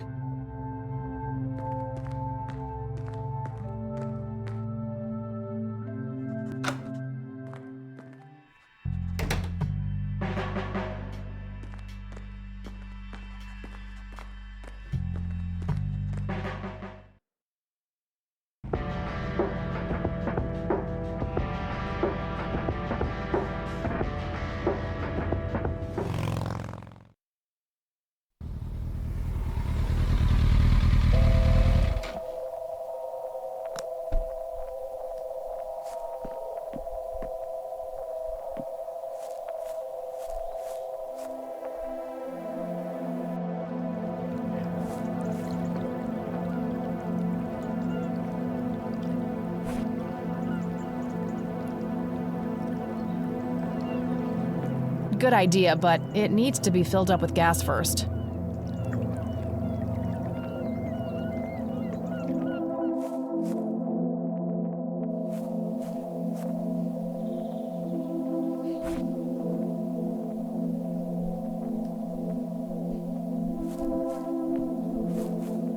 Okay, girl, time for you to do your part. Good thing I topped you up at the gas station this morning.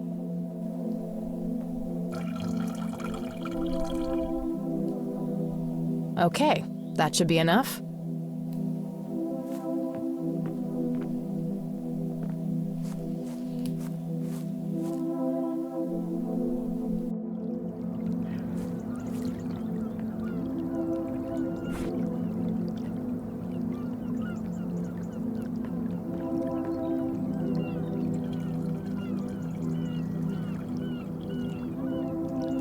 Okay, that should be enough.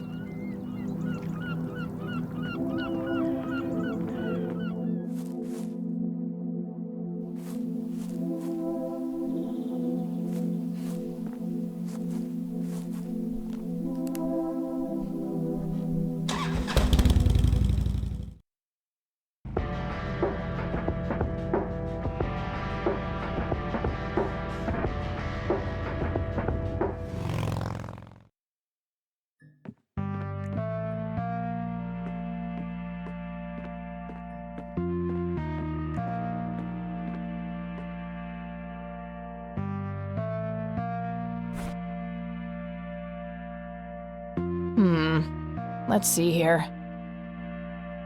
Aha! Same plug size. I'll take a good spark plug and throw away the busted one.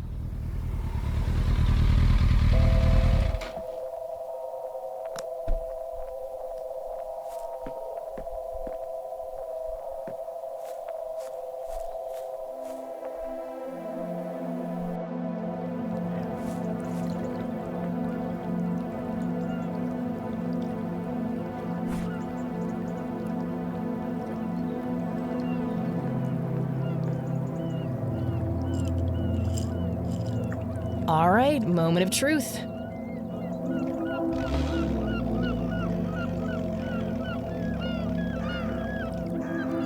Yes. Time to hit the water.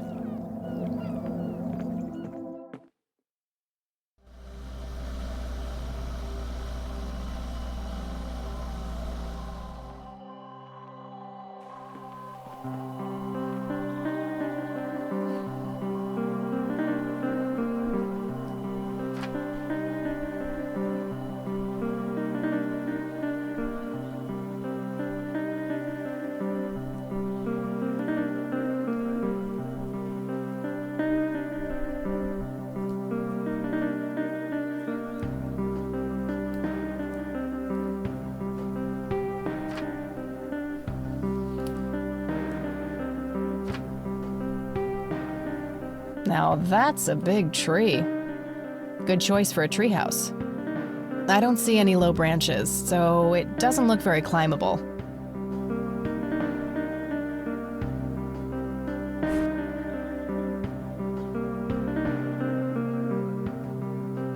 The siblings are holding hands as they watch the smoky lights in the forest. I wonder if they are afraid or if they are in awe. Nathan is distraught after Lily's death. I can't imagine the horror of that night. Poor kids. Lily floats dead in the water.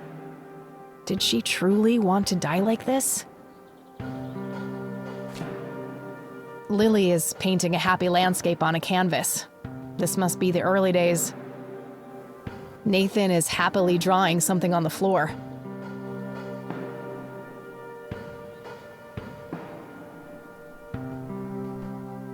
Nathan! You up there? Go away! No girls allowed! Well, that went great.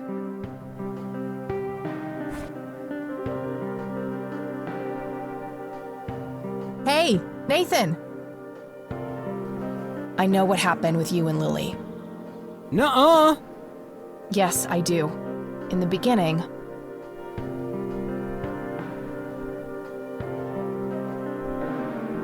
you and your sister were happy and carefree.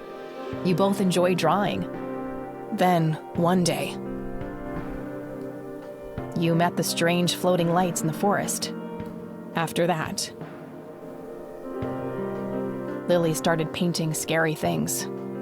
And then, Lily became angry.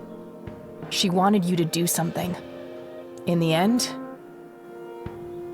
something terrible happened, and Lily drowned in the lake.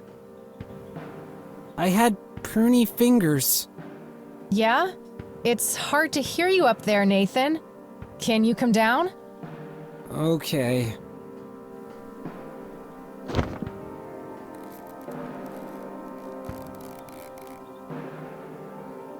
Lily was angry that time. Angry and sad. Mostly angry. Angry with you? Angry with everybody. Mama was asleep, Papa too.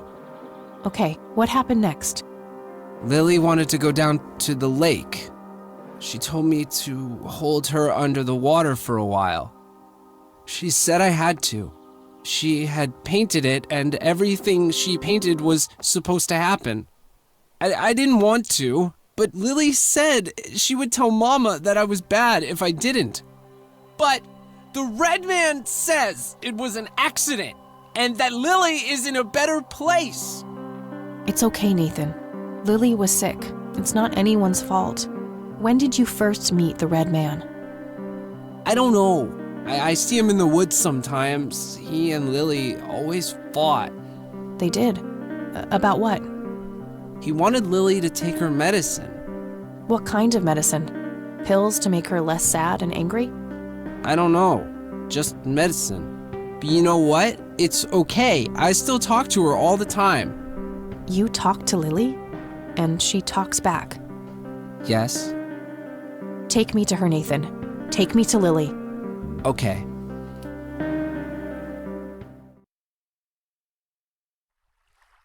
So, what are we waiting for?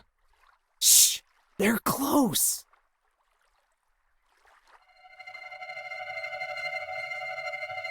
See? Oh shit. We need to get away from them, Nathan. They're dangerous. No, they're nice.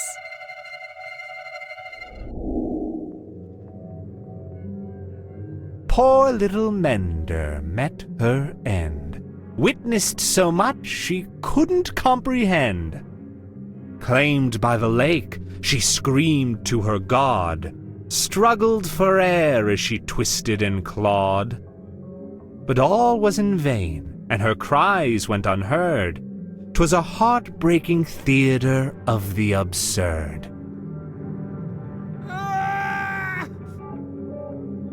You could just clap, you know. No appreciation for the performing arts.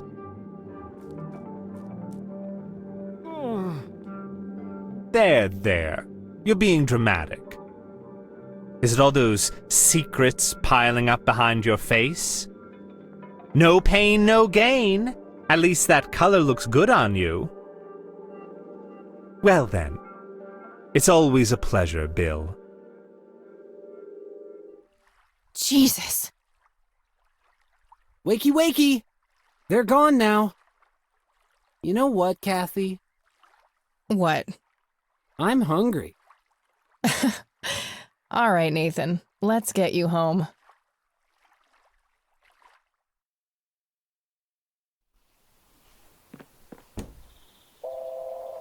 Poor guy. I don't think he understands any of this. I should mark the spot he brought me to on my map.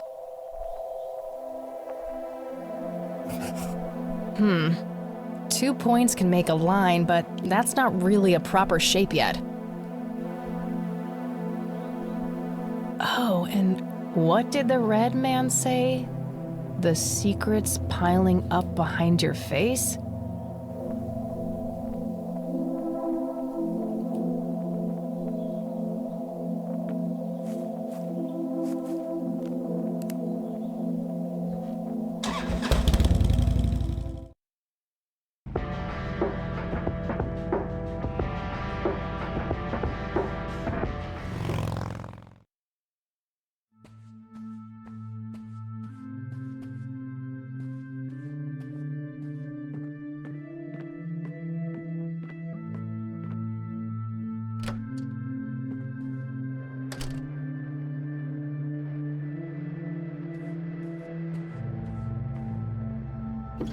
A hidden safe.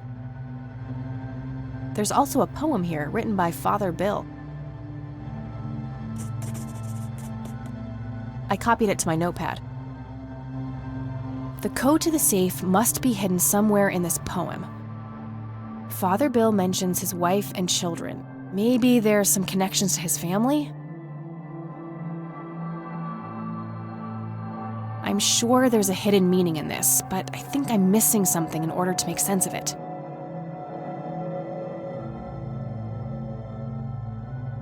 An electronic safe with a numeric keypad. I could always try guessing. Most people use numbers they can relate to, like important dates to them.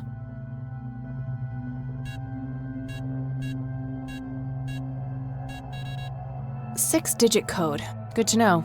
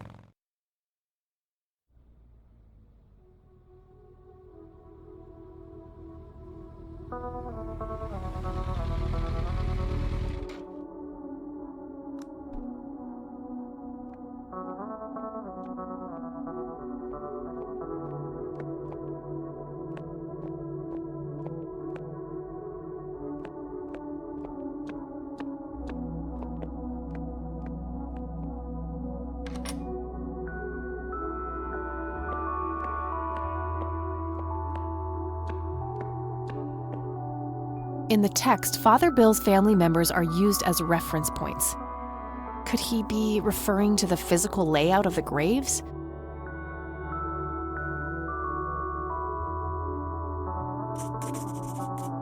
I copied the grave layout to my notebook next to the poem.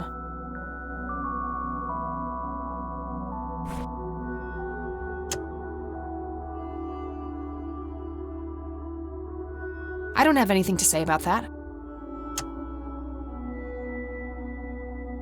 Not now.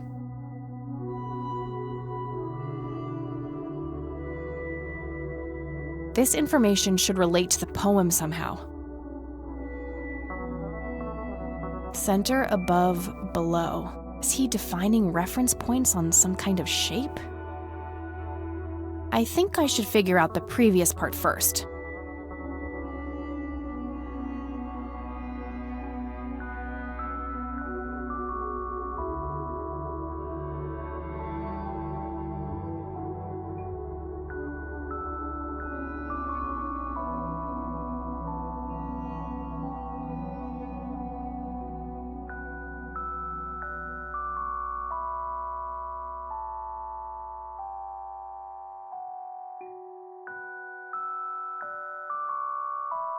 Of course! The sign of the Lord! Some of the graves can form the shape of a cross. Now, if I can only figure out which dates are relevant.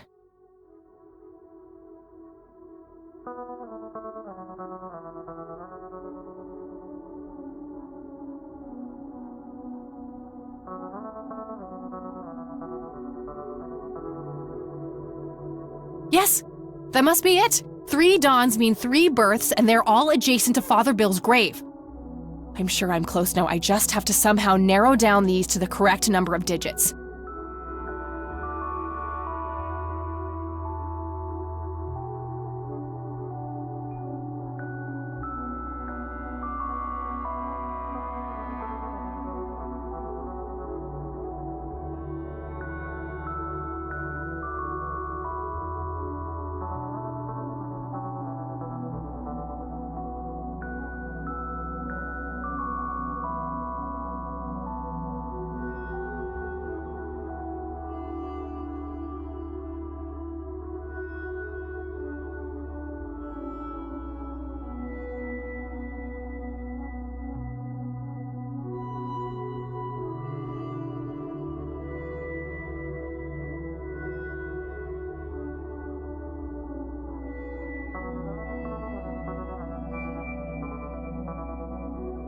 From lasting to brief. Year, month, day. That's gotta be it!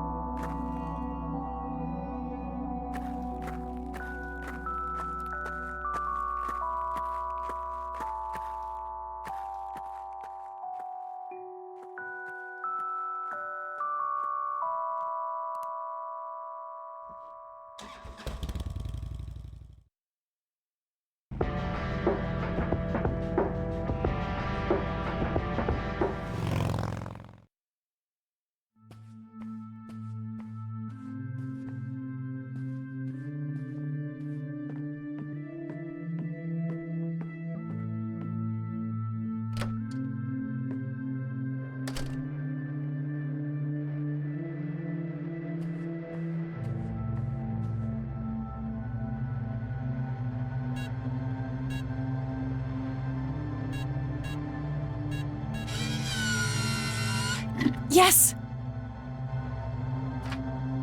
Found a written text and a tape in there.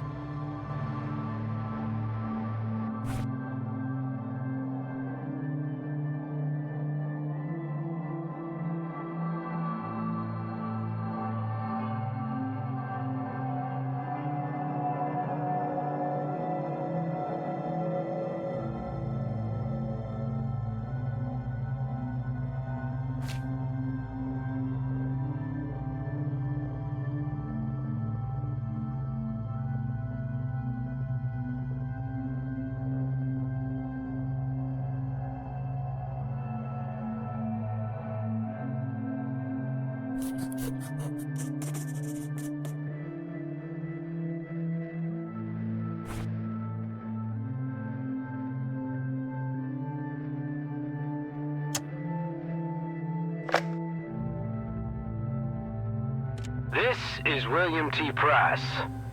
My visions concerning my sons are troubling. I've watched them become corrupted with pride, turning their backs on the very foundations of our faith. I've seen great sins committed, unholy acts of intimidation and violence, outsiders brought to hallowed ground with neither reverence nor ritual. These are dark dreams indeed. I pray that they never come to pass, lest my soul shall weep tears of blood. The mending is not only a gift, it is a sacred duty, but it must begin in the heart of a true believer.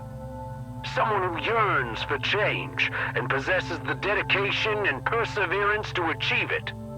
We shan't forget that in his infinite wisdom, the Lord chose his angel, the Crimson One with no name, as guardian of the Holy of Holies.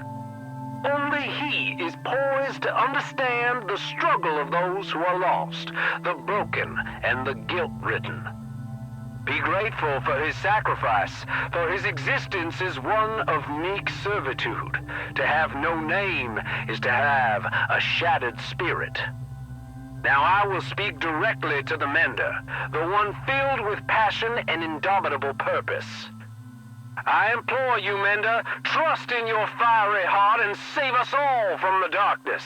May God be with you. Geez, Father Bill was nutty. He was right to be worried about Isaac, though.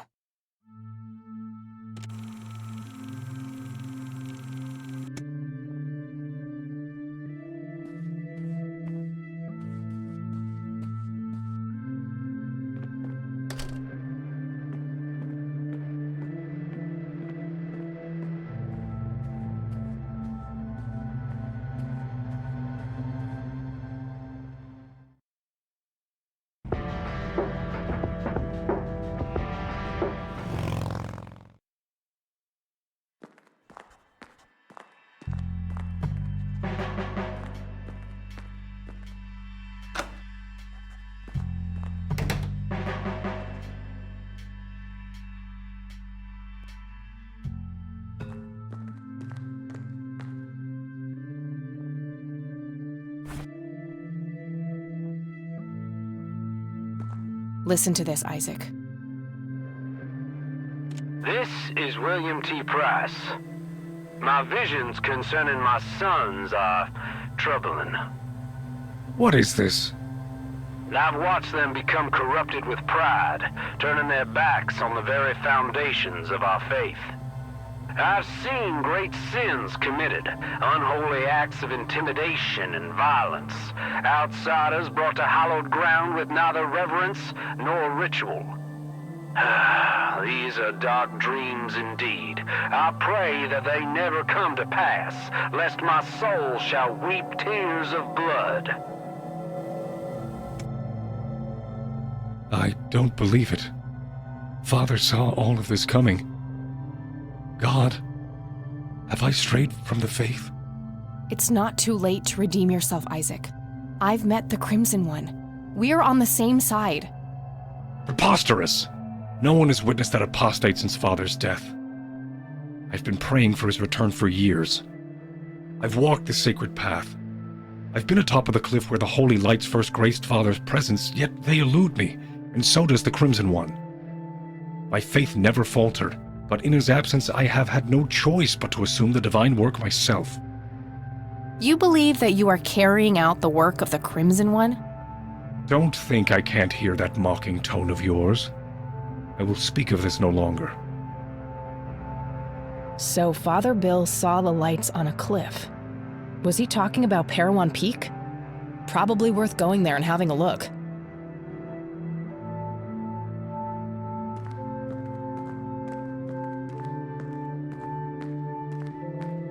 Father, have you abandoned me?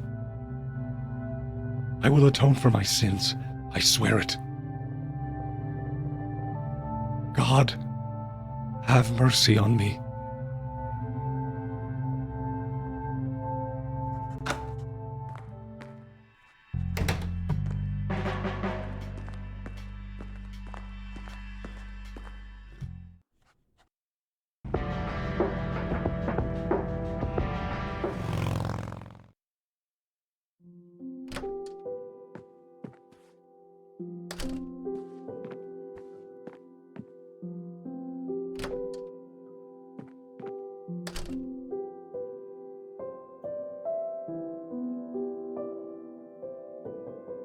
Hi, Grandma. Listen, I found something in this storage unit. Oh? What was it? Custody papers with my name on them. I was hoping you wouldn't have to see those. I need to know what happened, Grandma. Sharon was never a good mother to you, Kathy. I know. It was the illness. She tried her best. It wasn't all bad. You don't know the despicable things she and Brian did. Drugs, violence. We wanted something better for you. Joseph started talking to lawyers, staying up late at night on the phone, trying to find a way, some kind of loophole to get you back. But eventually we ran out of courts to appeal to, and your mother retaliated with a restraining order. And that was it. She had won. I wish things could have been different. I do too, dear. Every day. Now you're getting me close to tears. Let's talk about something else. Okay, Grandma.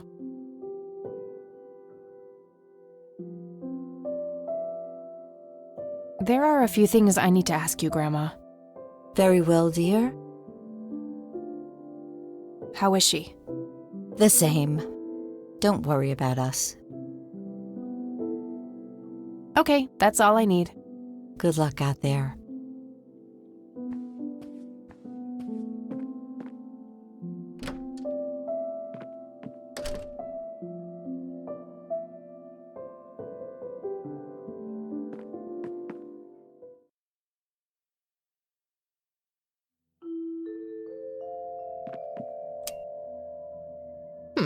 Okay. I'll load it on the Catmobile.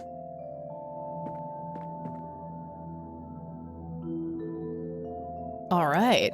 I'll have access to the metal detector anywhere now.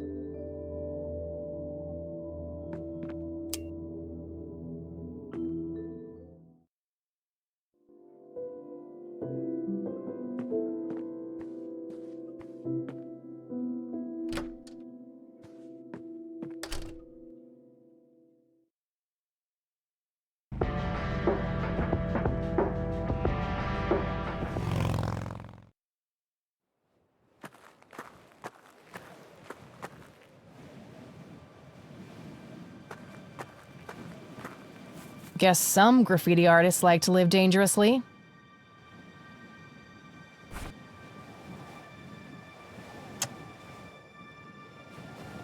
All right, let's see here.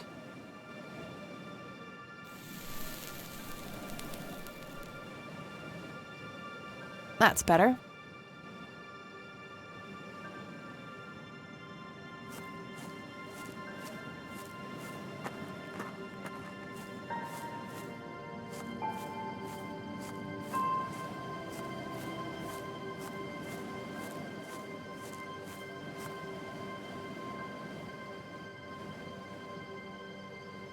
Wow, what a view. So, this is where Father Bill saw the lights. This is where it all began for the church. Not much of interest up here. I guess I'll just mark the point on my map. Wait. It's a triangle. The lights were spelling it out all along. And there's the center. That must be where I'll find answers.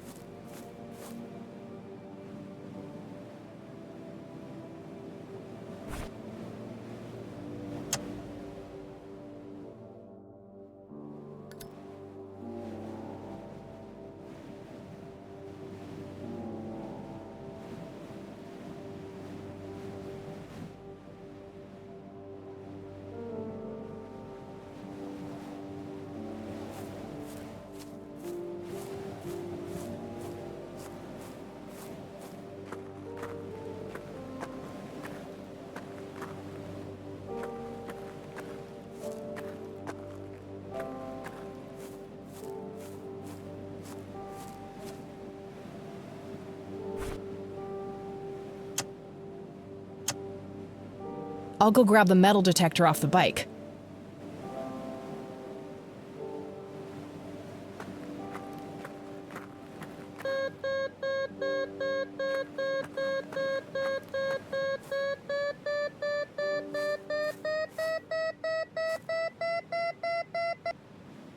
Got something.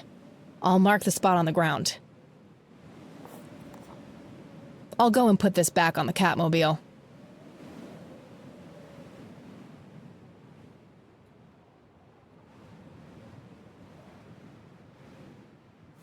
Time for this shovel to be put to use.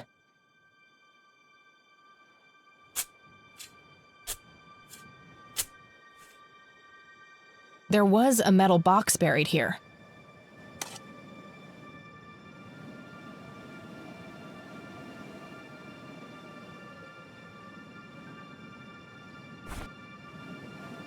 Moment of truth. There was a whole bunch of cassette tapes in the box. Most of them are in really rough shape, though. Only 2 of them look even playable.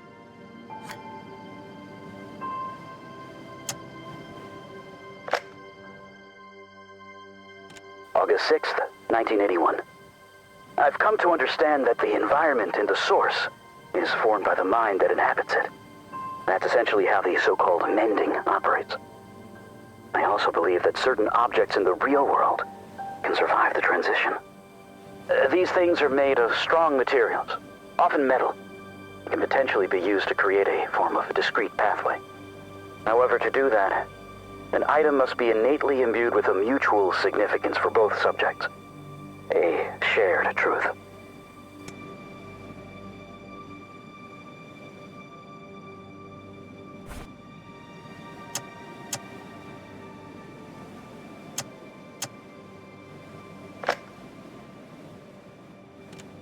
August 8th, 1981.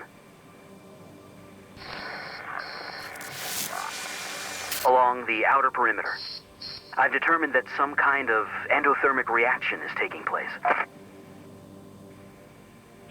So it's important to be observant of changes in temperature. Find the source. By severing the link, perhaps I can save them. Jimmy and all the others. Reoccurring dream. I'm standing in front of a huge black hole in a clearing in the woods. There's a man dressed in red, urging me to jump. I'm afraid to, but I take the plunge anyway. For some reason, I don't think I have anything to lose. As I'm falling, I reach for the parachute cord, but to my horror, there's nothing there. That's when I wake up.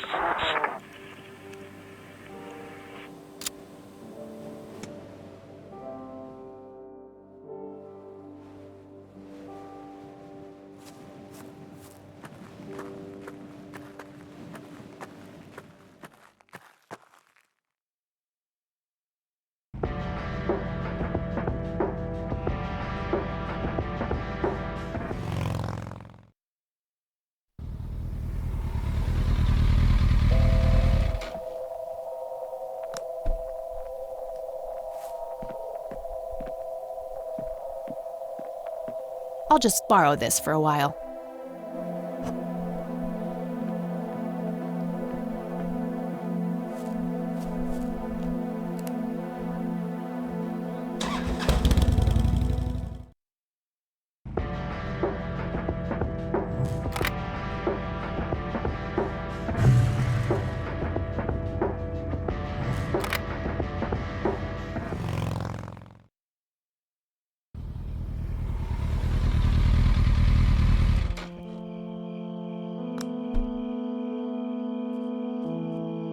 All these trees look the same. It's hard to find the exact point on the map. I should be fairly close, though.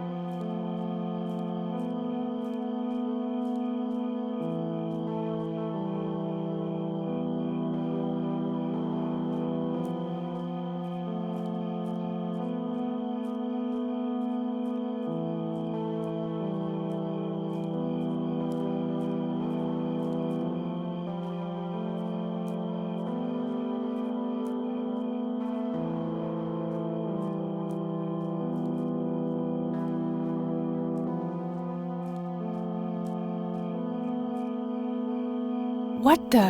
How did I get back here? I must be going in circles.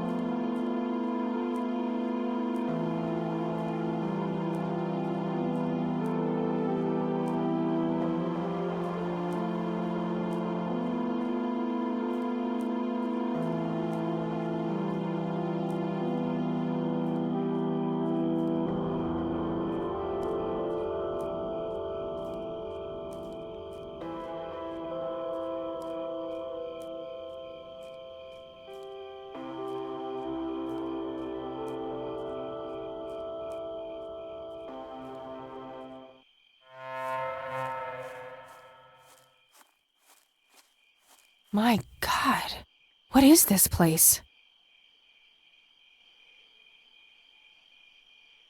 Met her end. Someone left this message here for me.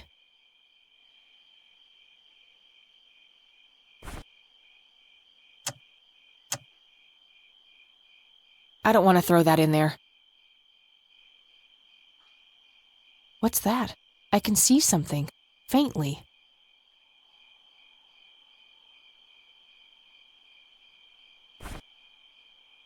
I don't want to throw that in there. What's that? I can see something, faintly.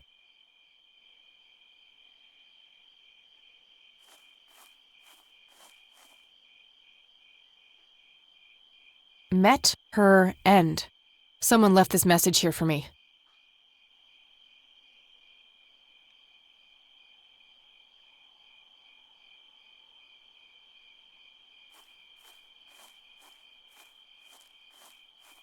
It's the red scythe flower. Must be hundreds of them here. Intense. Oh, they're making me a bit dizzy.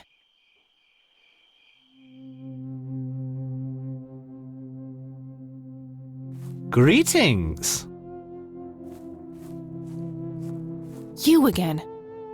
Me again. You better have some answers, Crimson One. All in due time. Your friend is being claimed by the darkness. She's standing on the brink of the abyss as we speak. Are you talking about Eileen? Yes. If you wish to save her, you must descend. Why? What is down there? The tribulation, the reflection of the soul. We call it the mending. Who's we? My kind. Are you capable of giving a straight answer? What does your kind actually want? All we want is for you to take your medicine, Kathy. For you to grow and be happy. If that's the case, why were all those people hurt? Lily, Jimmy, Grandpa? You misunderstand. What one wants and what one is able to do are two different things. Happiness is not a one-way street. It cannot be given, only earned. Your grandfather understood that. He embraced it. Wait, you saw Grandpa? Oh, yes, right here. He was a tortured soul, desperate for some kind of meaning after losing the light of his life. He sought the power below, the vessel of redemption. But Grandpa didn't make it. He failed. How could I succeed when he wasn't able to? He was so much stronger than me, so much braver. Is that what you believe? Perhaps you don't know him as well as you think. But why me? Why are you making me do this?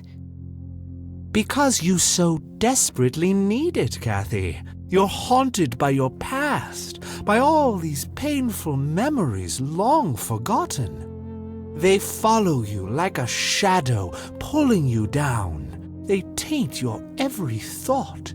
impulse and deep desire.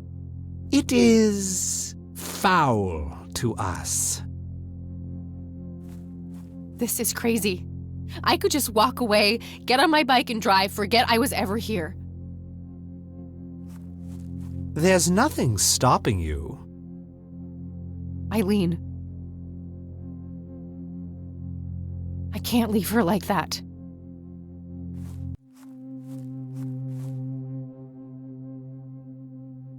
Perhaps she'll be the one who breaks the cycle.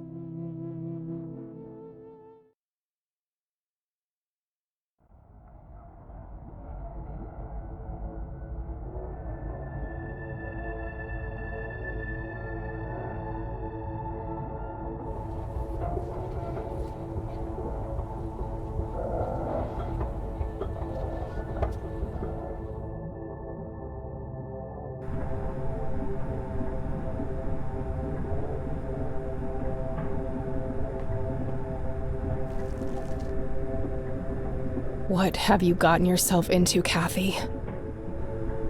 Hey, where'd all my things go? My pockets are empty. Oh no, wait. The penny is still there for some reason.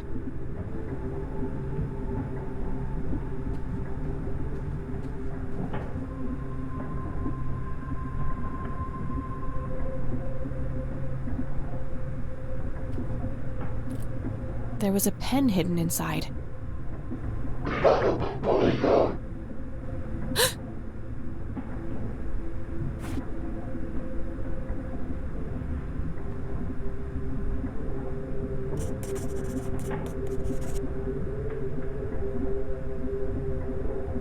What the?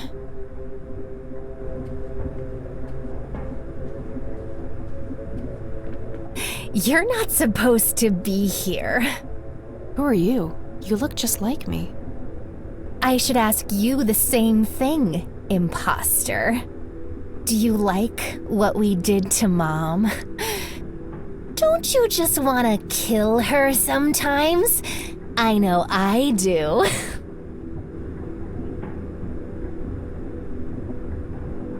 Mom? She's here? You don't know anything, do you? Now, I'd love to stay and chat, doppelganger, but I have more important things to do. Ta-ta.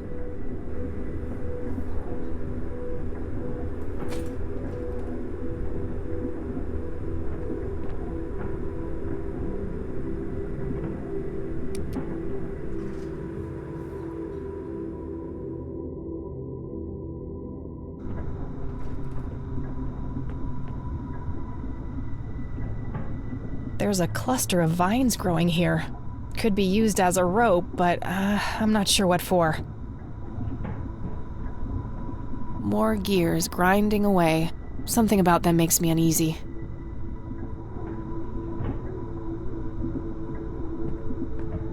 I don't even want to think about what happened there.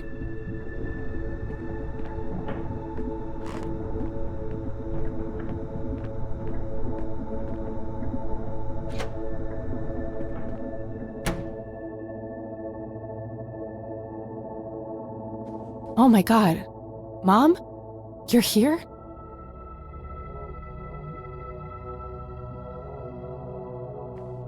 There's some blood on this wall. It's too tough. I might need something sharp to get it open.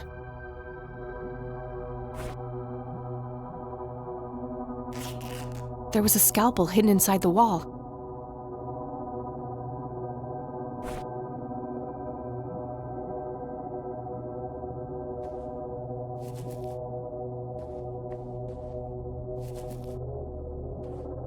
There you go, Mom.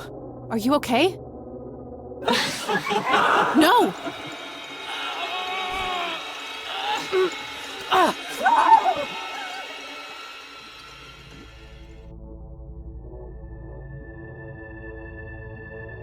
I had no choice. I had to put you away. You started hurting yourself. You started hurting me. I forgive you.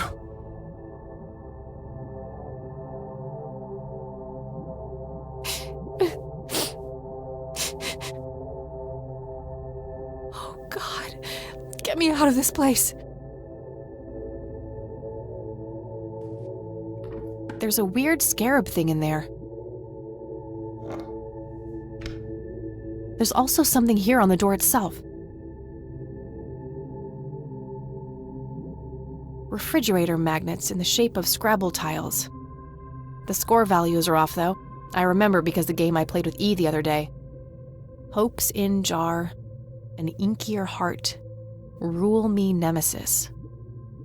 Not sure what to make of it all.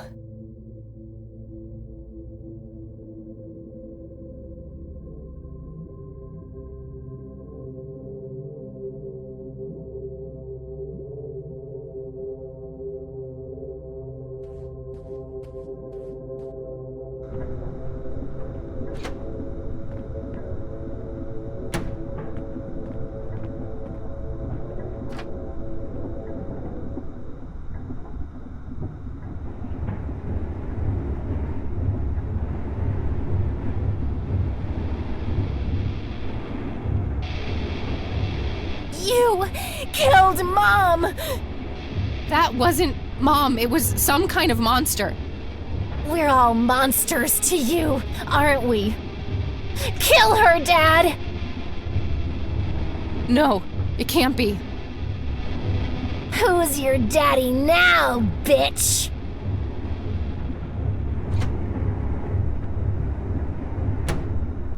Stay away from me.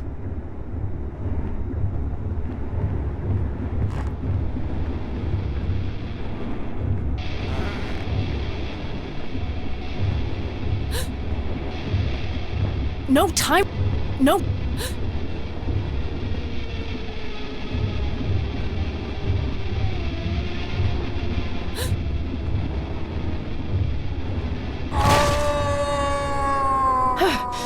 Good riddance. I've been angry with you for as long as I can remember. I've hated you, more than words can say. I will never forgive you, Dad, but I'm done being angry. I'm done with letting you have an impact on my life.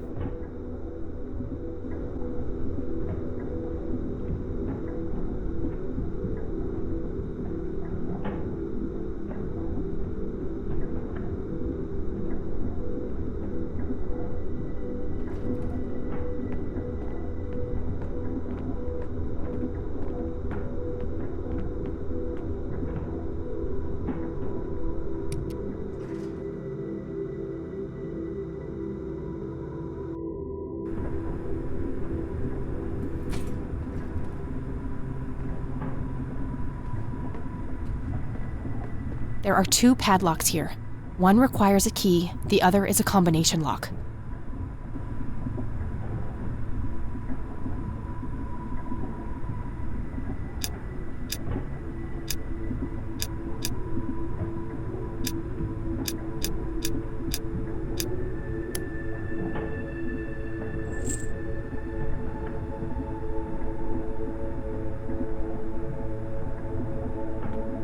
This padlock might be useful.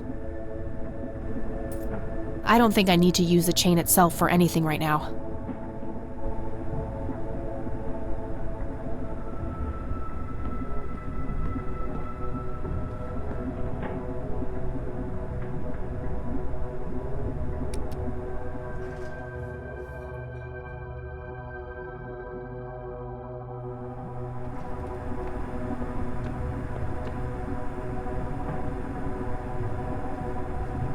Nothing in this place appears to be tuned. A small casket is placed in the middle of the cage. The chain looks broken there.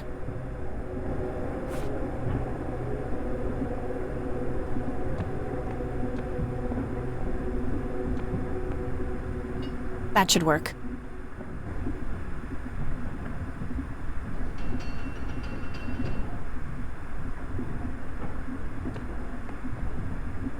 Damn, it's nailed shut.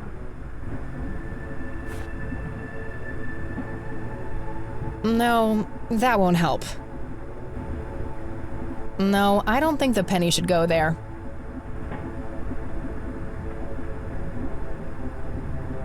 Indentations from spikes on the cage.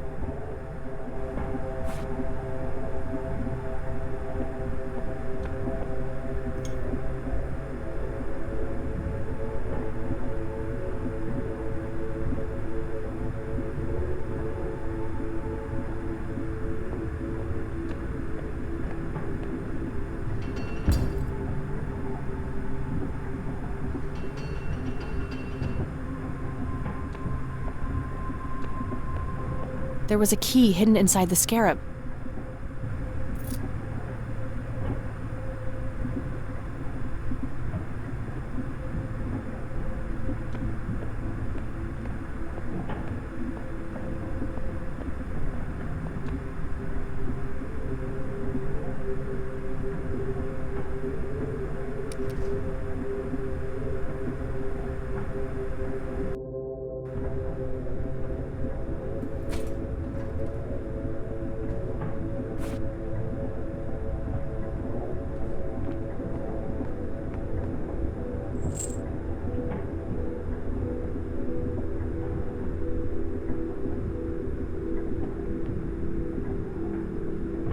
Maybe I should figure out what I want to attach to the other end before trying to extend the chain.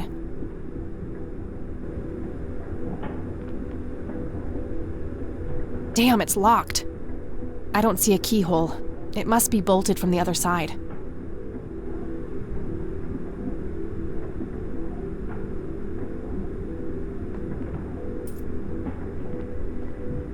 Okay, now what to do with the actual chain?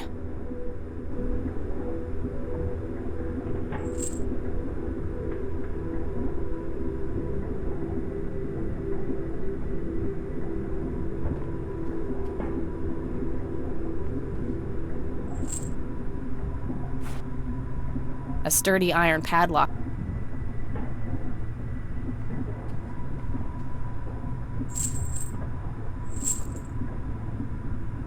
All right, we should be good to go.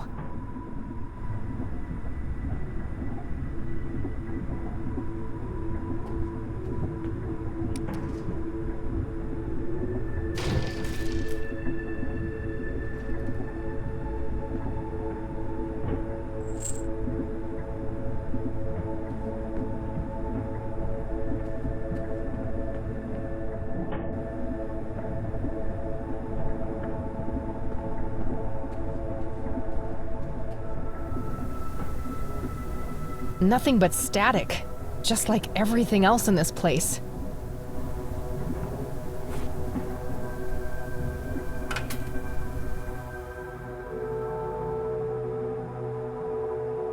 No, it can't be. Grandpa! It's so good to see you, Kathy. You found our shared truth.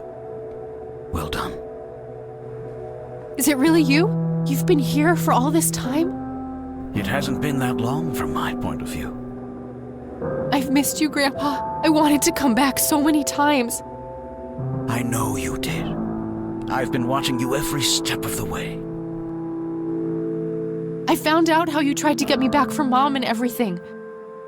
I just wanted you to be safe. I wanted what's best for you.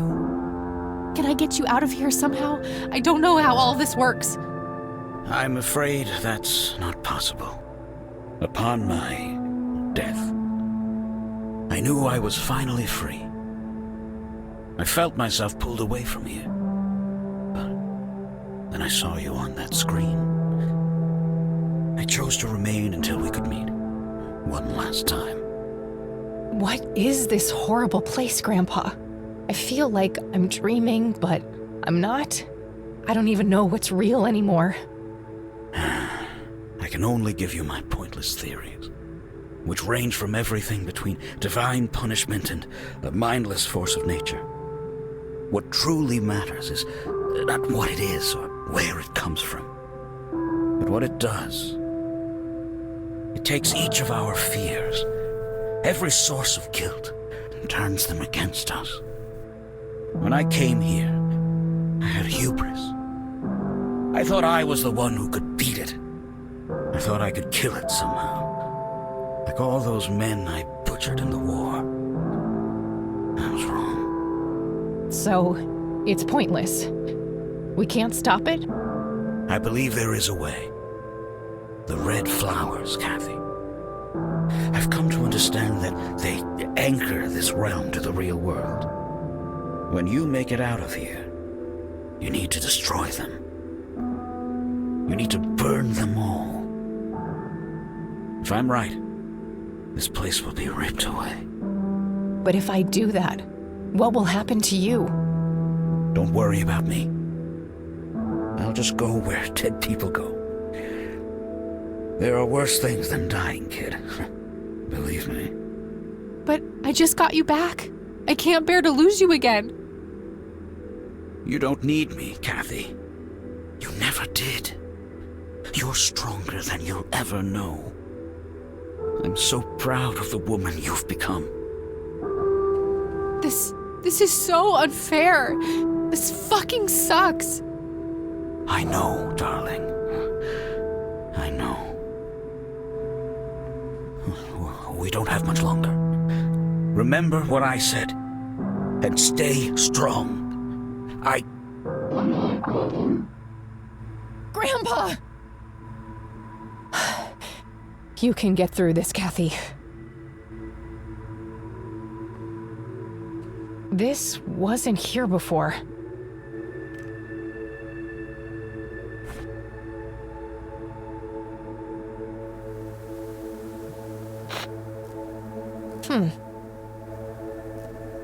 Looks like a crowbar, taped on some kind of wooden surface.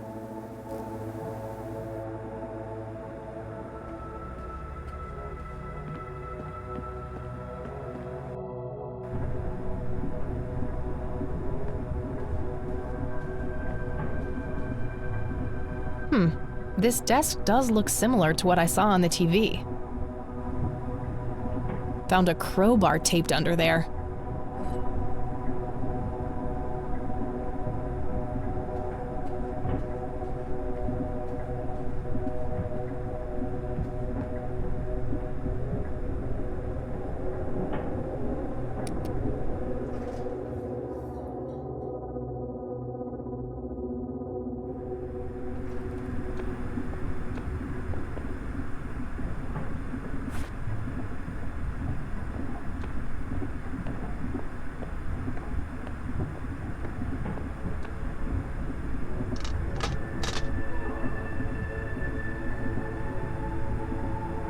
Do you see?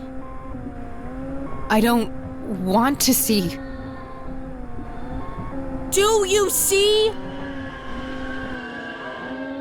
Yes, kid, I see. Do you know who I am now? I don't like this. I want to go home. You'll never go home. We won't let you. When you threw me away, this place took me in, nurtured me. Do you regret what you did?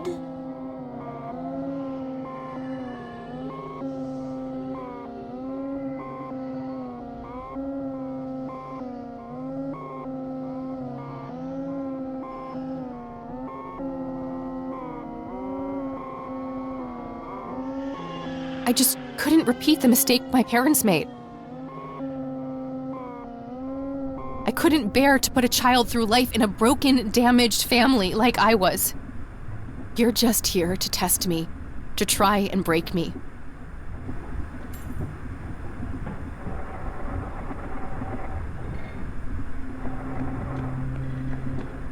Bravo! Bravo! Is this what gets you off? Tormenting people? Watching them squirm? Oh no! Our only delight is watching you burn away the pain and rise from the ashes. And oh, how you have risen, Kathy. If you're so fucking pleased with me, let Eileen go. Oh, well, here's a little secret. Eileen Summers was never really in our grasp. Souls of her nature are like greasy little piglets to us. They keep slipping away. We are only concerned with those who truly long for our embrace. People like you, Kathy. For only what is shattered needs mending.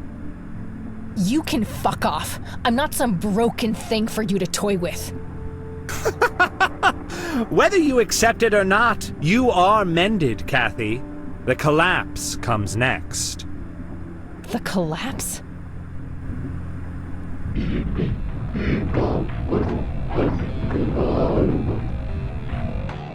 Hurry now, Mender. The path is clear. but your bubble is about to burst. I have to get the hell out of here.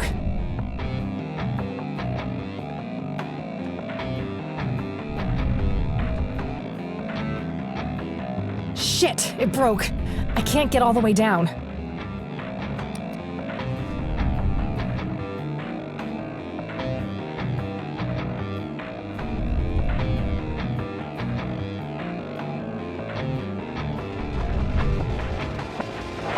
Okay, now what? I can't believe I'm doing this.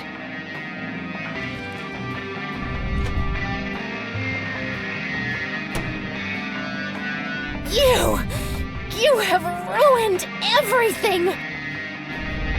Why do you hate us so much? What did we ever do to you?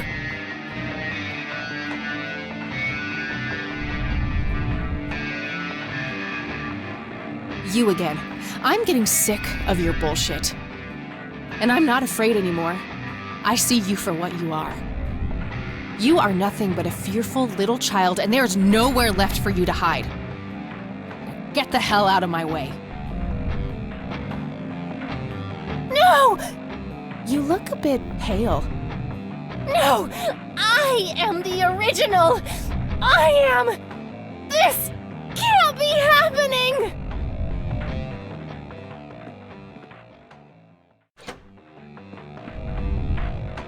I'm speechless. That's a first.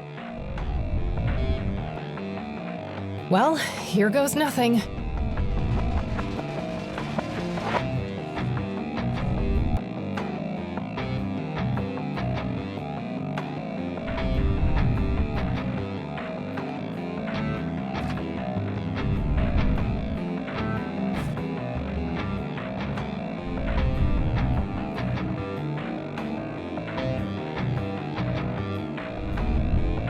Now that's a hard impact. What if the graves can be pushed in like buttons?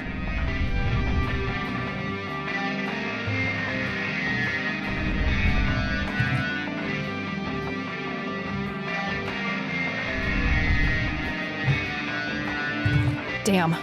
Guess I didn't push the right ones.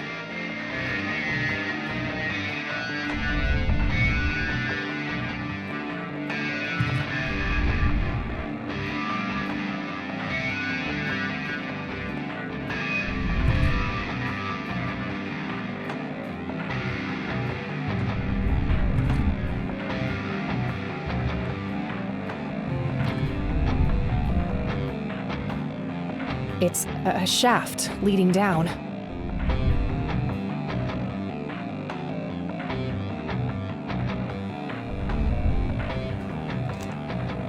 Ah, shit. Just a little bit longer, Kathy. You can make it.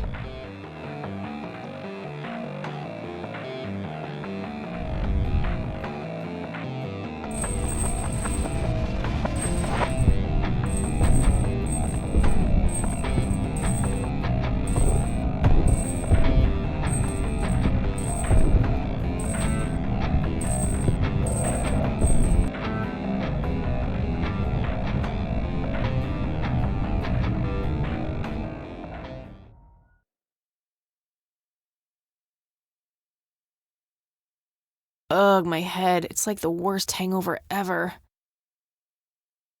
I need to stay focused. Burn them all, Kathy. Burn them all.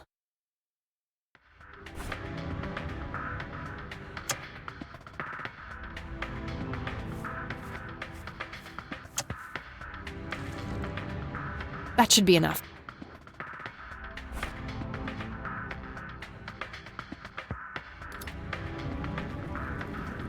Oh, damn.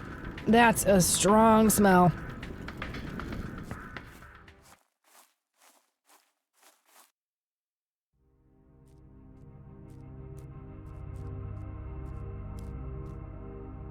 Shit. Should have stayed clear of that smoke.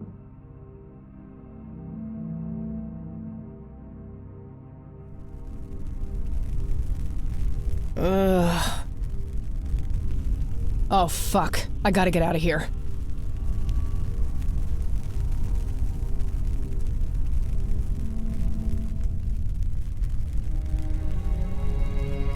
I'm not going back there.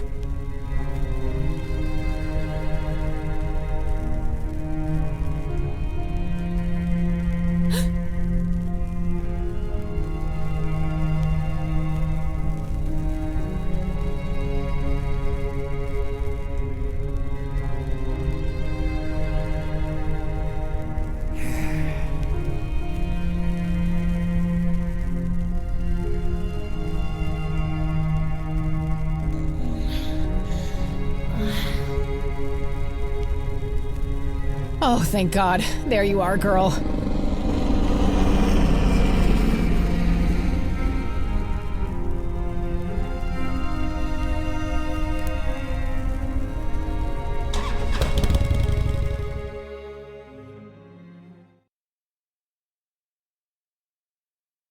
Major forest fire raging in Conwell Woods. The cause of the blaze has yet to be determined. But the latest reports say that the fire has been successfully contained, largely thanks to the local lake, which provided ample water for the dousing efforts. Over to you, Mark. Oh, thank goodness you're all right. You're back. We were worried about you. Oh, thank God. Are you okay, E? I think so, but I feel a bit different. Yeah? You were out for a long time. Do you remember anything? I think Isaac drugged me. I started feeling dizzy and weak. He carried me into the woods. I remember hearing the wind in the leaves and the biting cold. There was a weird, sharp smell in the air, too. I'm not sure what happened next. Things are a bit blurry. But I remember this terrifying dream. You know, like one of those fever dreams? Something was chasing me. I kept slipping away, but no matter what I did, it kept coming. Sounds scary. It was. And after that, the next thing I remember is waking up on this couch. Well, I'm glad you're okay, E. Things looked scary there for a bit. Yeah, Mary Elizabeth told me what happened, how you found me and got Isaac arrested. Yes, about that poor man. The sheriff called. Something happened while you were away.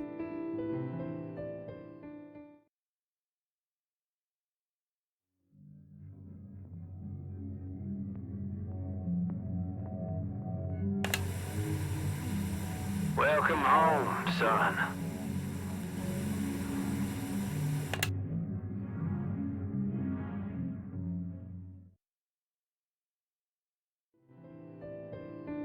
Guess he finally grew a conscience. I can't help but feel bad for him, despite what he did to me. In a way, he was a victim too. At least we stopped him from hurting any more people.